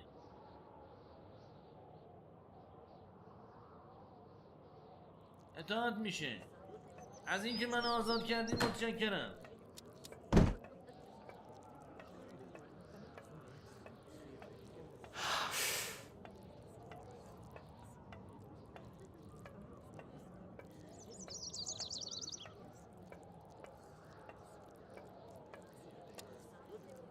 چه کار کنم؟ چه کار کنم؟ به گوش هستم. بله. چه کار کنم؟ بله اطاعت میشه. از اینکه من آزاد کردیم متشکرم. بله. شکارچی.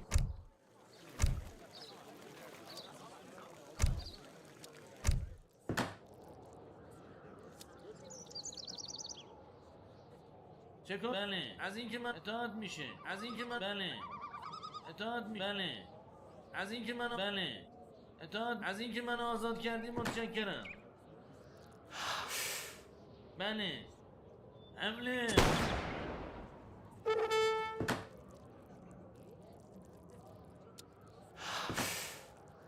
ليش خانوهل چه کار؟ بله اطاعت میشه. آماده. از اینکه من آزاد بله اطاعت میشه.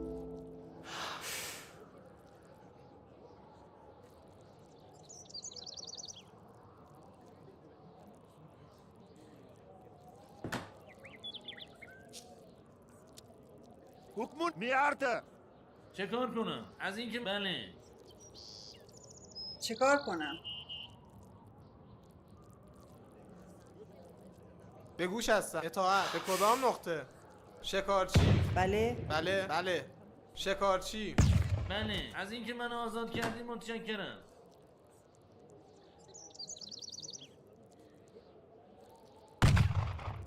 چه کار کنم؟ شکارچی. چه کار؟ بله.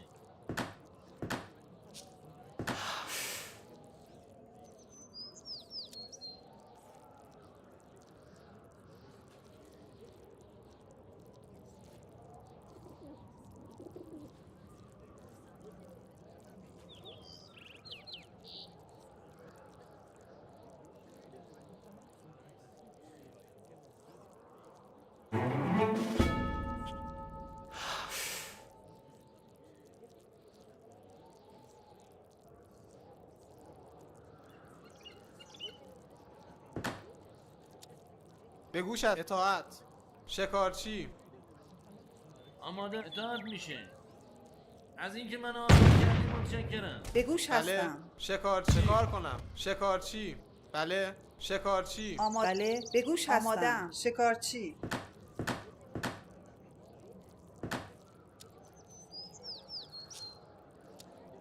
بله اطاعت میشه. بله چوب بر. آمادم. چوب بر. بگوش هستم. آماده. از اینکه منو آزاد کردی متشکرم.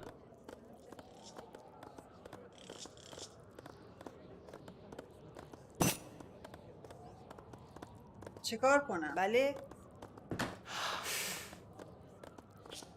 چکار کنم؟ اطاعت میشه. بله بگوش هست. به کدام نقطه؟ می سازم. آماده. بله.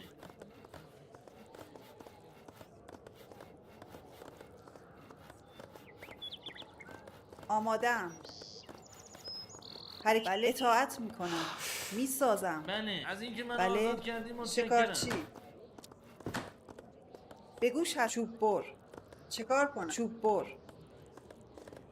چکار؟ بله. بله به کدام نقطه؟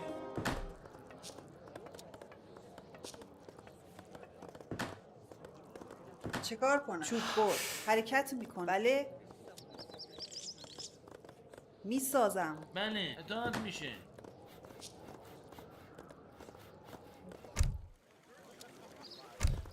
چکار؟ از اینکه من اطاعت میشه. بله بله اطاعت میشه.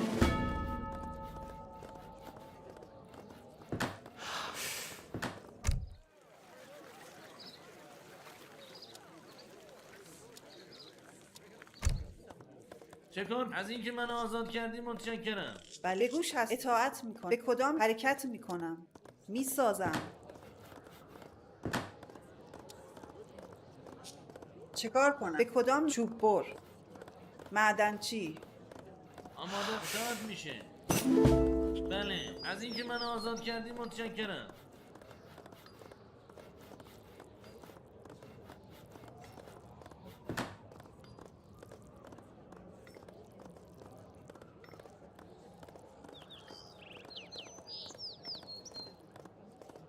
بله میسازم. چطور؟ بله بله از اینکه منو آزاد کردی متشکرم. به گوش هست. حرکت چوب بر. چکار کن؟ اطاعت میشه. چیکار؟ شکارچی. آماده؟ بله بله میروم. بله بله اطاعت. از اینکه منو آزاد کردی چکار متشکرم. کنم؟ بله اطاعت. شکارچی. چکار کن؟ بله اطاعت میشه. آماده. چوب بر. به کدام نقطه؟ میسازم. آماده. از اینکه منو آزاد کردی متشکرم.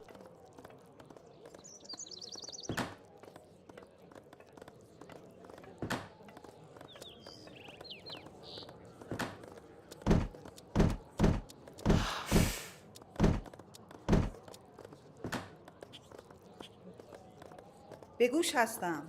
چیکار کنم؟ آمادم. حرکت شکارچی. به گوش هست. چوب بر. چوب بر. بله بله به کدام نقطه؟ بله بله چکار؟ اطاعت. میسازم.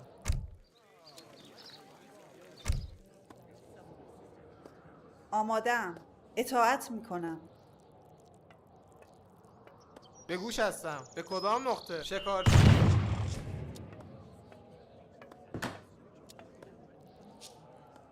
به گوش هست. چوب بر. چوب بر. لجمخ لشخانوال بایرخته لشخانوال چکار؟ چوب بر. حکمون میارته.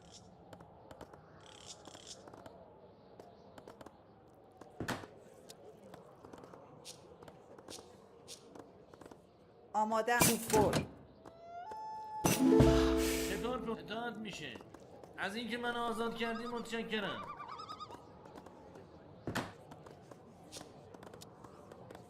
چیکار؟ حرکت میکنم.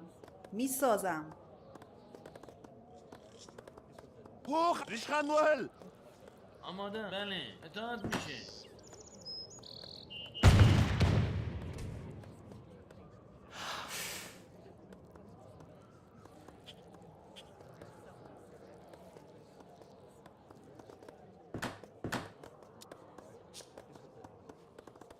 بله اطاعت. میسازم.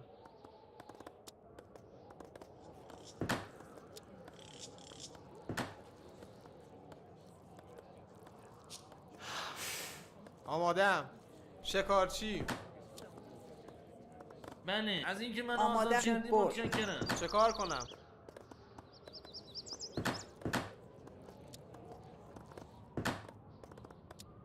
آماده. چوب بر. چه کار؟ بله. اطاعت میشه. بله. اطاعت میشه. از اینکه من چه آزاد کار کردی کنم؟ کدام متشکرم. نقطه؟ آما میروم میجنگم. آماده. بله. بله چوب بر. آماده. حمله. حمله. آری. حمله.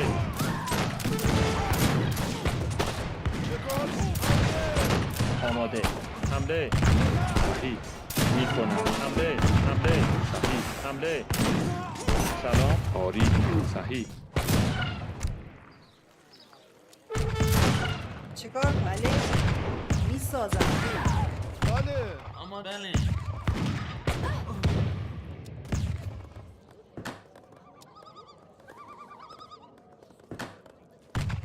آماده. آری. بله. اطاعت میشه. به گوش هستم. به گوش هستم. شکارچی. بله به گوش هست. اطاعت میکنم. میسازم.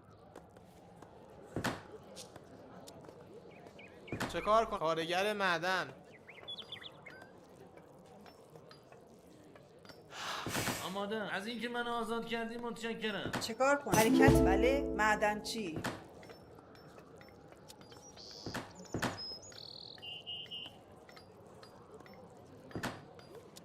بله معدنچی. به گوش هستم. حرکت میکنم. شکارچی. بله. حمله. آماده. آمادم. بله. کدام نقطه؟ حرکت. بله. حمله. حمله. حمله. حرکت میکنم. به کدام نقطه؟ کارگر معدن. کارگر معدن. آری. آری. سلام. آری. سلام. حمله.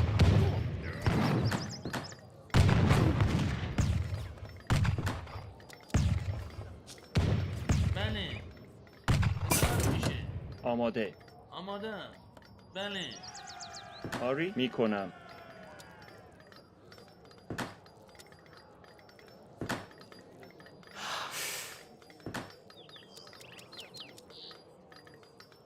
بله. اطاعت میشه. چیکار کنم؟ چوب بر. سلام. آری. چه کار؟ از اینکه من اطاعت میشه.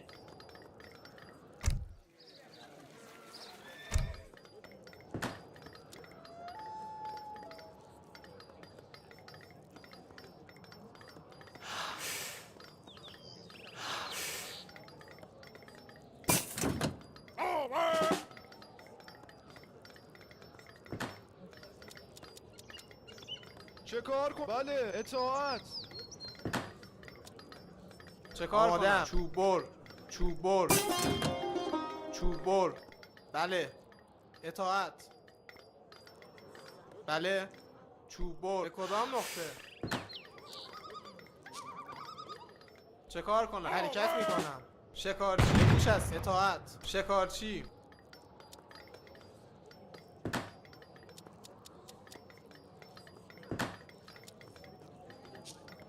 Leg mich, miarte.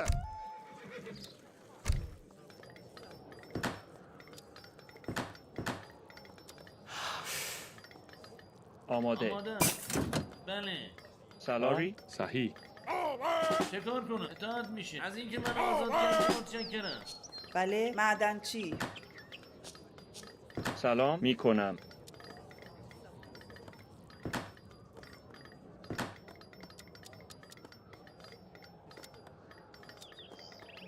آماده. آری. آمادم. بله اطاعت میشه. آری. صحیح.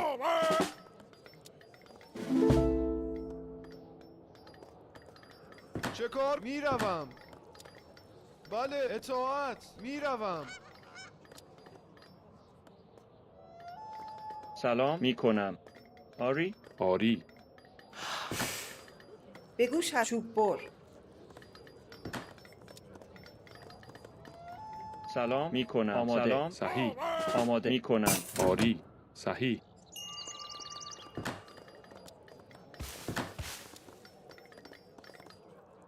آری میکنم. آماده. از اینکه من آزاد سلام. کردی متشکرم. میکنم. بله اطاعت میشه. آری. صحیح. سلام میکنم. آری. آماده. صحیح. حمله. آری میکنم. چه کار کنم؟ از اینکه من سلام. آزاد کردی صحیح. متشکرم. میکنم. آماده. آری. سلام میکنم. آری. آری. حمله. سلام. آماده. بله بله. آماده. صحیح. میکنم.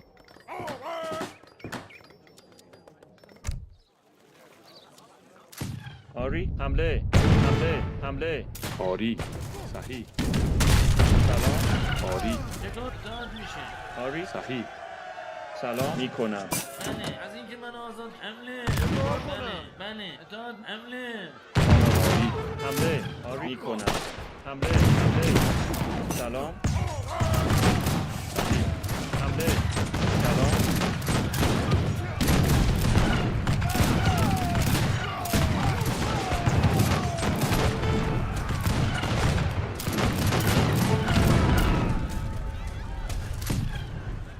آماده ای کنم.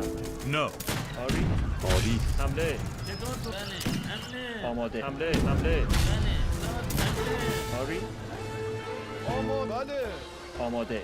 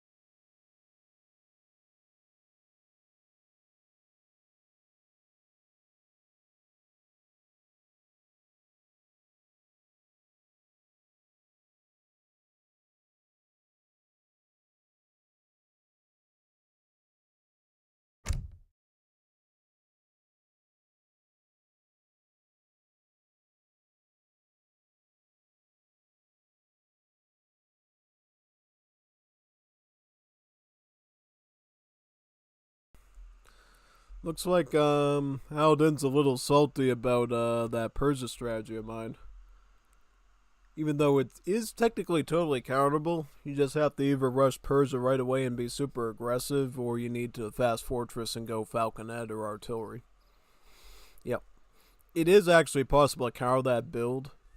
It's just that very few people ever do it. I know people like Codefender and Gilder know how to counter it, but most people don't actually seek to like remember that people are going to use that, and then they let it happen. Yeah, you gotta learn your strategies, man. Well, if they're done for now, I'll probably just cast up a game or two, and then we can do some HVV chaos maybe. Yeah, let me find some good lobbies here, or matches I should say. Code versus Alucard. That's a good duel. Let's check that one. Code versus Alucard. This one. It's this one, right? Where's the lowercase? It's uppercase. Alright. I got the right one then. Okay. Let's try this one then. Should be a good battle.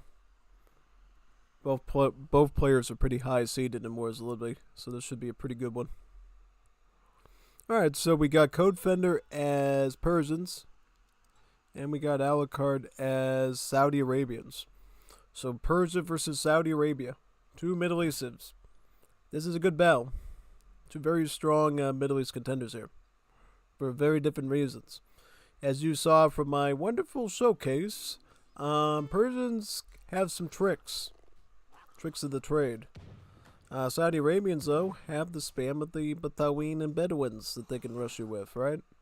So it looks like Saudis put their oasis right here. Some people choose to scout with the thing. Normal people like me and Alucard just like to place it down. Yeah. And then Codefender is getting down his madrasa. Then he's going to get a mahala. Madrasa and mahala. Yeah. Very nice.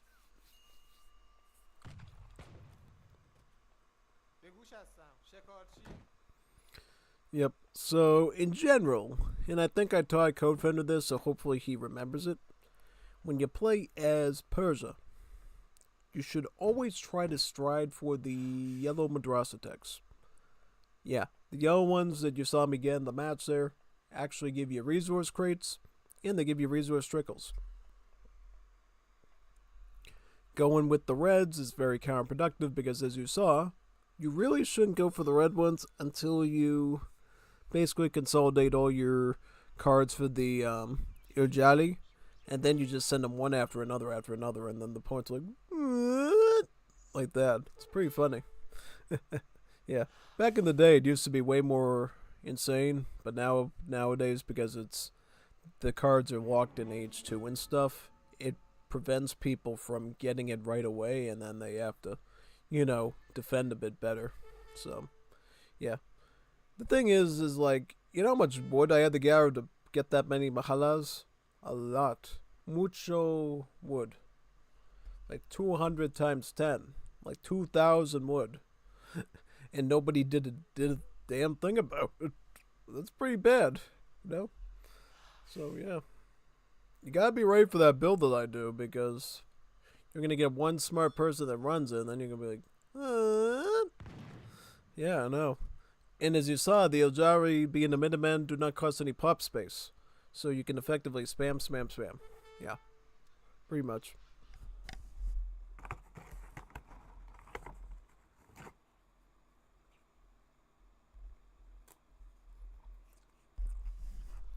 Now, some people go with harem photography to cheapen the yellow madrasa text by 20%. Some people go Akika, the food trickle card.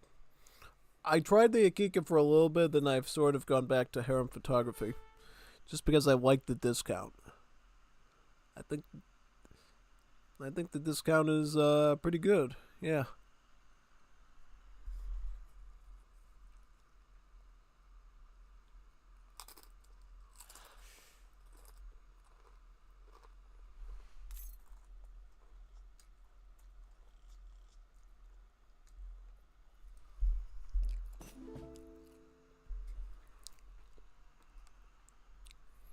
Alright, so he's on his first yellow madrasa deck. That one gives you 100 food and then a tiny, teeny weeny food trickle. Alright, he's getting the second one. This one gives you 200 wood, plus a slightly larger trickle of wood.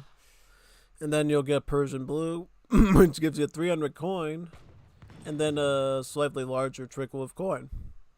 Yeah, the further along you go in the pathway of the yellow text, the bigger the trickles are, and the more crates you get. So yeah, in general, if you can get to like yellow 4 or 5, you're usually in pretty good shape. Just saying. If you get forced to jump into blue or red at all, it's usually not good. You might run into some big problems. Ooh, Alucard's going mercenaries. He's getting the hookah caravan. Yep. This is something we saw last week from Alucard. He's basically figured out that because you can get such good gold with the Saudis, and you can completely start farming on coffee plants from the oasis there, you can actually set up some pretty decent outlaw setups there and just spam a ton of outlaws out of your hookah caravan. No problem, yeah. It's basically this one here. This is the hookah caravan. Doesn't look like one. It kind of looks like a market because you have like food and wood and gold in there and stuff. But no, it's a hookah lounge. They should have like redid this one to make it look like a hookah lounge. But what can you do? They were under a crunch of time and they didn't want to spend too much time on the visuals.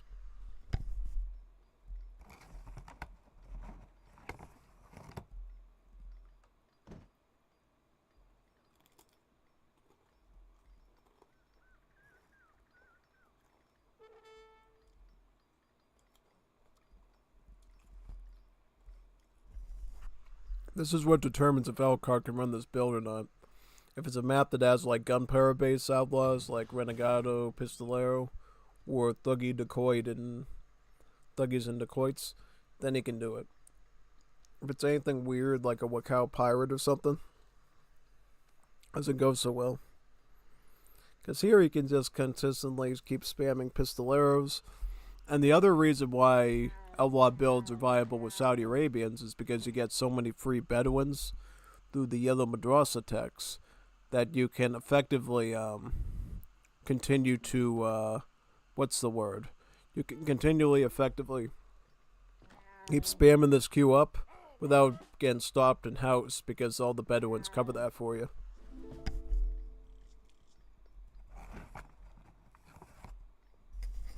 Oh, it is a pretty nifty build, honestly. So you should most definitely check it out if you can.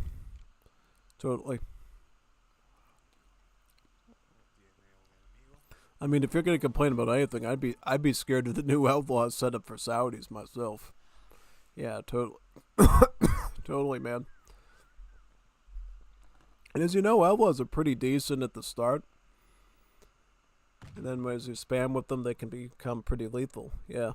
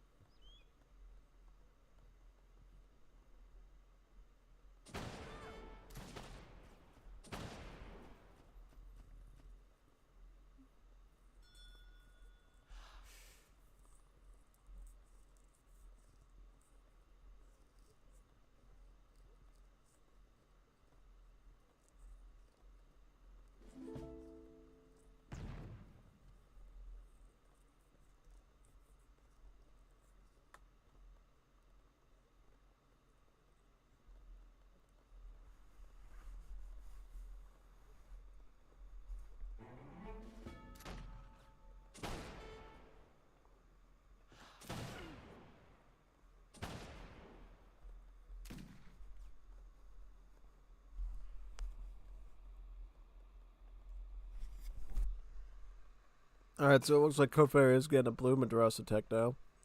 You should always try to construct your mosque if you can, if you're going to do that. Because then you can get an increased trickle rate, yeah. Just like this card here that buffs it pretty good. The renovation of Imam Hussein Shrine. He might be going for that himself. Because look at all the mahalas he's getting. Mahala Akbar. Yeah. I don't know, man. I don't know what's going on in this world anymore. So much war going on and stuff. Oh, tell me about.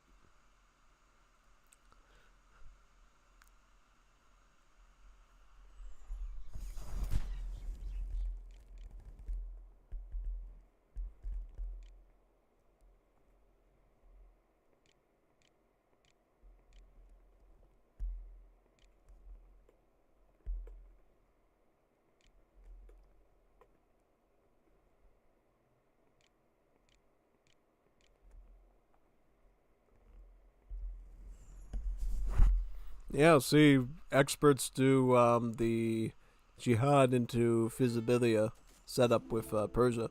It's muy pesado. Muy pesado.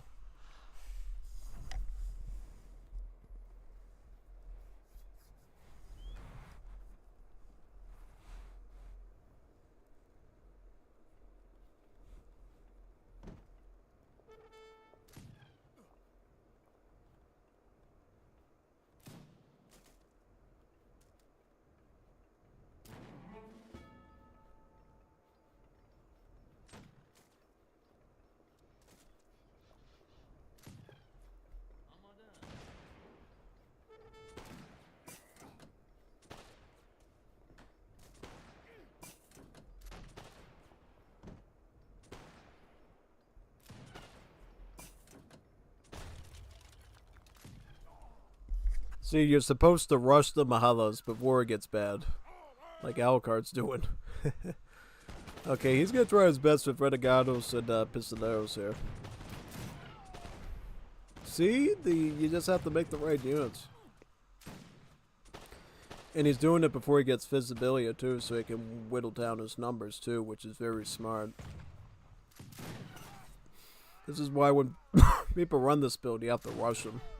Or you have to fast fortress and get a ton of artillery.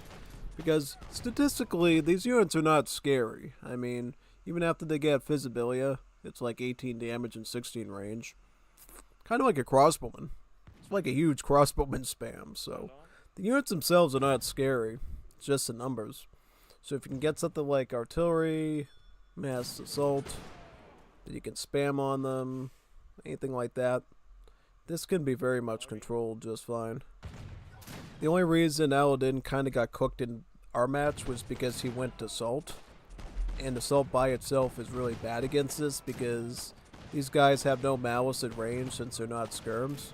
And then they have hand armor. So he kind of played right into my build, which is very, very scary, man. But if you make like range infantry, you know, like good skirms, artillery, like splash base assault units in large volumes, and you like micro them good, or even scout units, you can do it just fine. It's actually okay.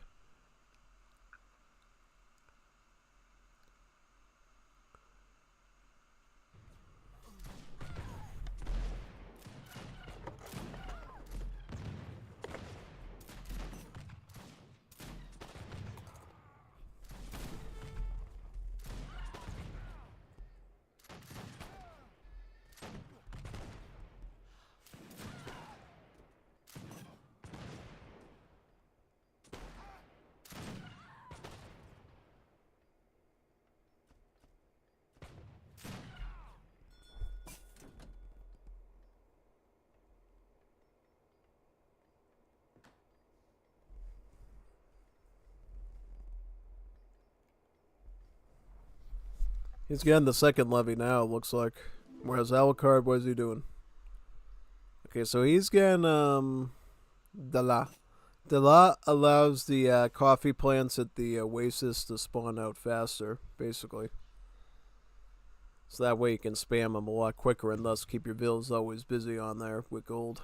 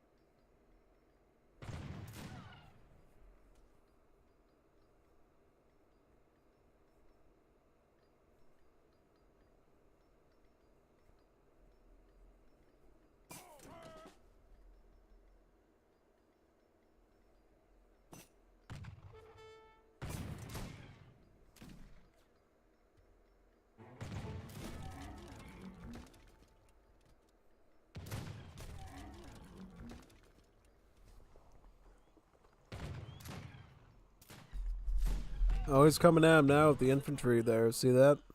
See what he's doing? Yep. There he goes.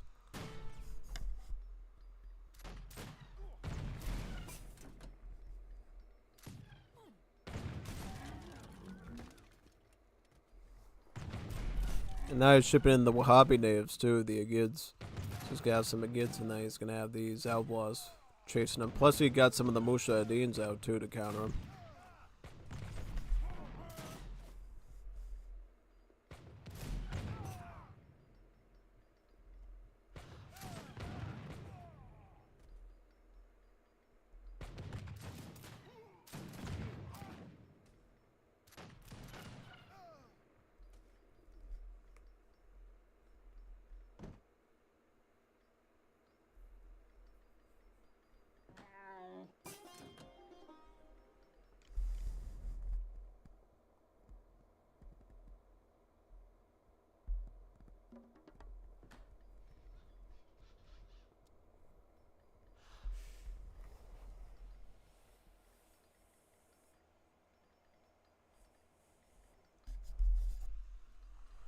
So he shipped the Agids in, and now he's getting the Dabets too. The Shamari Dabets.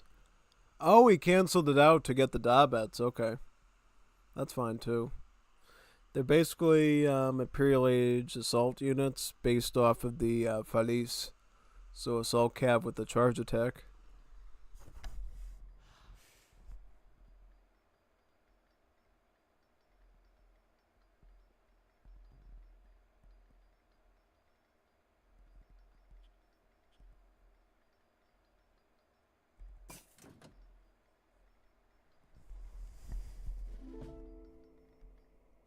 بلاغ عن الفارس الصنديد. الفارس الصنديد.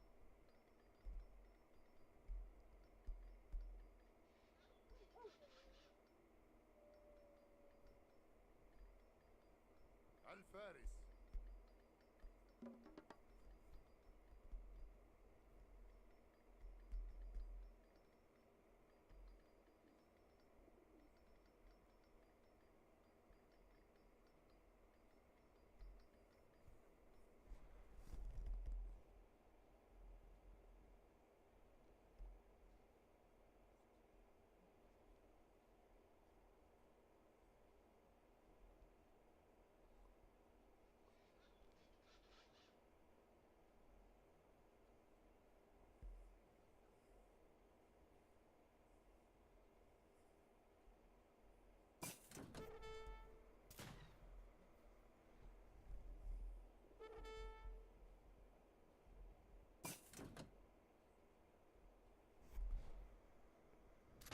الفارس الصنديد.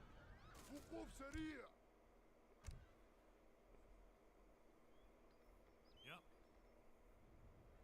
الفارس. Let's see if these Renegades can do with them properly.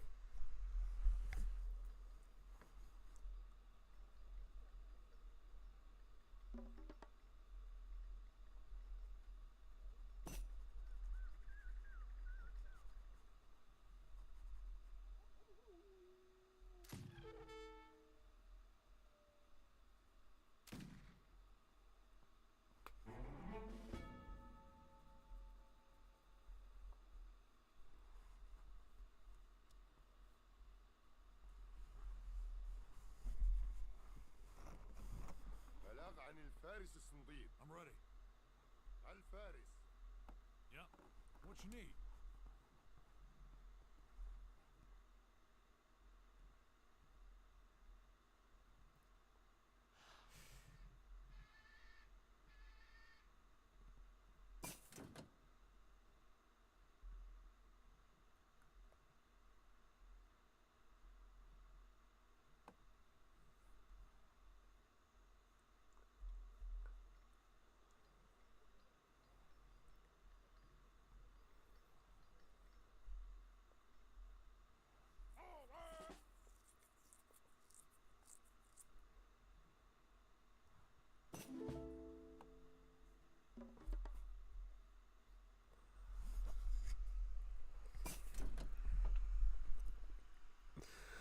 He's got the 3 midfield shipment too on top of it. So he's got cans and Jolly coming at him.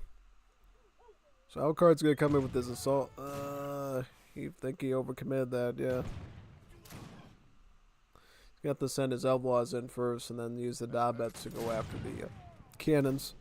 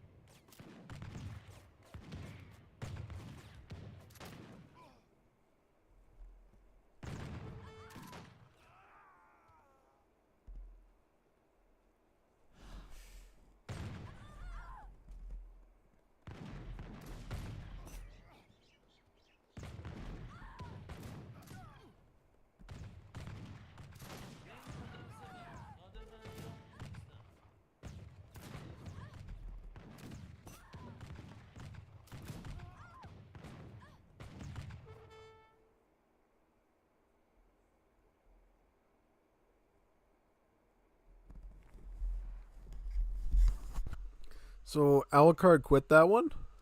I think he was still okay though, because he was gonna get his artillery and he had some outlaws there.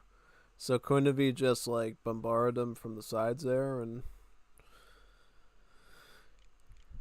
good question. Yeah, the world may never know. Yeah, that's all I'm gonna say.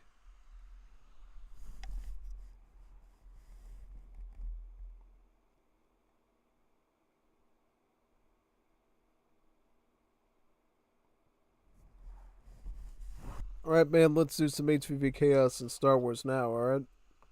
It's almost 11, so we'll just go into that now, okay? To do that, I have to get my keyboard and everything set up, so just give me a few moments and we'll go get popping, yeah.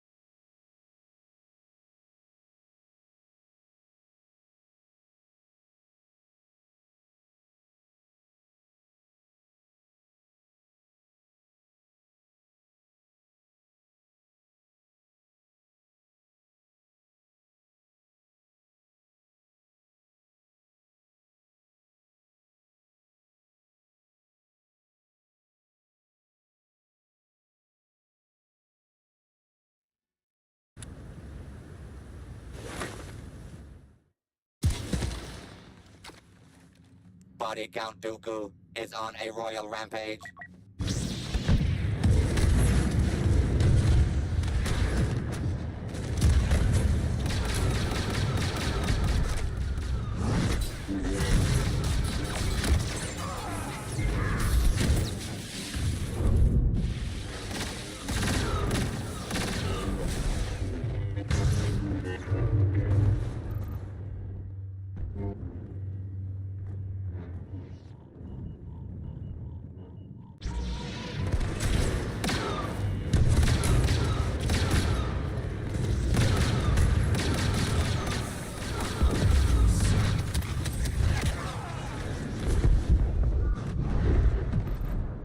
The Emperor of Extermination strikes again.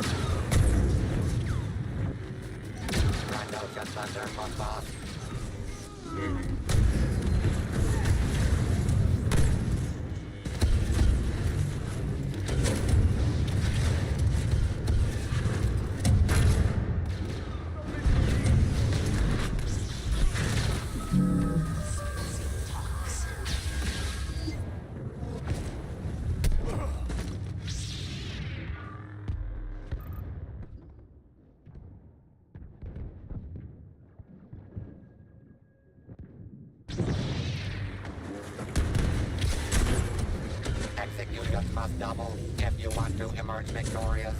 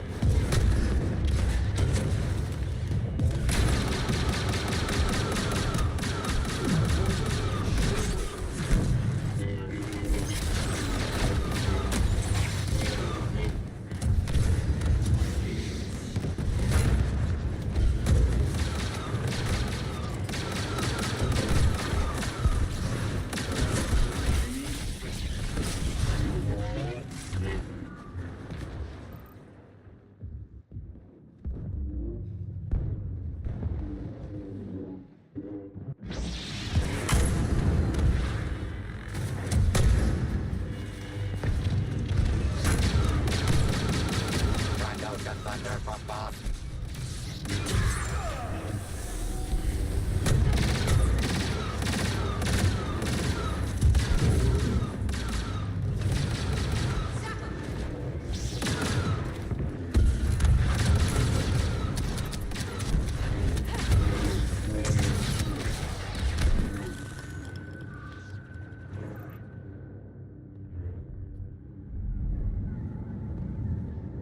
The Emperor of Extermination strikes again.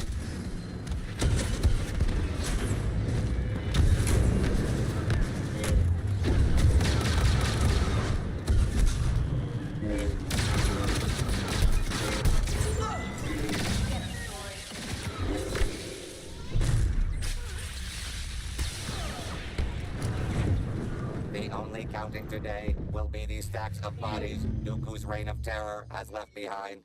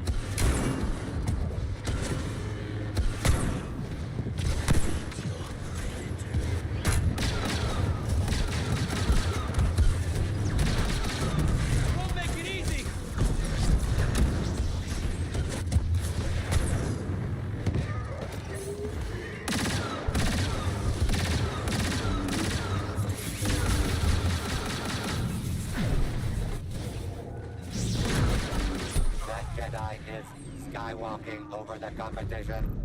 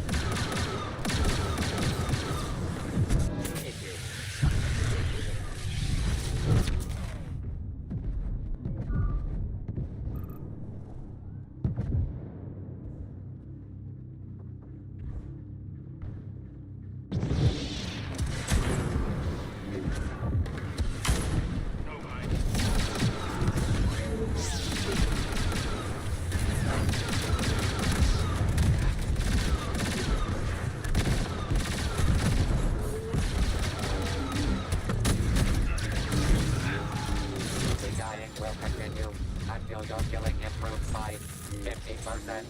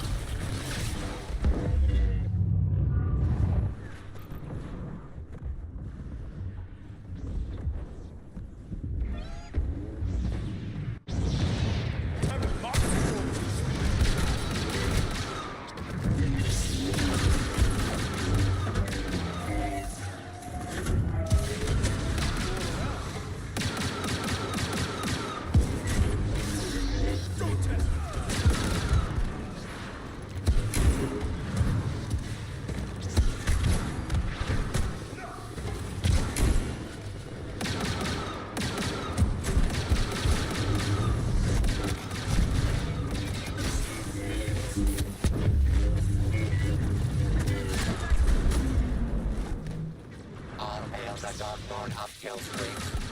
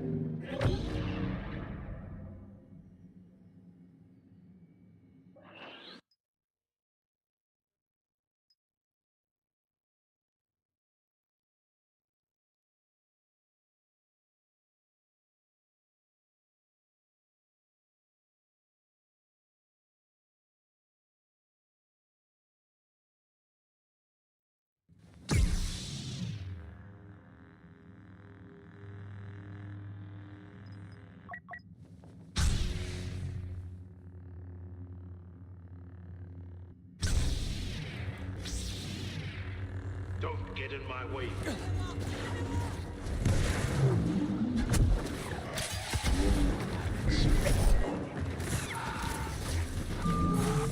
Immediate death for the light side.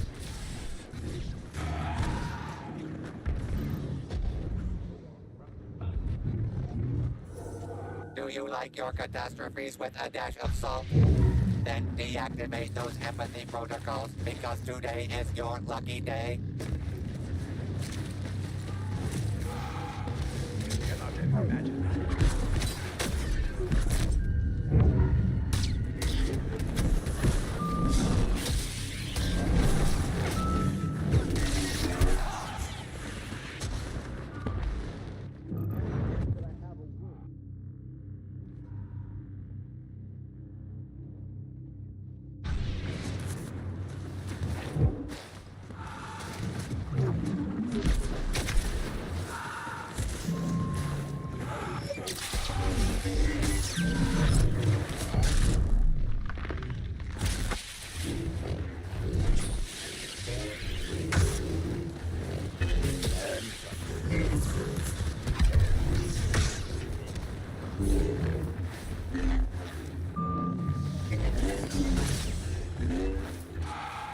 Hyperion's power!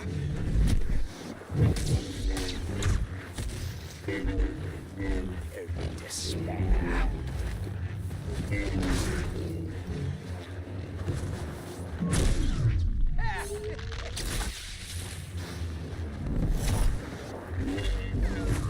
Your hope has blinded.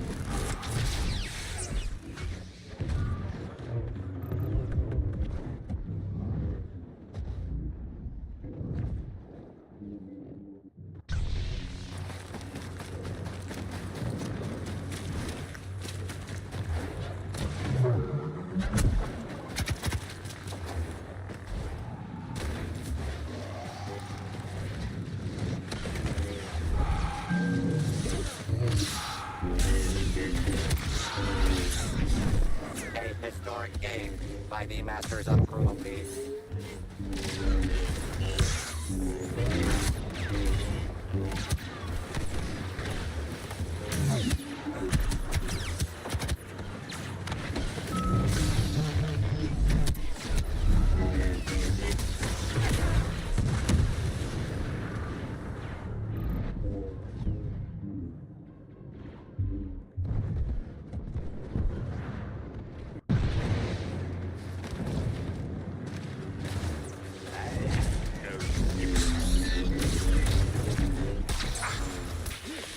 This dark shall consume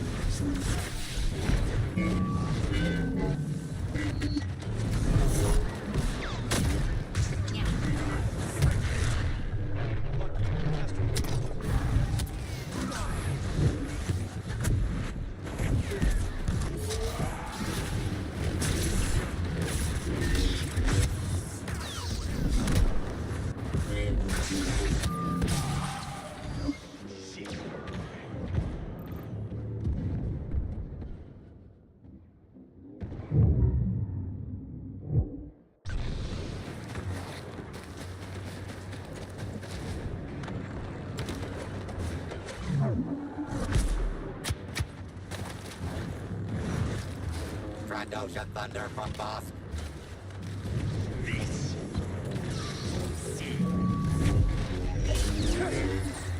My forces will make short work of you.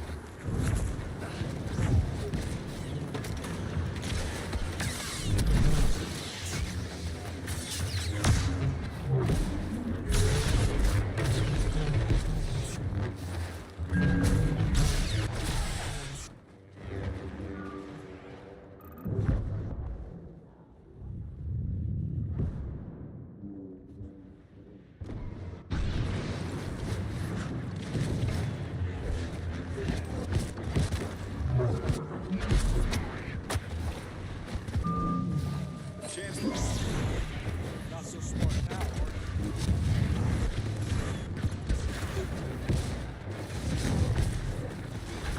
Do not let them surround us.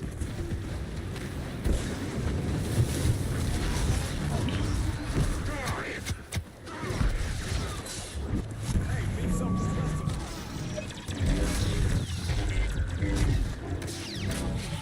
No way.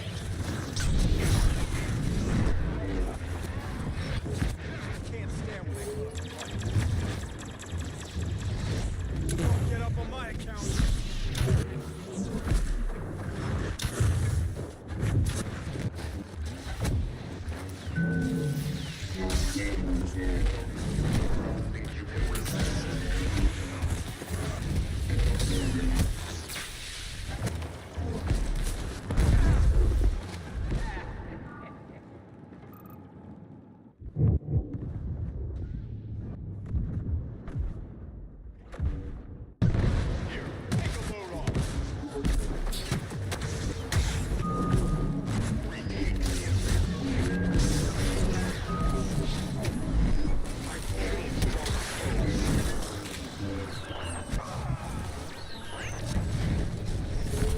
Solo hyper slays the competition.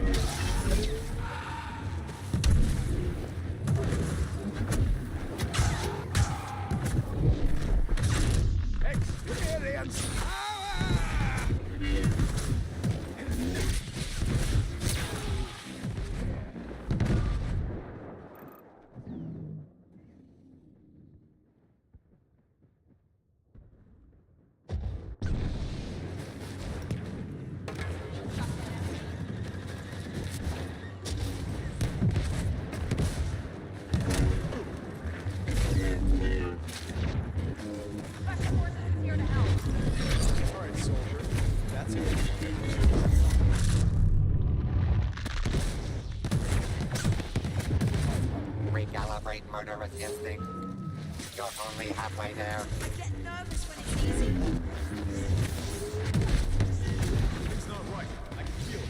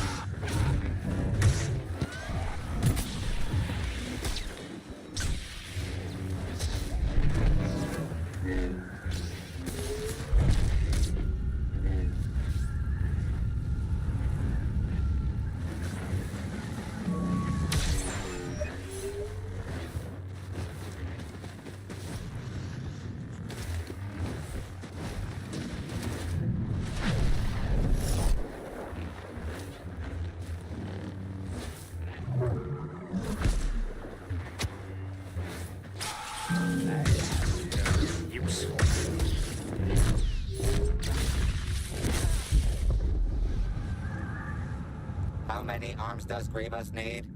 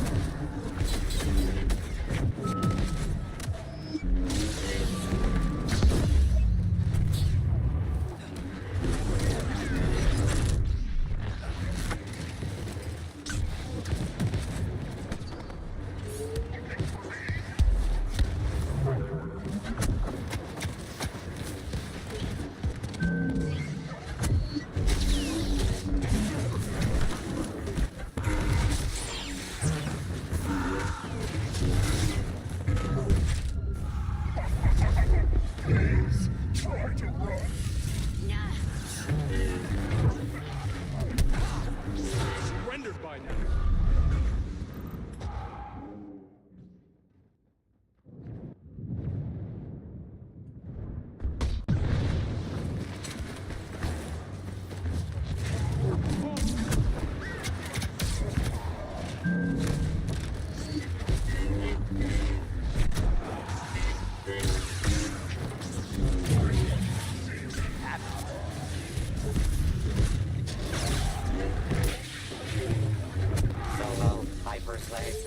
competition. The only counting today will be the stacks of bodies Dooku's reign of terror has left behind.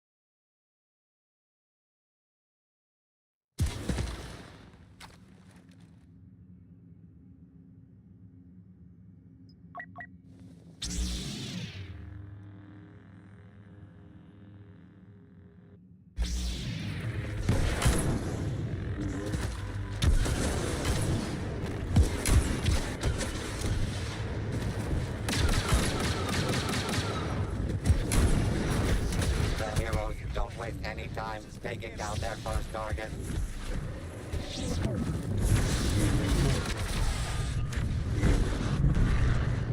Welcome to the forest moon of mayhem. What else besides leaves will fall from trees? Only time will tell.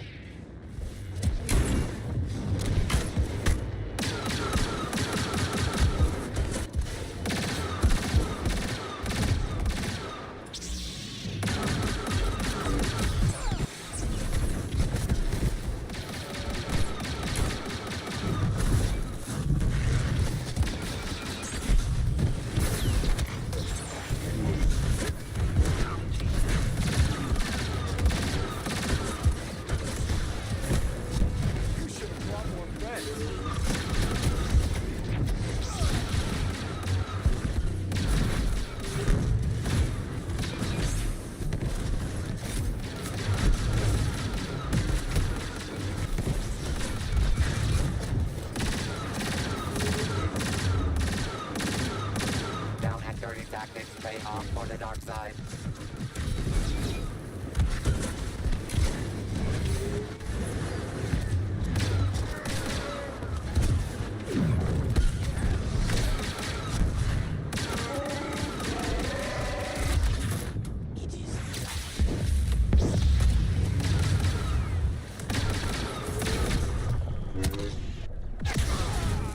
Villainy steals the lead.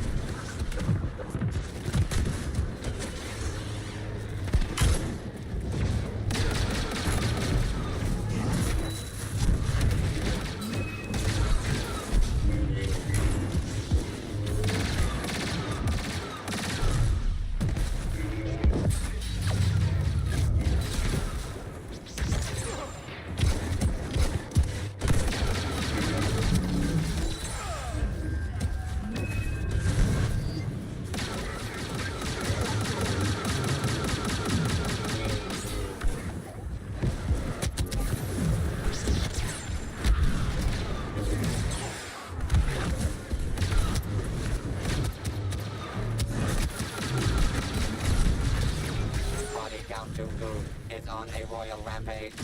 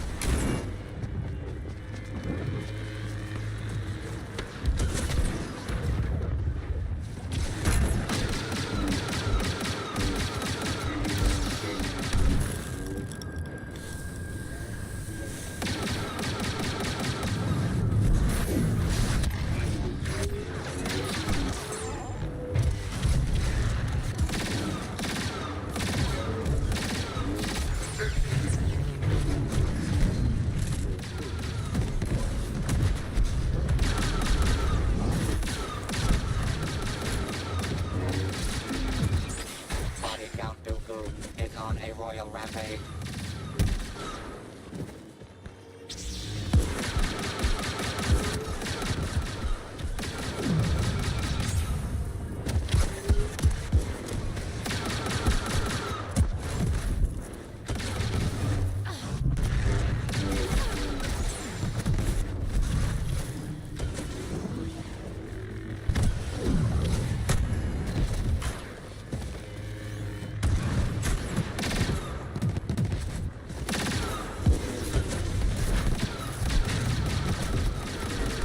Daring madness from the Wookiee. Executions must double if you want to emerge victorious.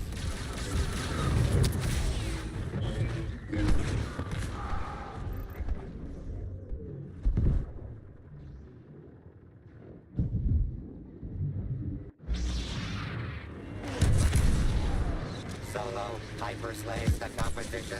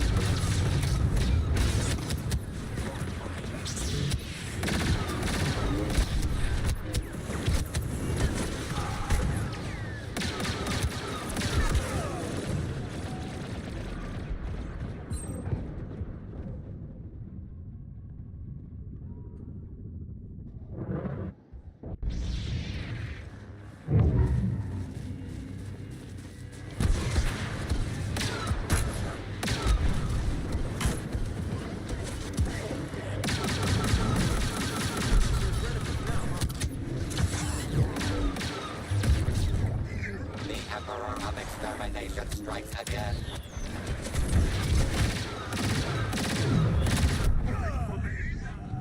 Smuggler incoming! Eliminate that scum.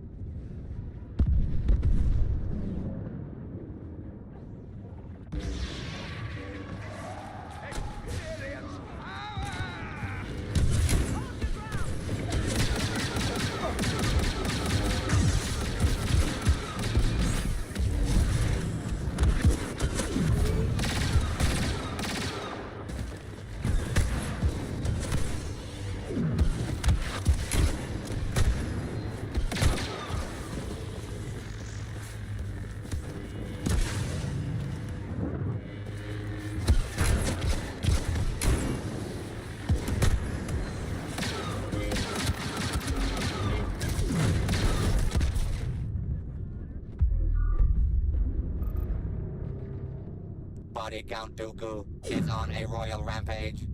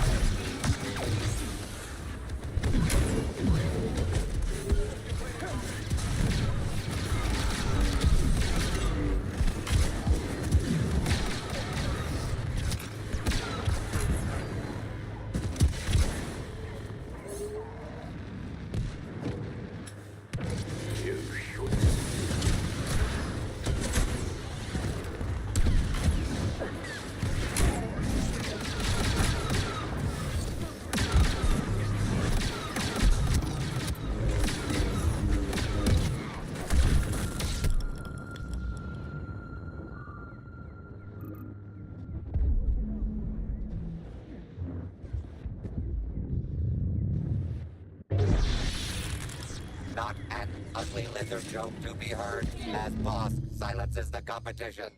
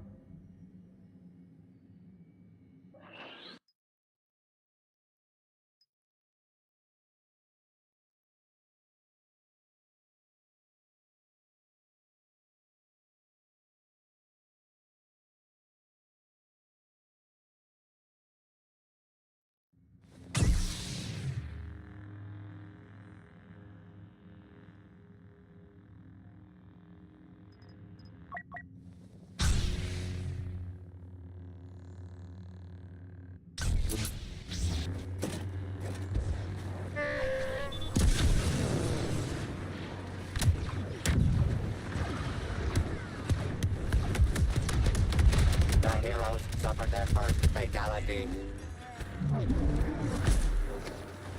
Heroes winning is becoming a stereotype. I feel your doubt.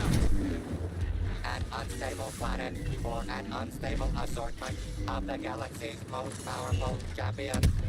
Brought together by fate and my need for constant amusement.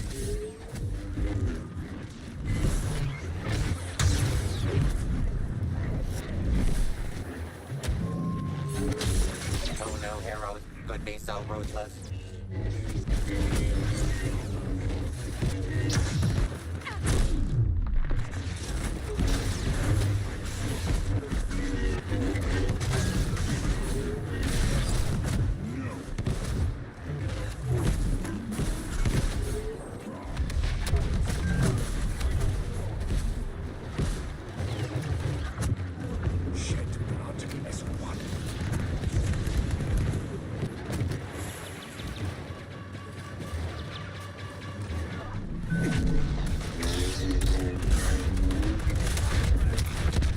Witness the power of the dark side.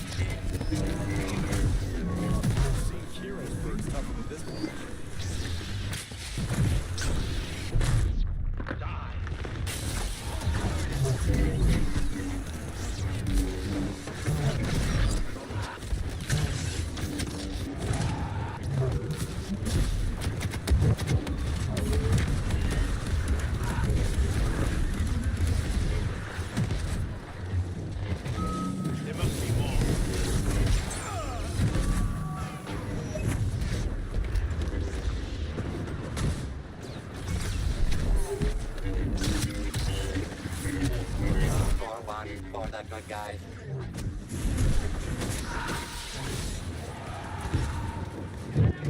The pacifists are crushing the competition. Witness my glory.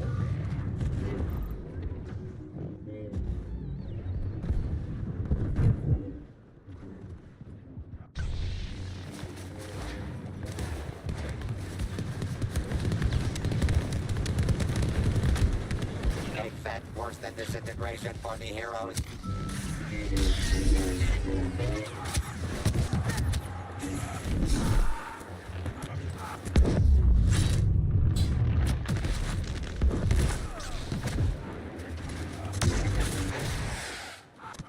Body Count Dooku is on a royal rampage.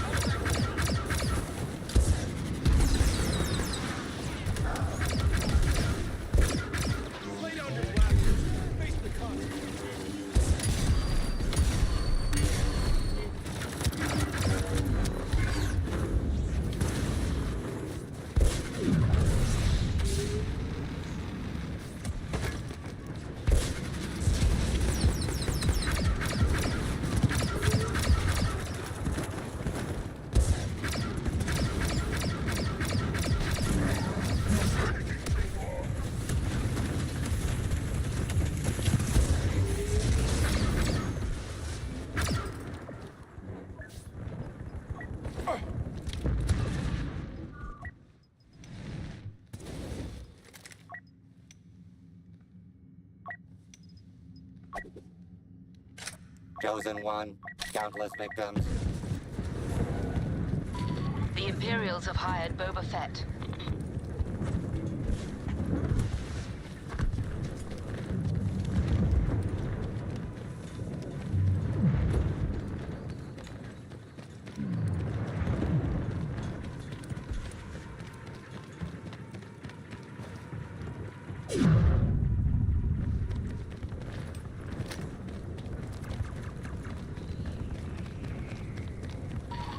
Enemy leader taking point!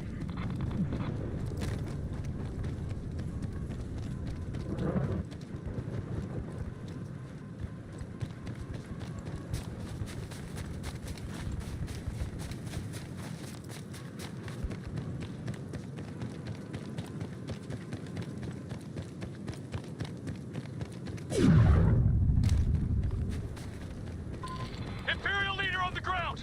Not sure who!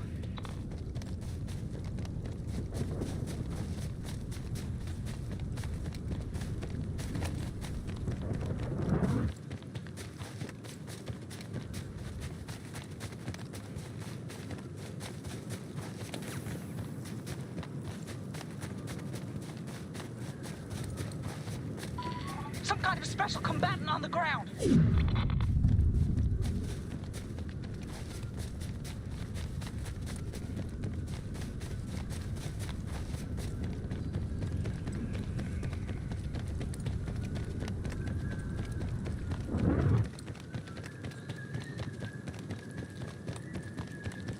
Trandoshan thunder from Bosk. The dying will continue until your killing improves by 50%. Enemies running scared. Unidentified ally on sight.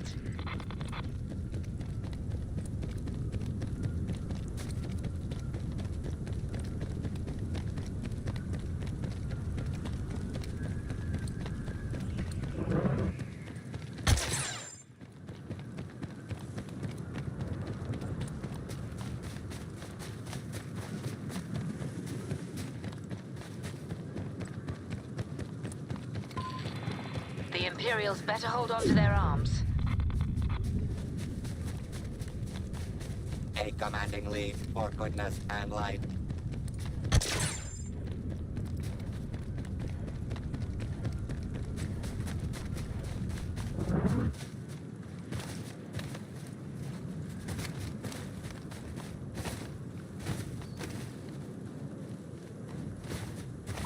Elite ally on the ground!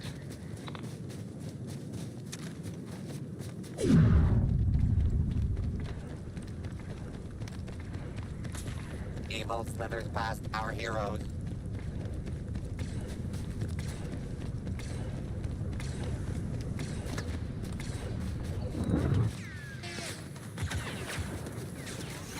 That Jedi is skywalking over the competition.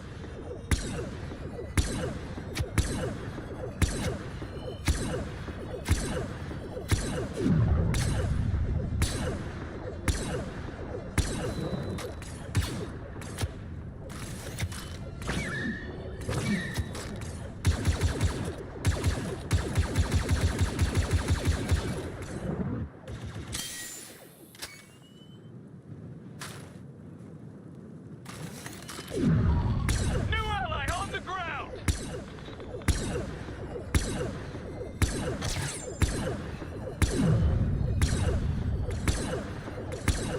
Lead taken by scary-looking enemies.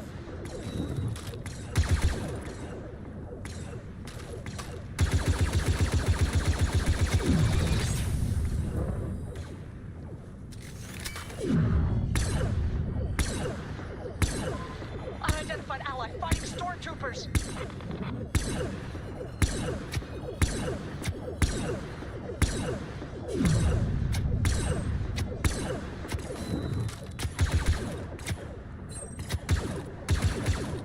Down and dirty tactics pay off for the dark side.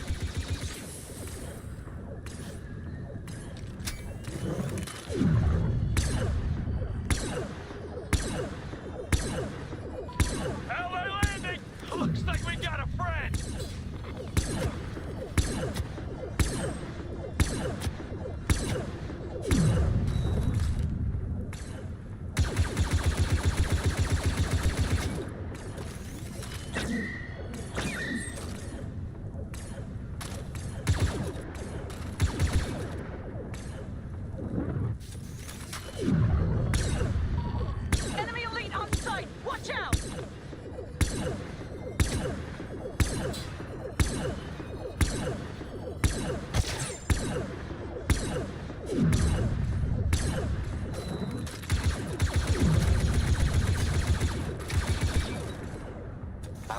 arms does Grievous need?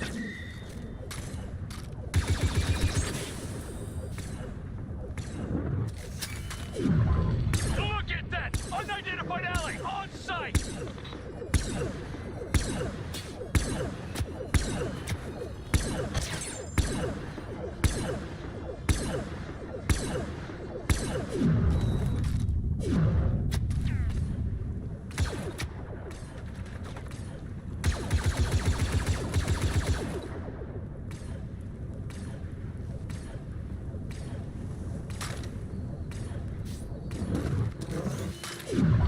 Who is that?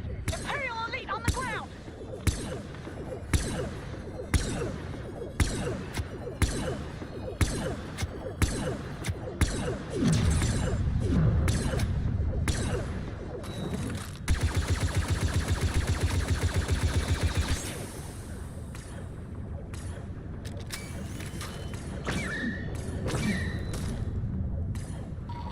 Boba Fett is here.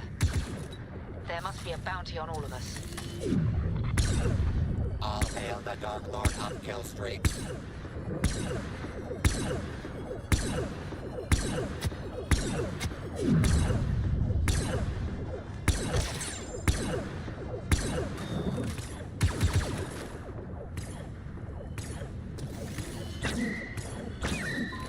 Imperial leader on the ground!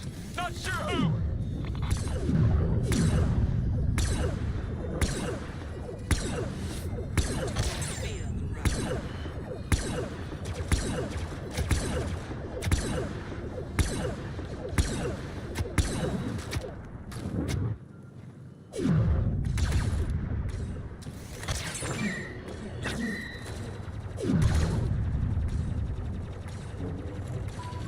Some kind of special combatant on the ground! What is their intention?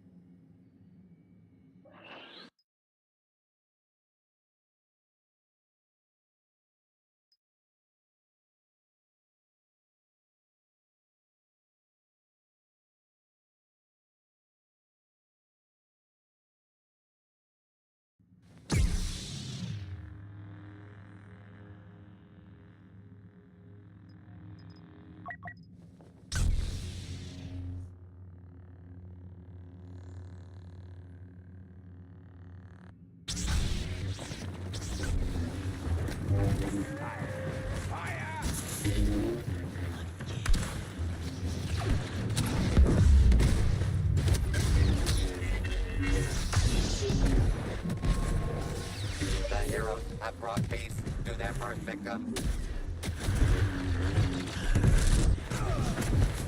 Please join me in welcoming today's contestants. They have joined us here in this arena, coming from all corners of the galaxy to do battle across the eras. May the best side prevail.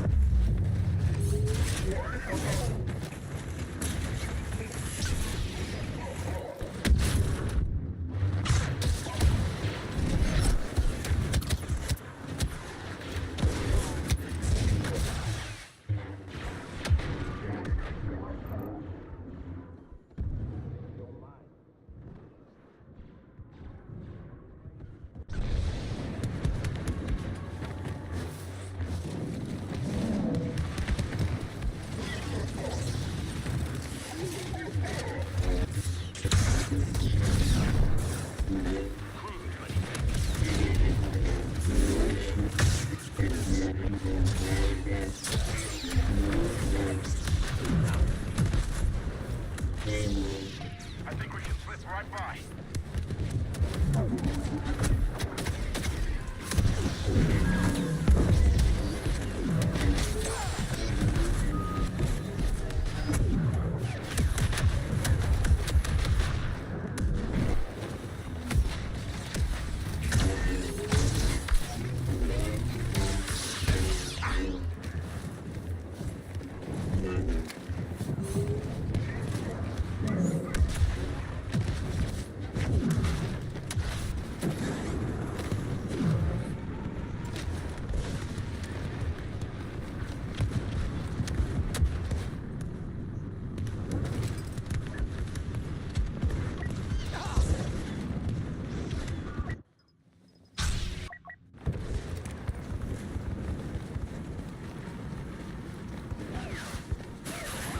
Luke Skywalker has joined the battle.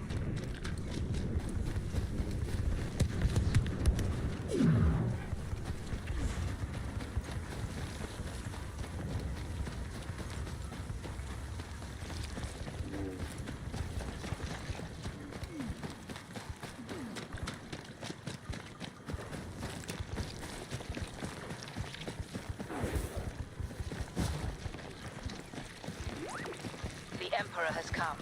Everyone beware.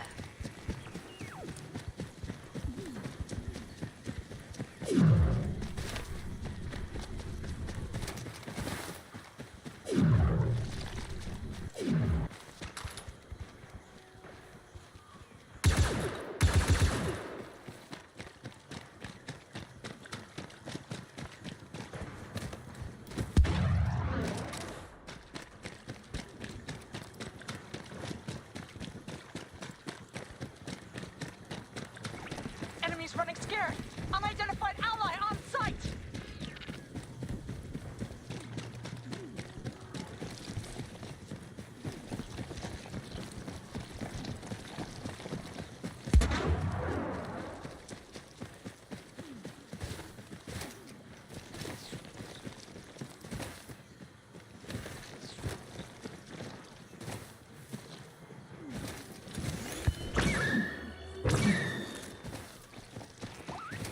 General Solo is here.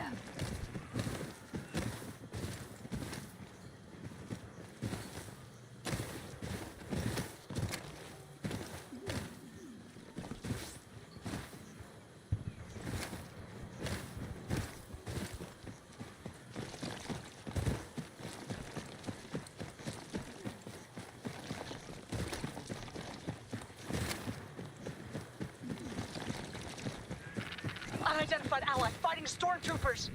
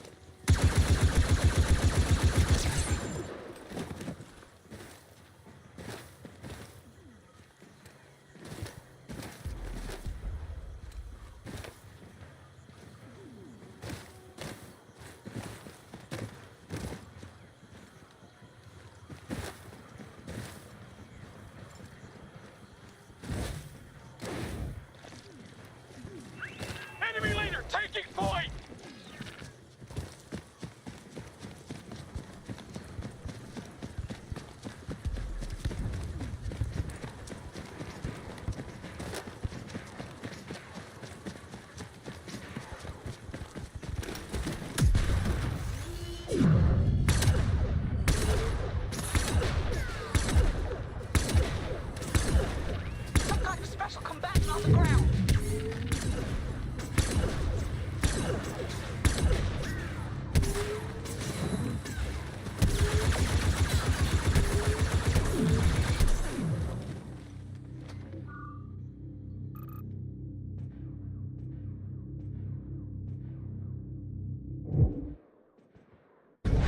I'm getting tired of this.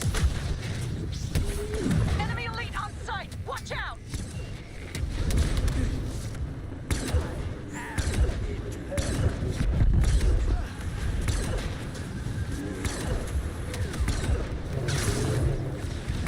Enemy numbers still need to be reduced by half.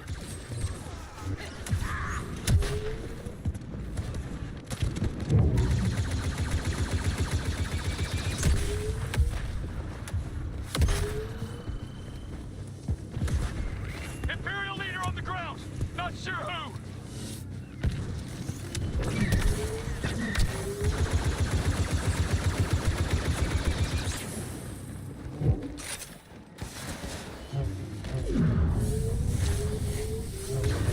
Don't test me.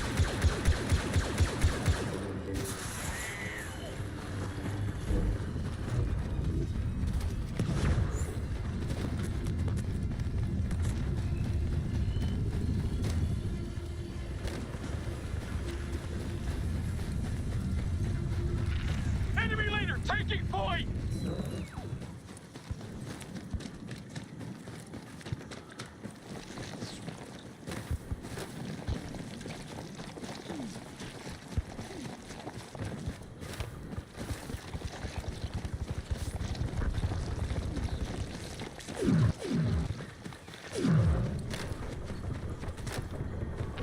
LA landing. Looks like we got a friend.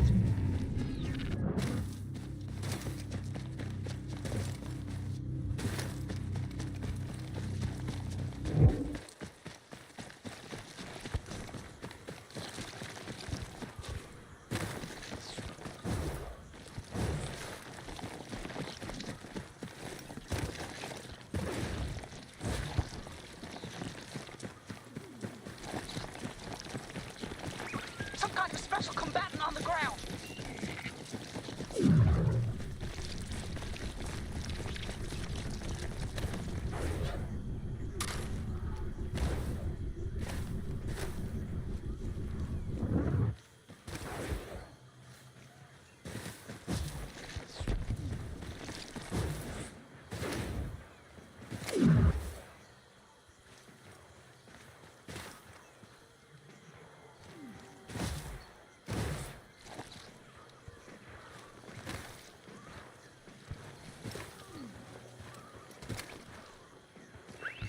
Enemy elite on sight. Watch out.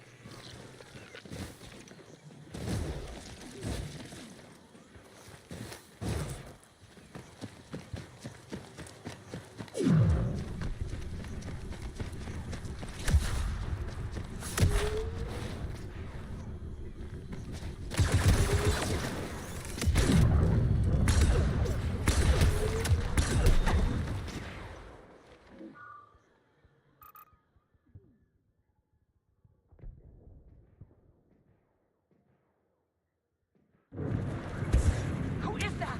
Imperial elite on the ground.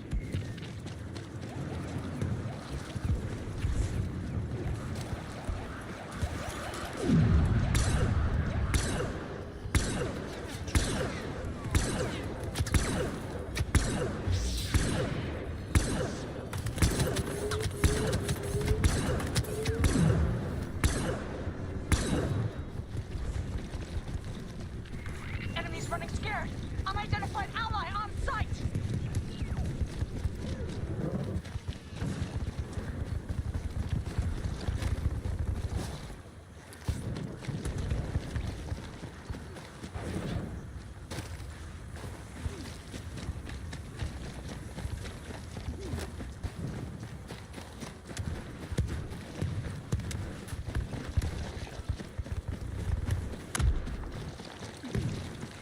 Enemy leader taking point.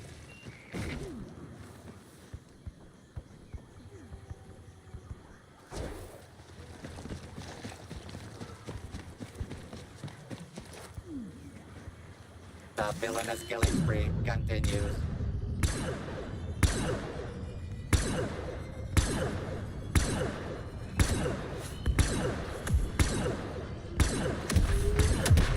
Look at that! Unidentified ally on site!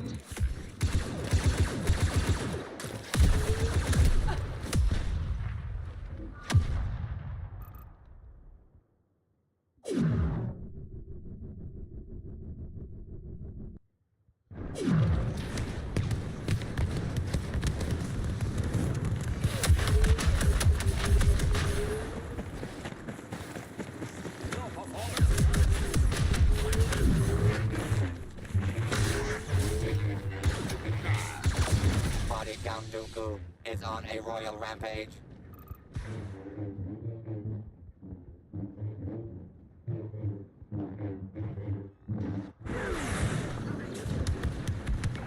Imperial leader on the ground! Not sure who!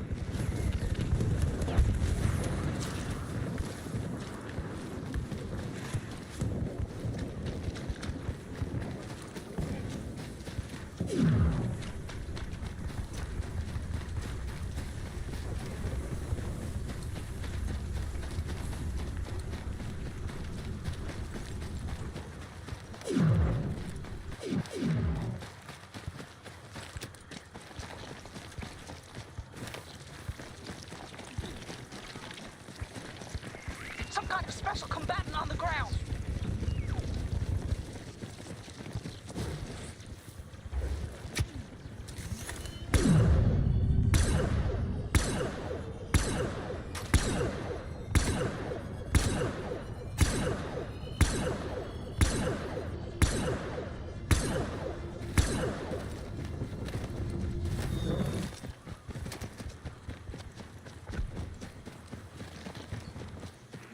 Elite ally on the ground!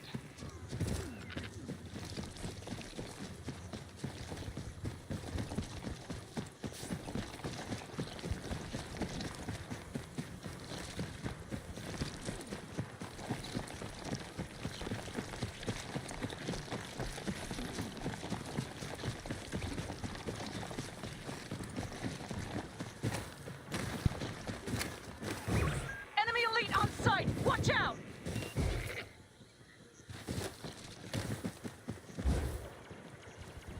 The only counting today will be the stacks of bodies Dooku's reign of terror has left behind.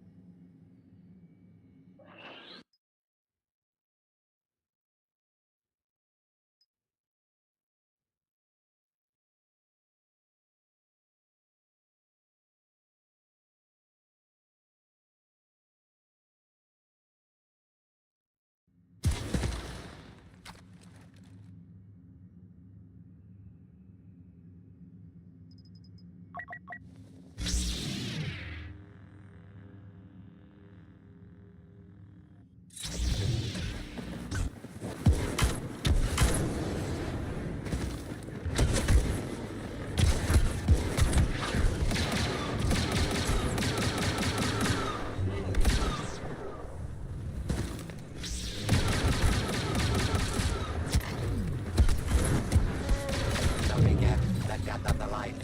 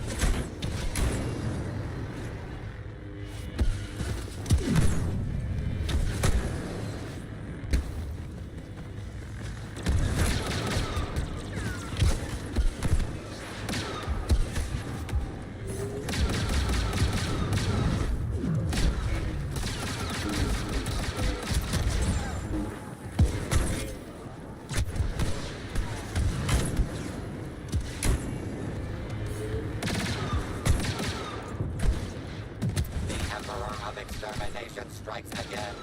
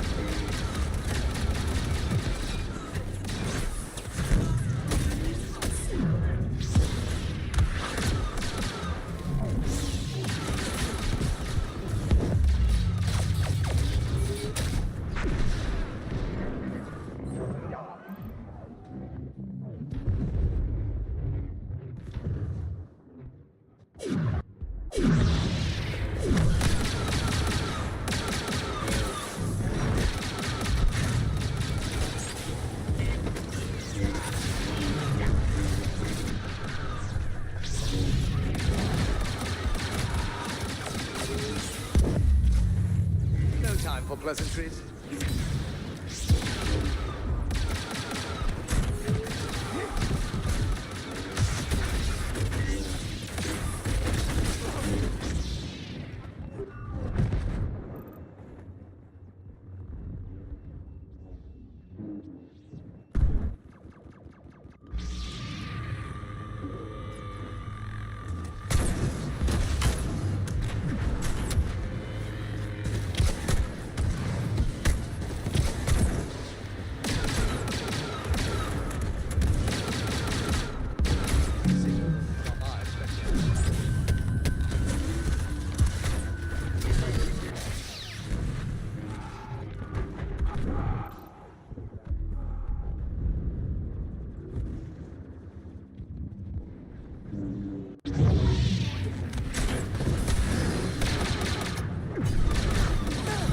Kill spree halfway completed.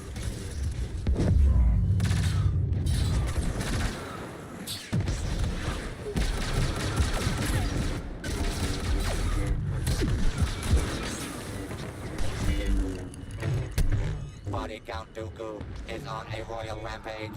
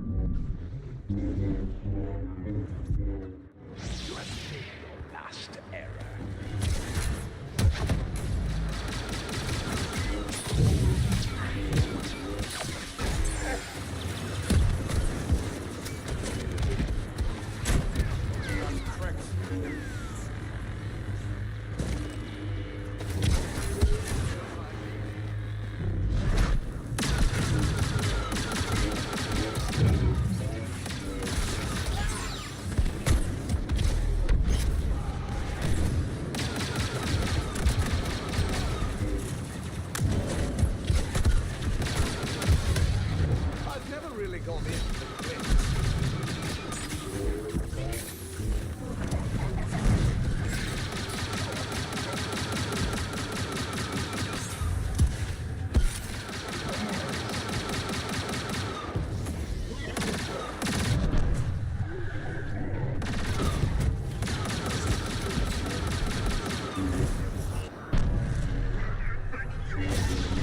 Body count Dooku is on a royal rampage.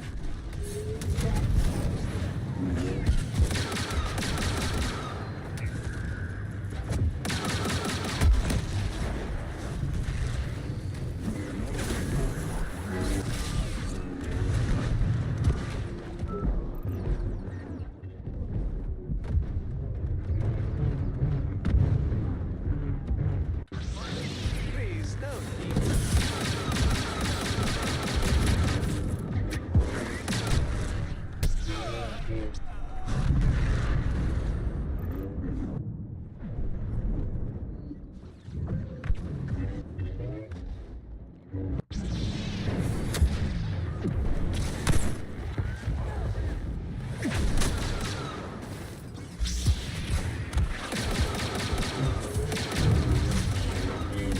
The advantage is ours.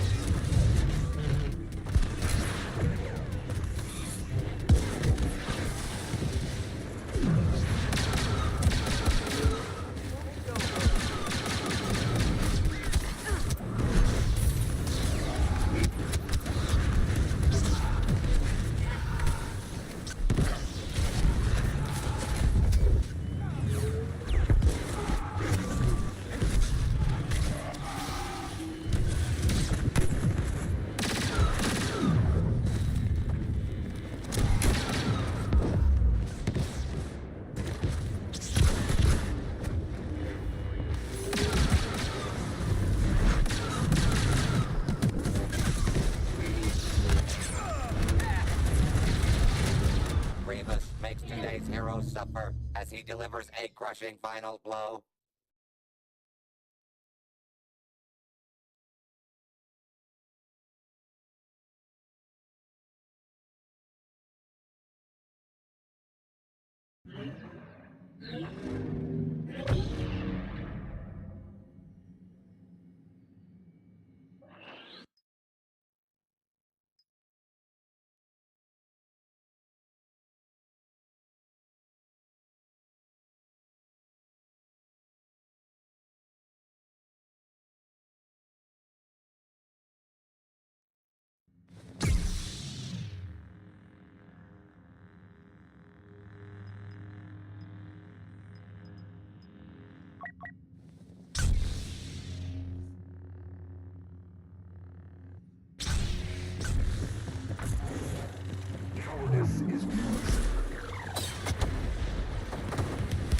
The light is immediately snuffed out.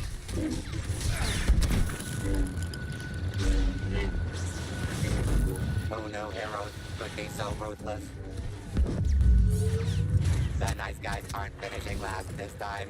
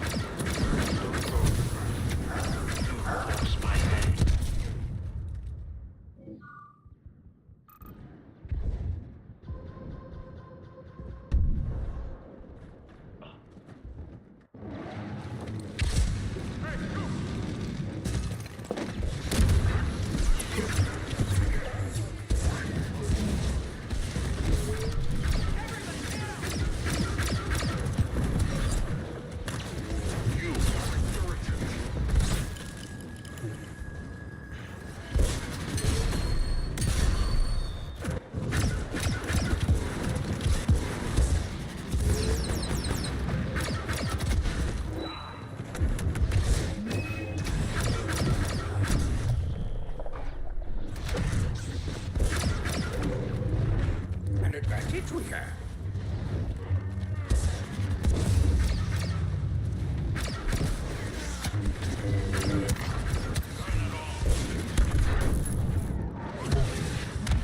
See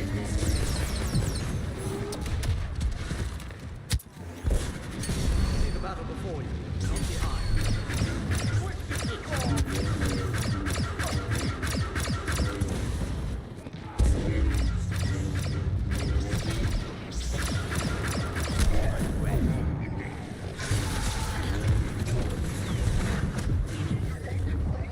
Solo hyperslaves the competition.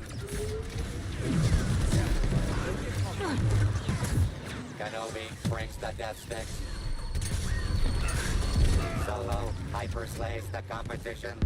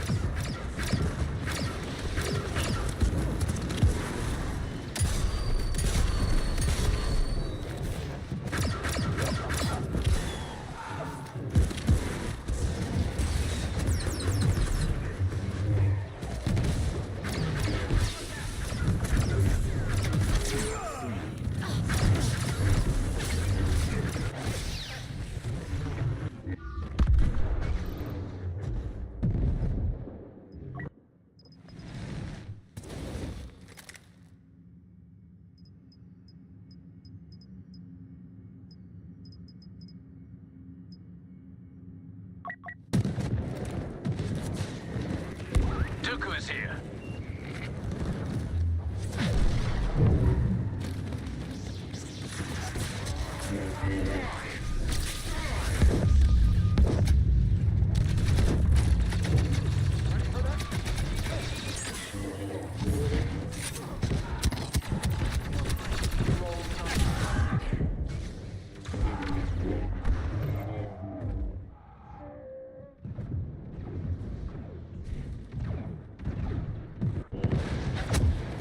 There is no passion. Solo hyperslaves the competition.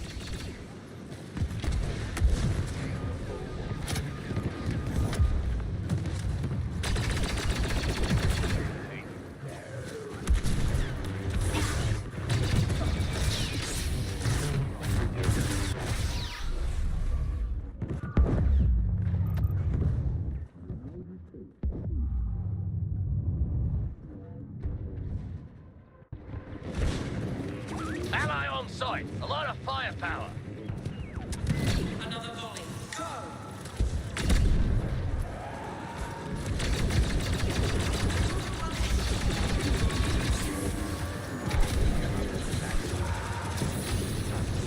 Enemy numbers still need to be reduced by half.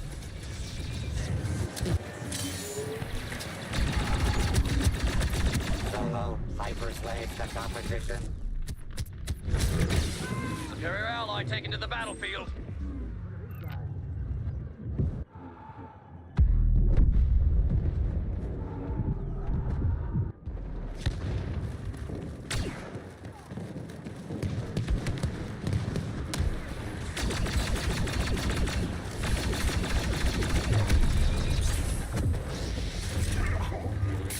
Solo hyperslaves the competition.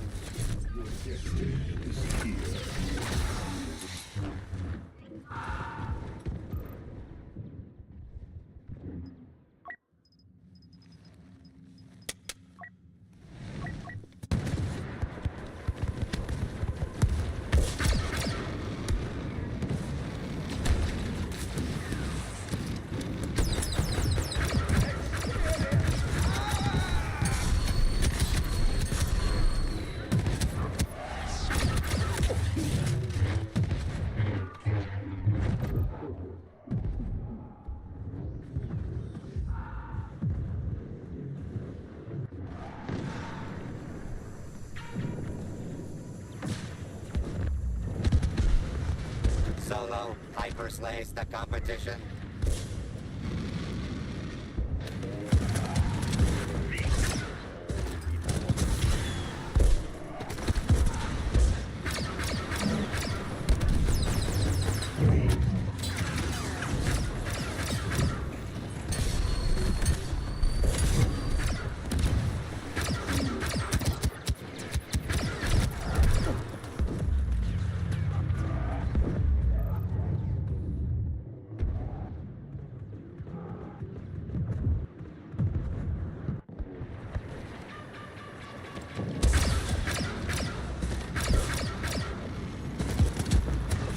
Victory is within our grasp.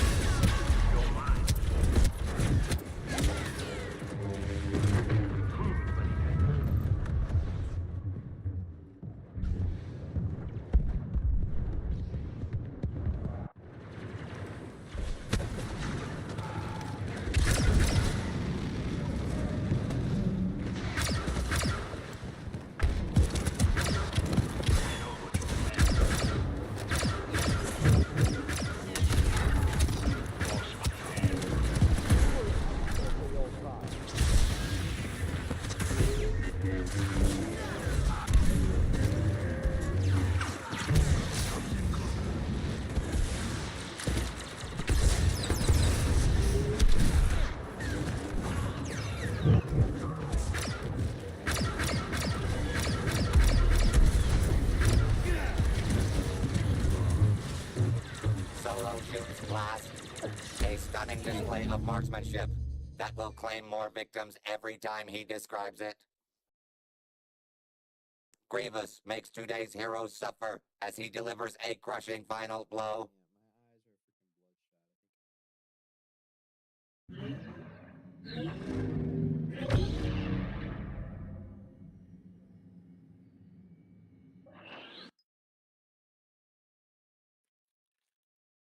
Hassan Packer found alive this morning at 34.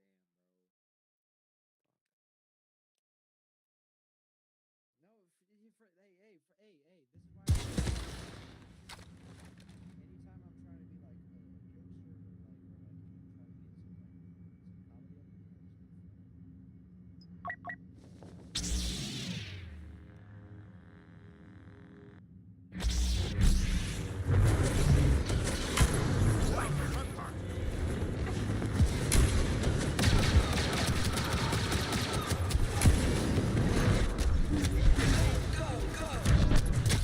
A very unlucky villain is the first to greet our heroes.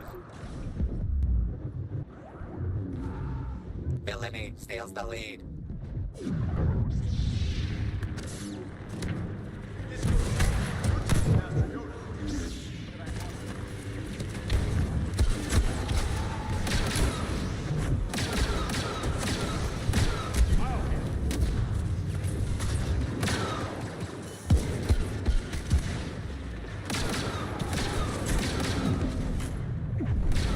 Solo hyper slays the competition.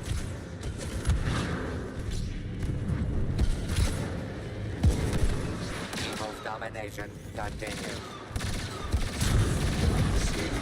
Who knew heroes could be so ruthless?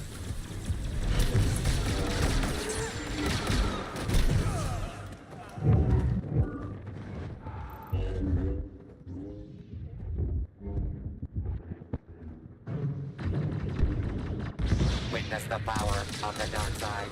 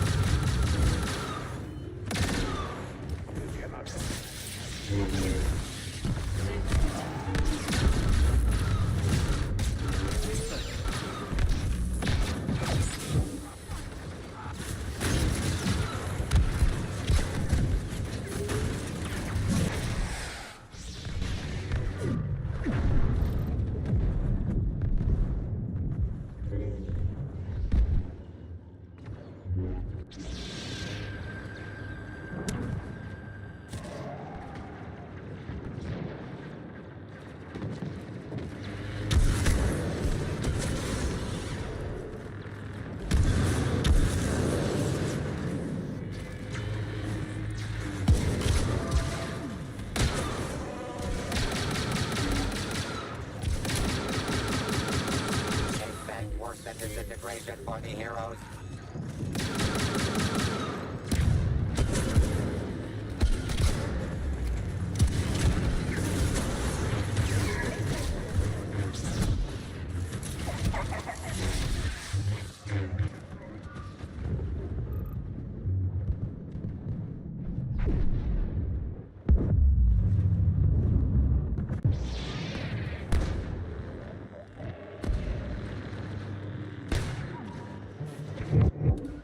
Body Count Dooku is on a royal rampage.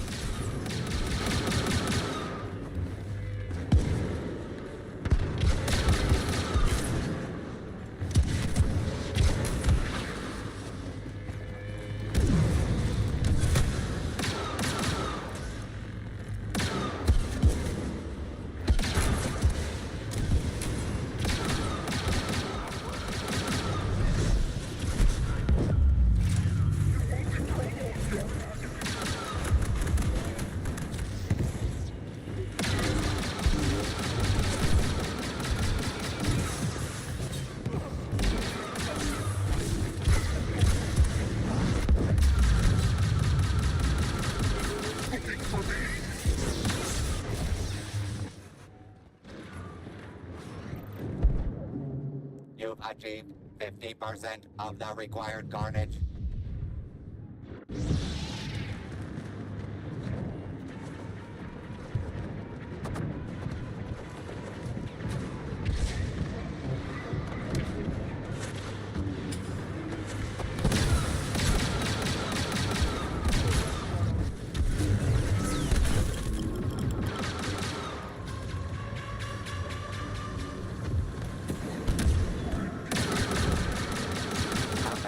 Does Grievous need?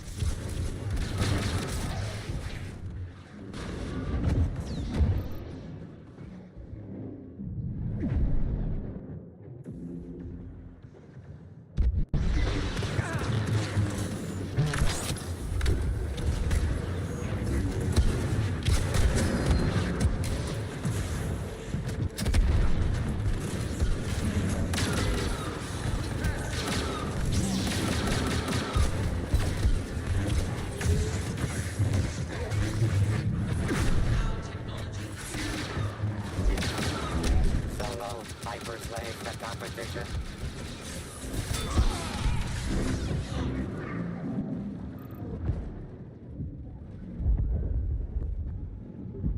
Chosen one, countless victims. Use everything you got.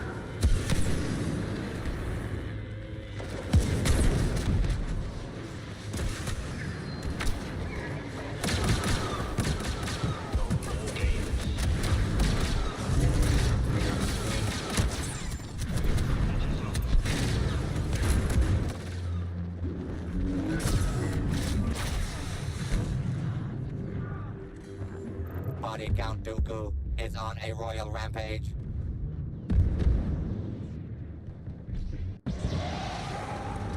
Body Count Dooku is on a royal rampage.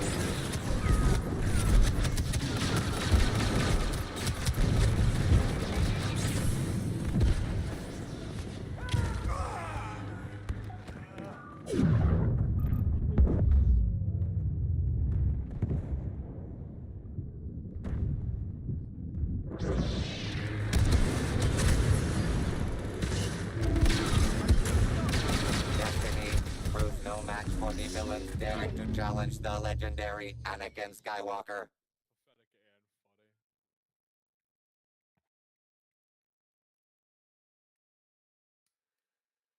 Fuck you, Grievous.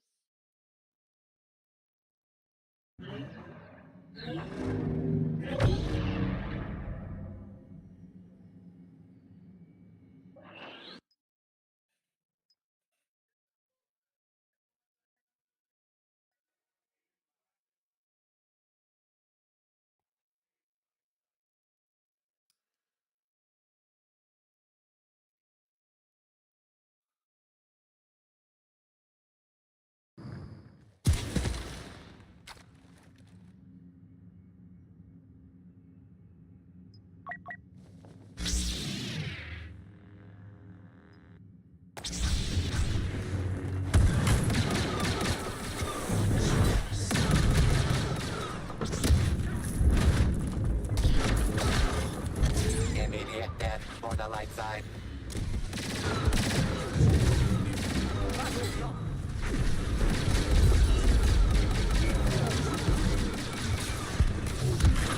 When diplomatic solutions fail, disintegrations reign. Which contestants will survive? And which will only be horribly disfigured?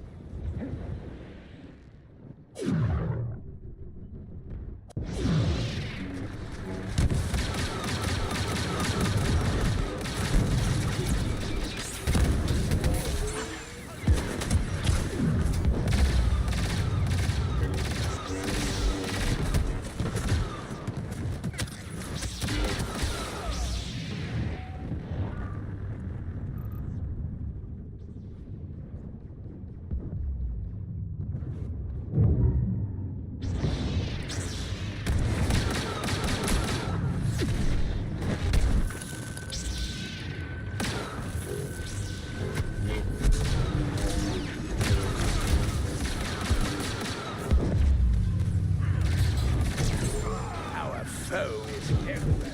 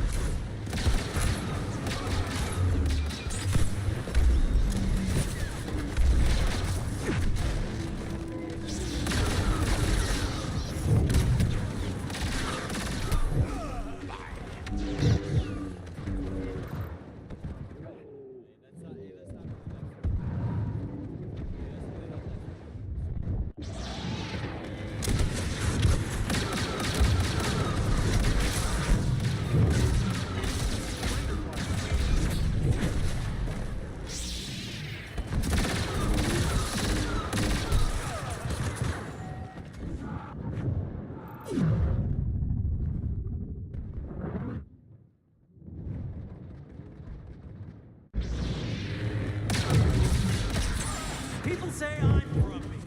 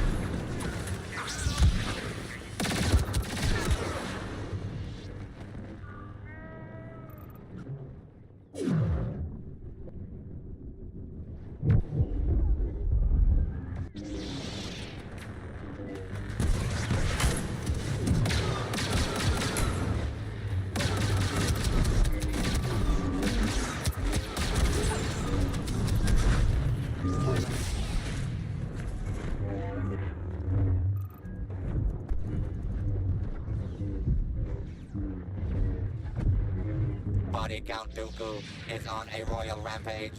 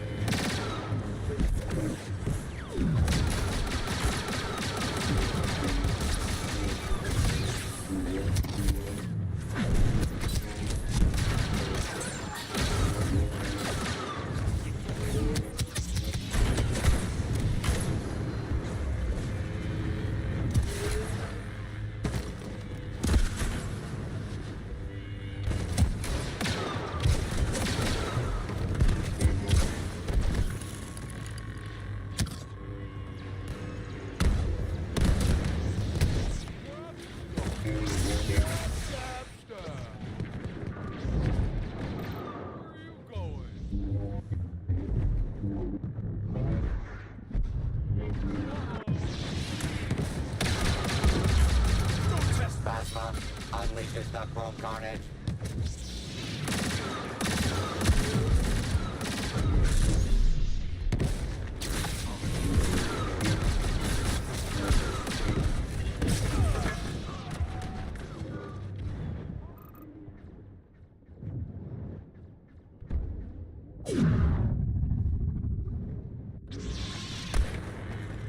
We have to succeed!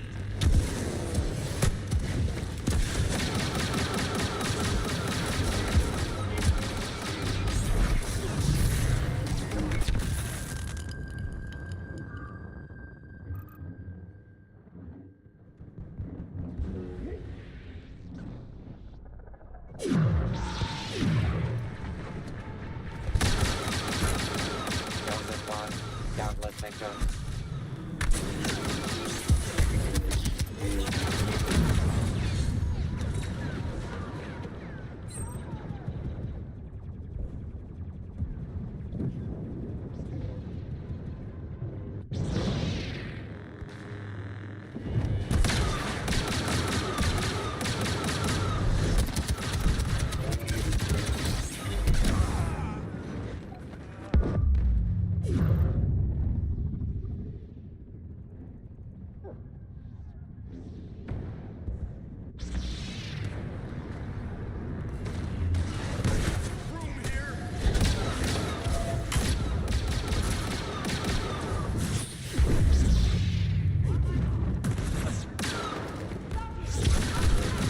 That Jedi is skywalking over the competition.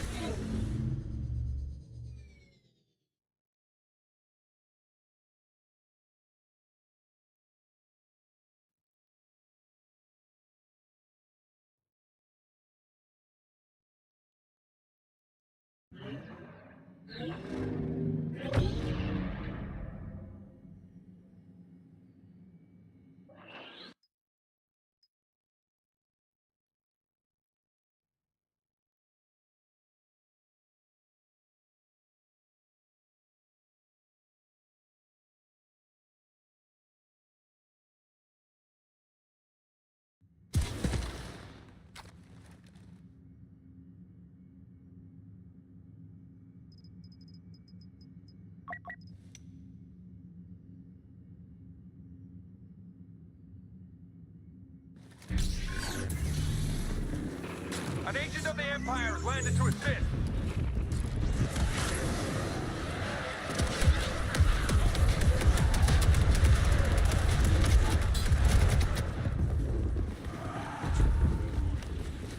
The heroes come out fighting.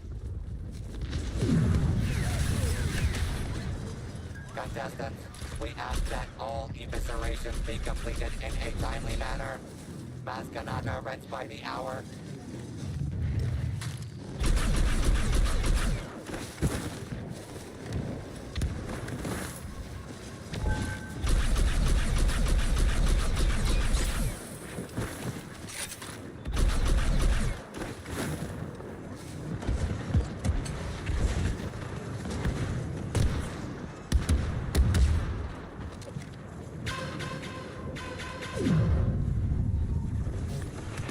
Unidentified rebel commander on site!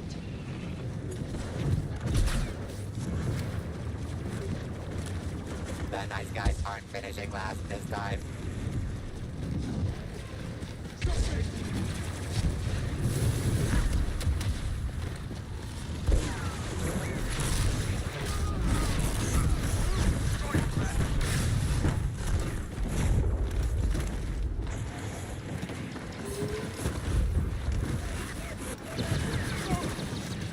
The Emperor is here.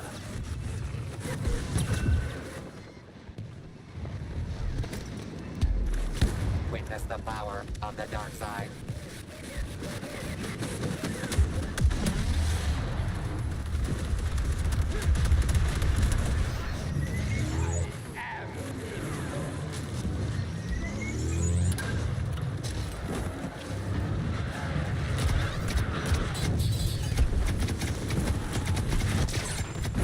Some hotshot is deploying to assist. Don't know who.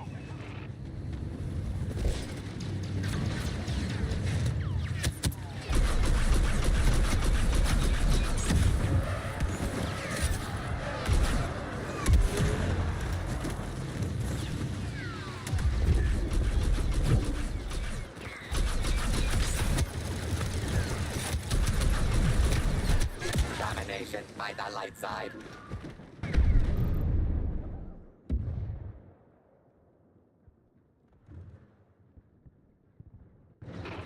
Signal from command. We have an elite operative on site.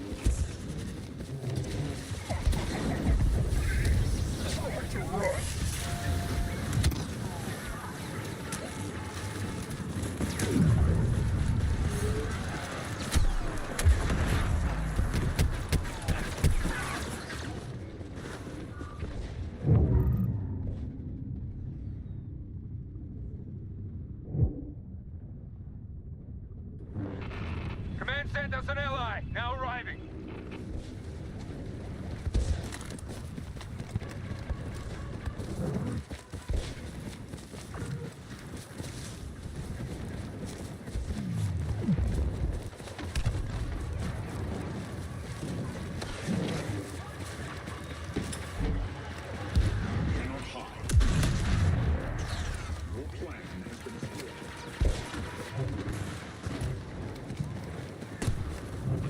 Specialized combatant deployed to assist.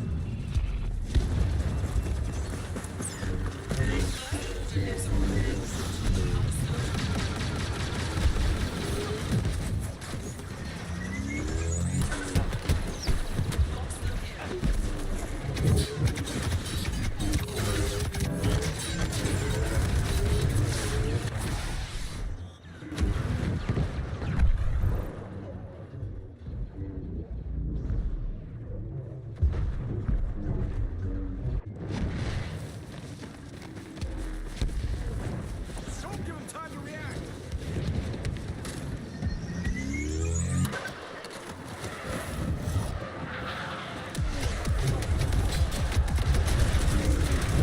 An agent of the Empire has landed to assist.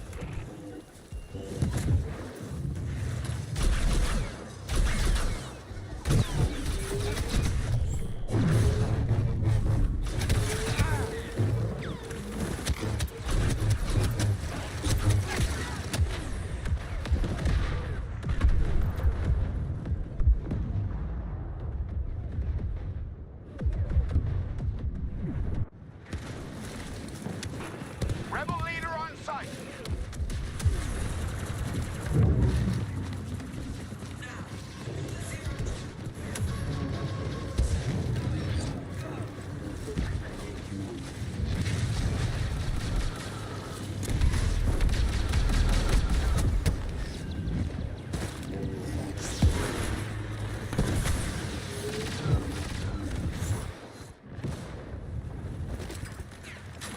New squad leader arriving. Fall in.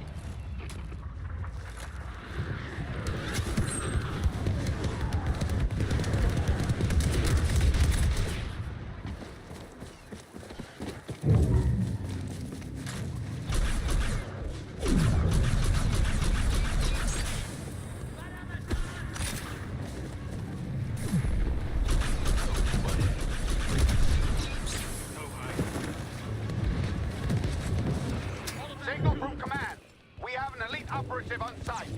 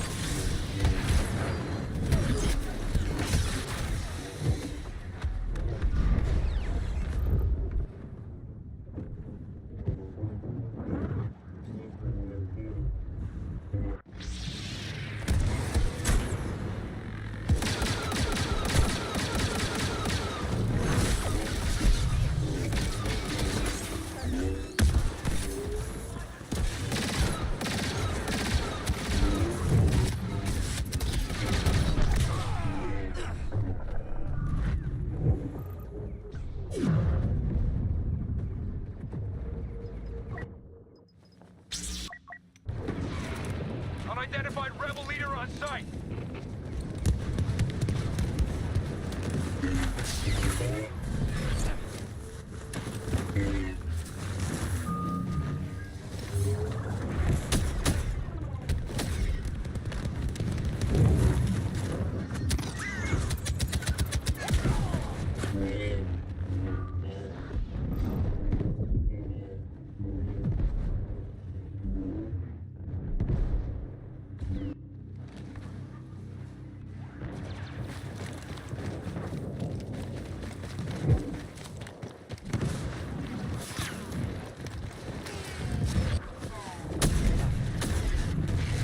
Elite ally landing. Assistance required.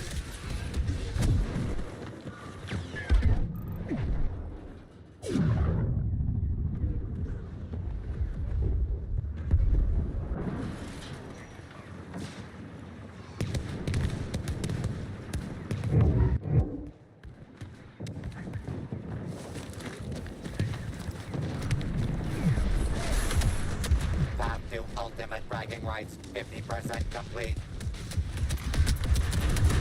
Command send us an ally, now arriving.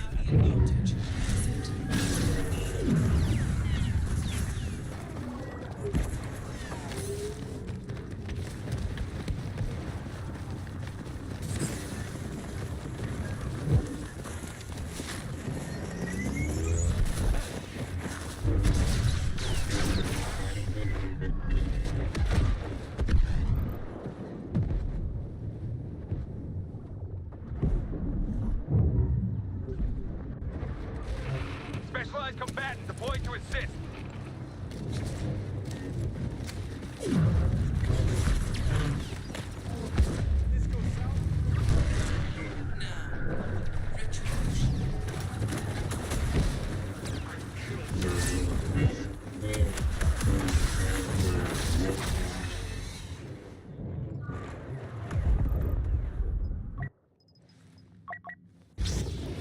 The Raging Red is on a Kylo spree.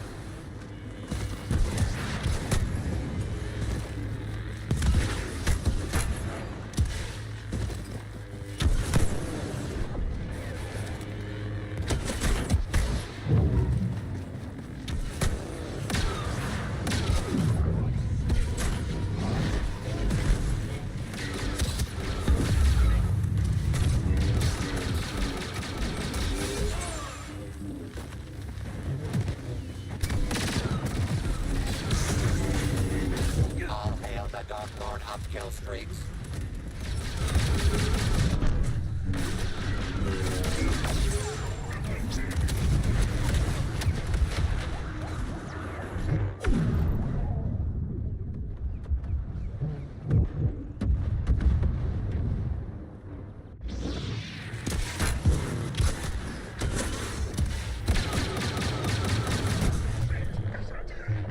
Anger and hate seize the day as Kylo Ren makes a match.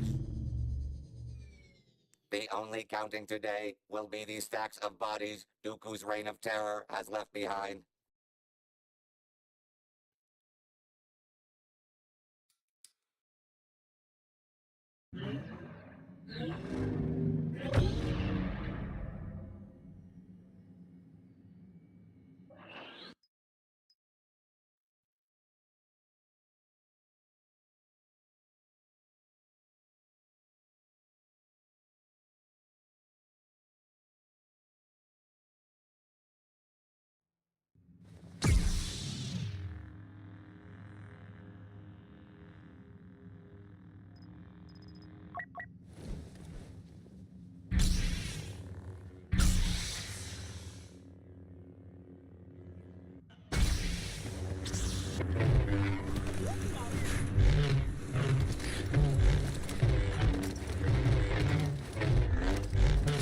The powers of good waste no time and score first.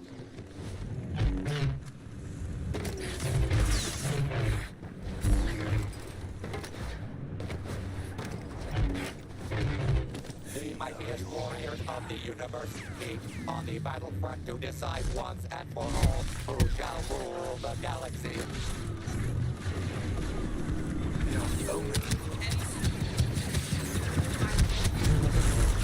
Evil domination continues.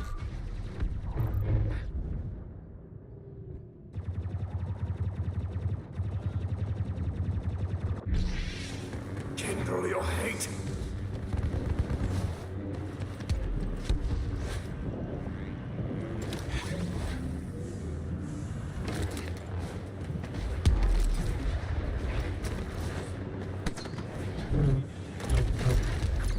Their bones shudder.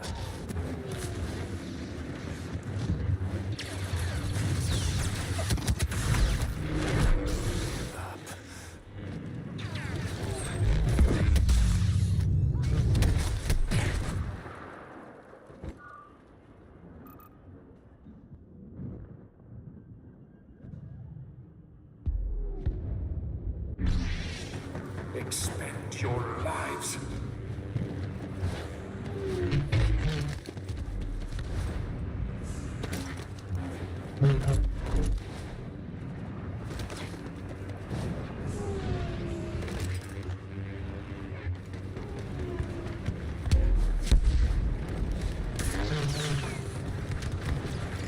A battle worth waging.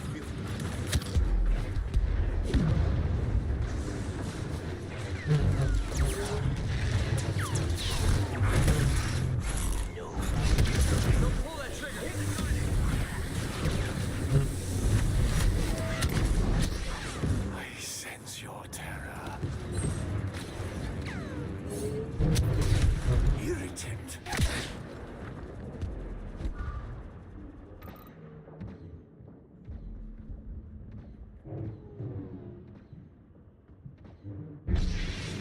Behind me.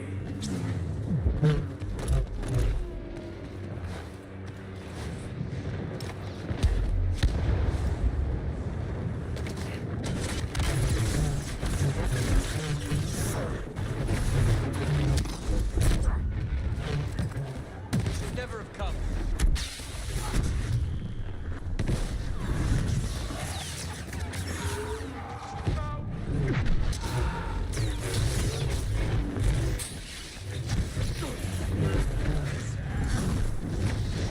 I'm getting tired of this.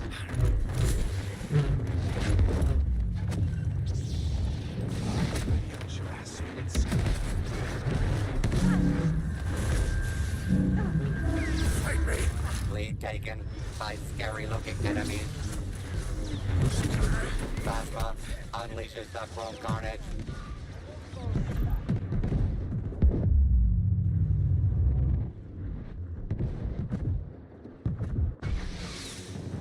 With your might.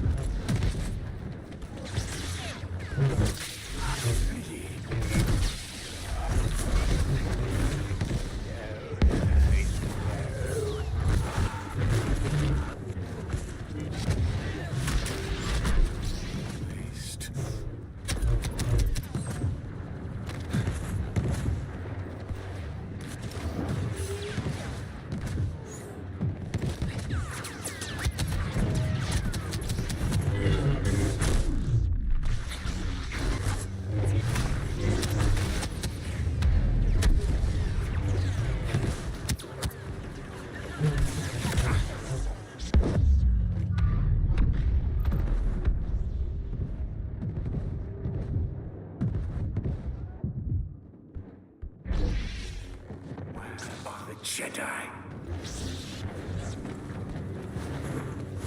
Body Count Dooku is on a royal rampage.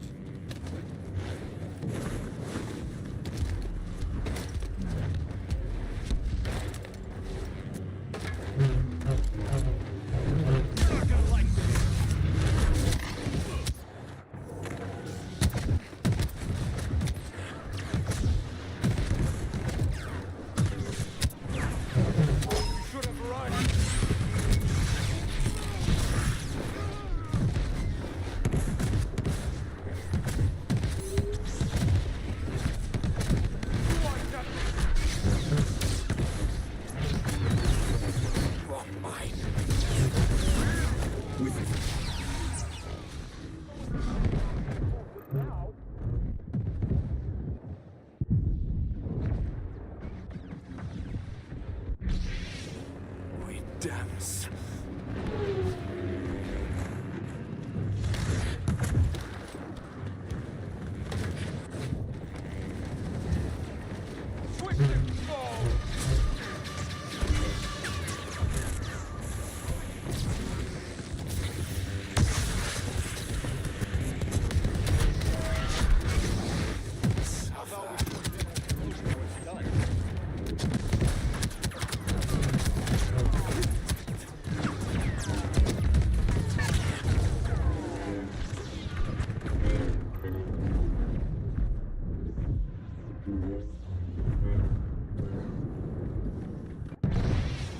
To battle.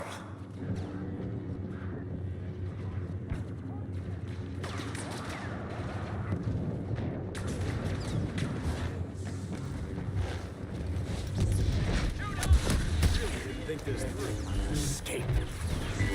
Your domination is not as complete as you think. Still halfway to go. Plasma unleashes the chrome carnage.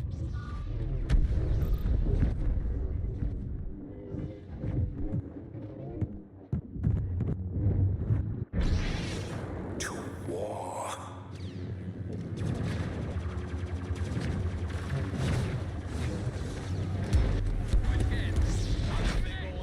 Fight as brothers.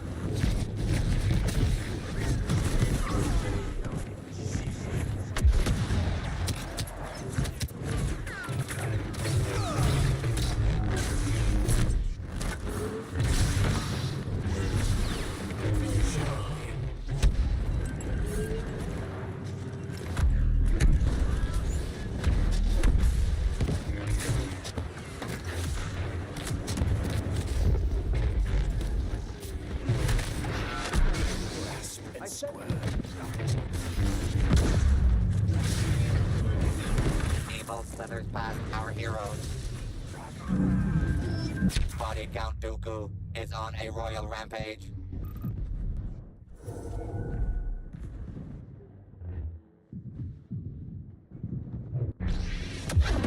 Chaos begins.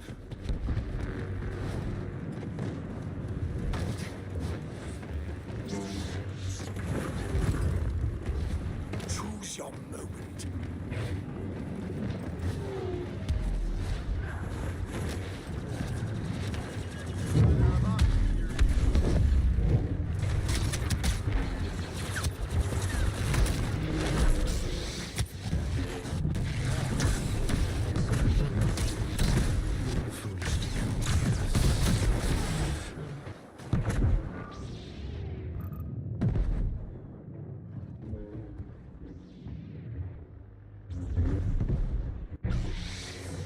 Rise to attack.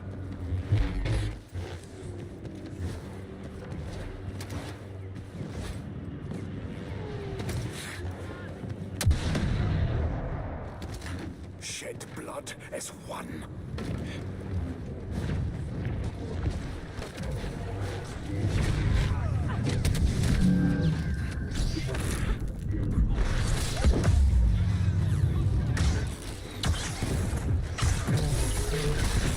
The Raging Ren is on a Kylo spree.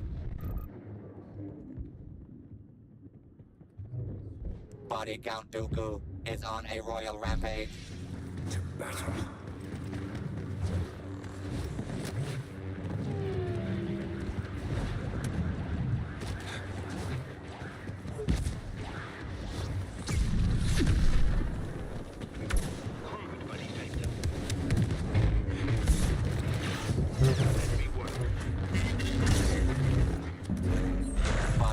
Dooku is on a royal rampage.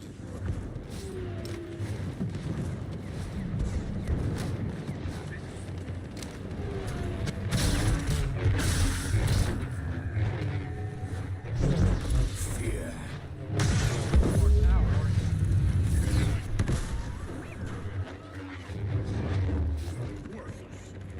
Don't get up on my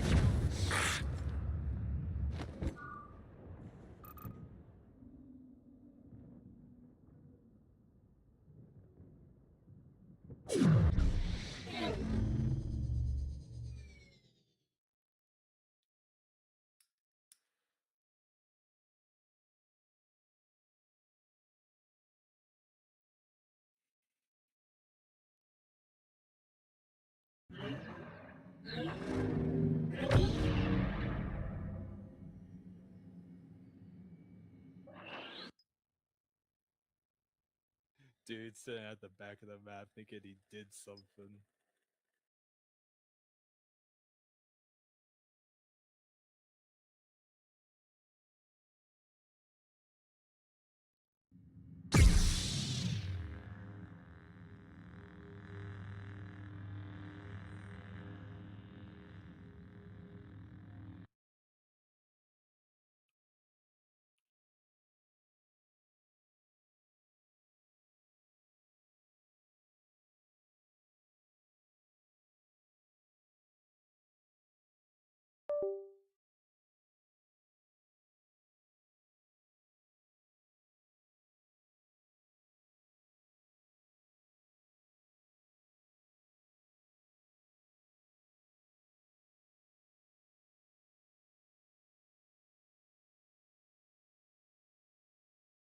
For now, had some good HVV chaos today, man. It was pretty awesome. So,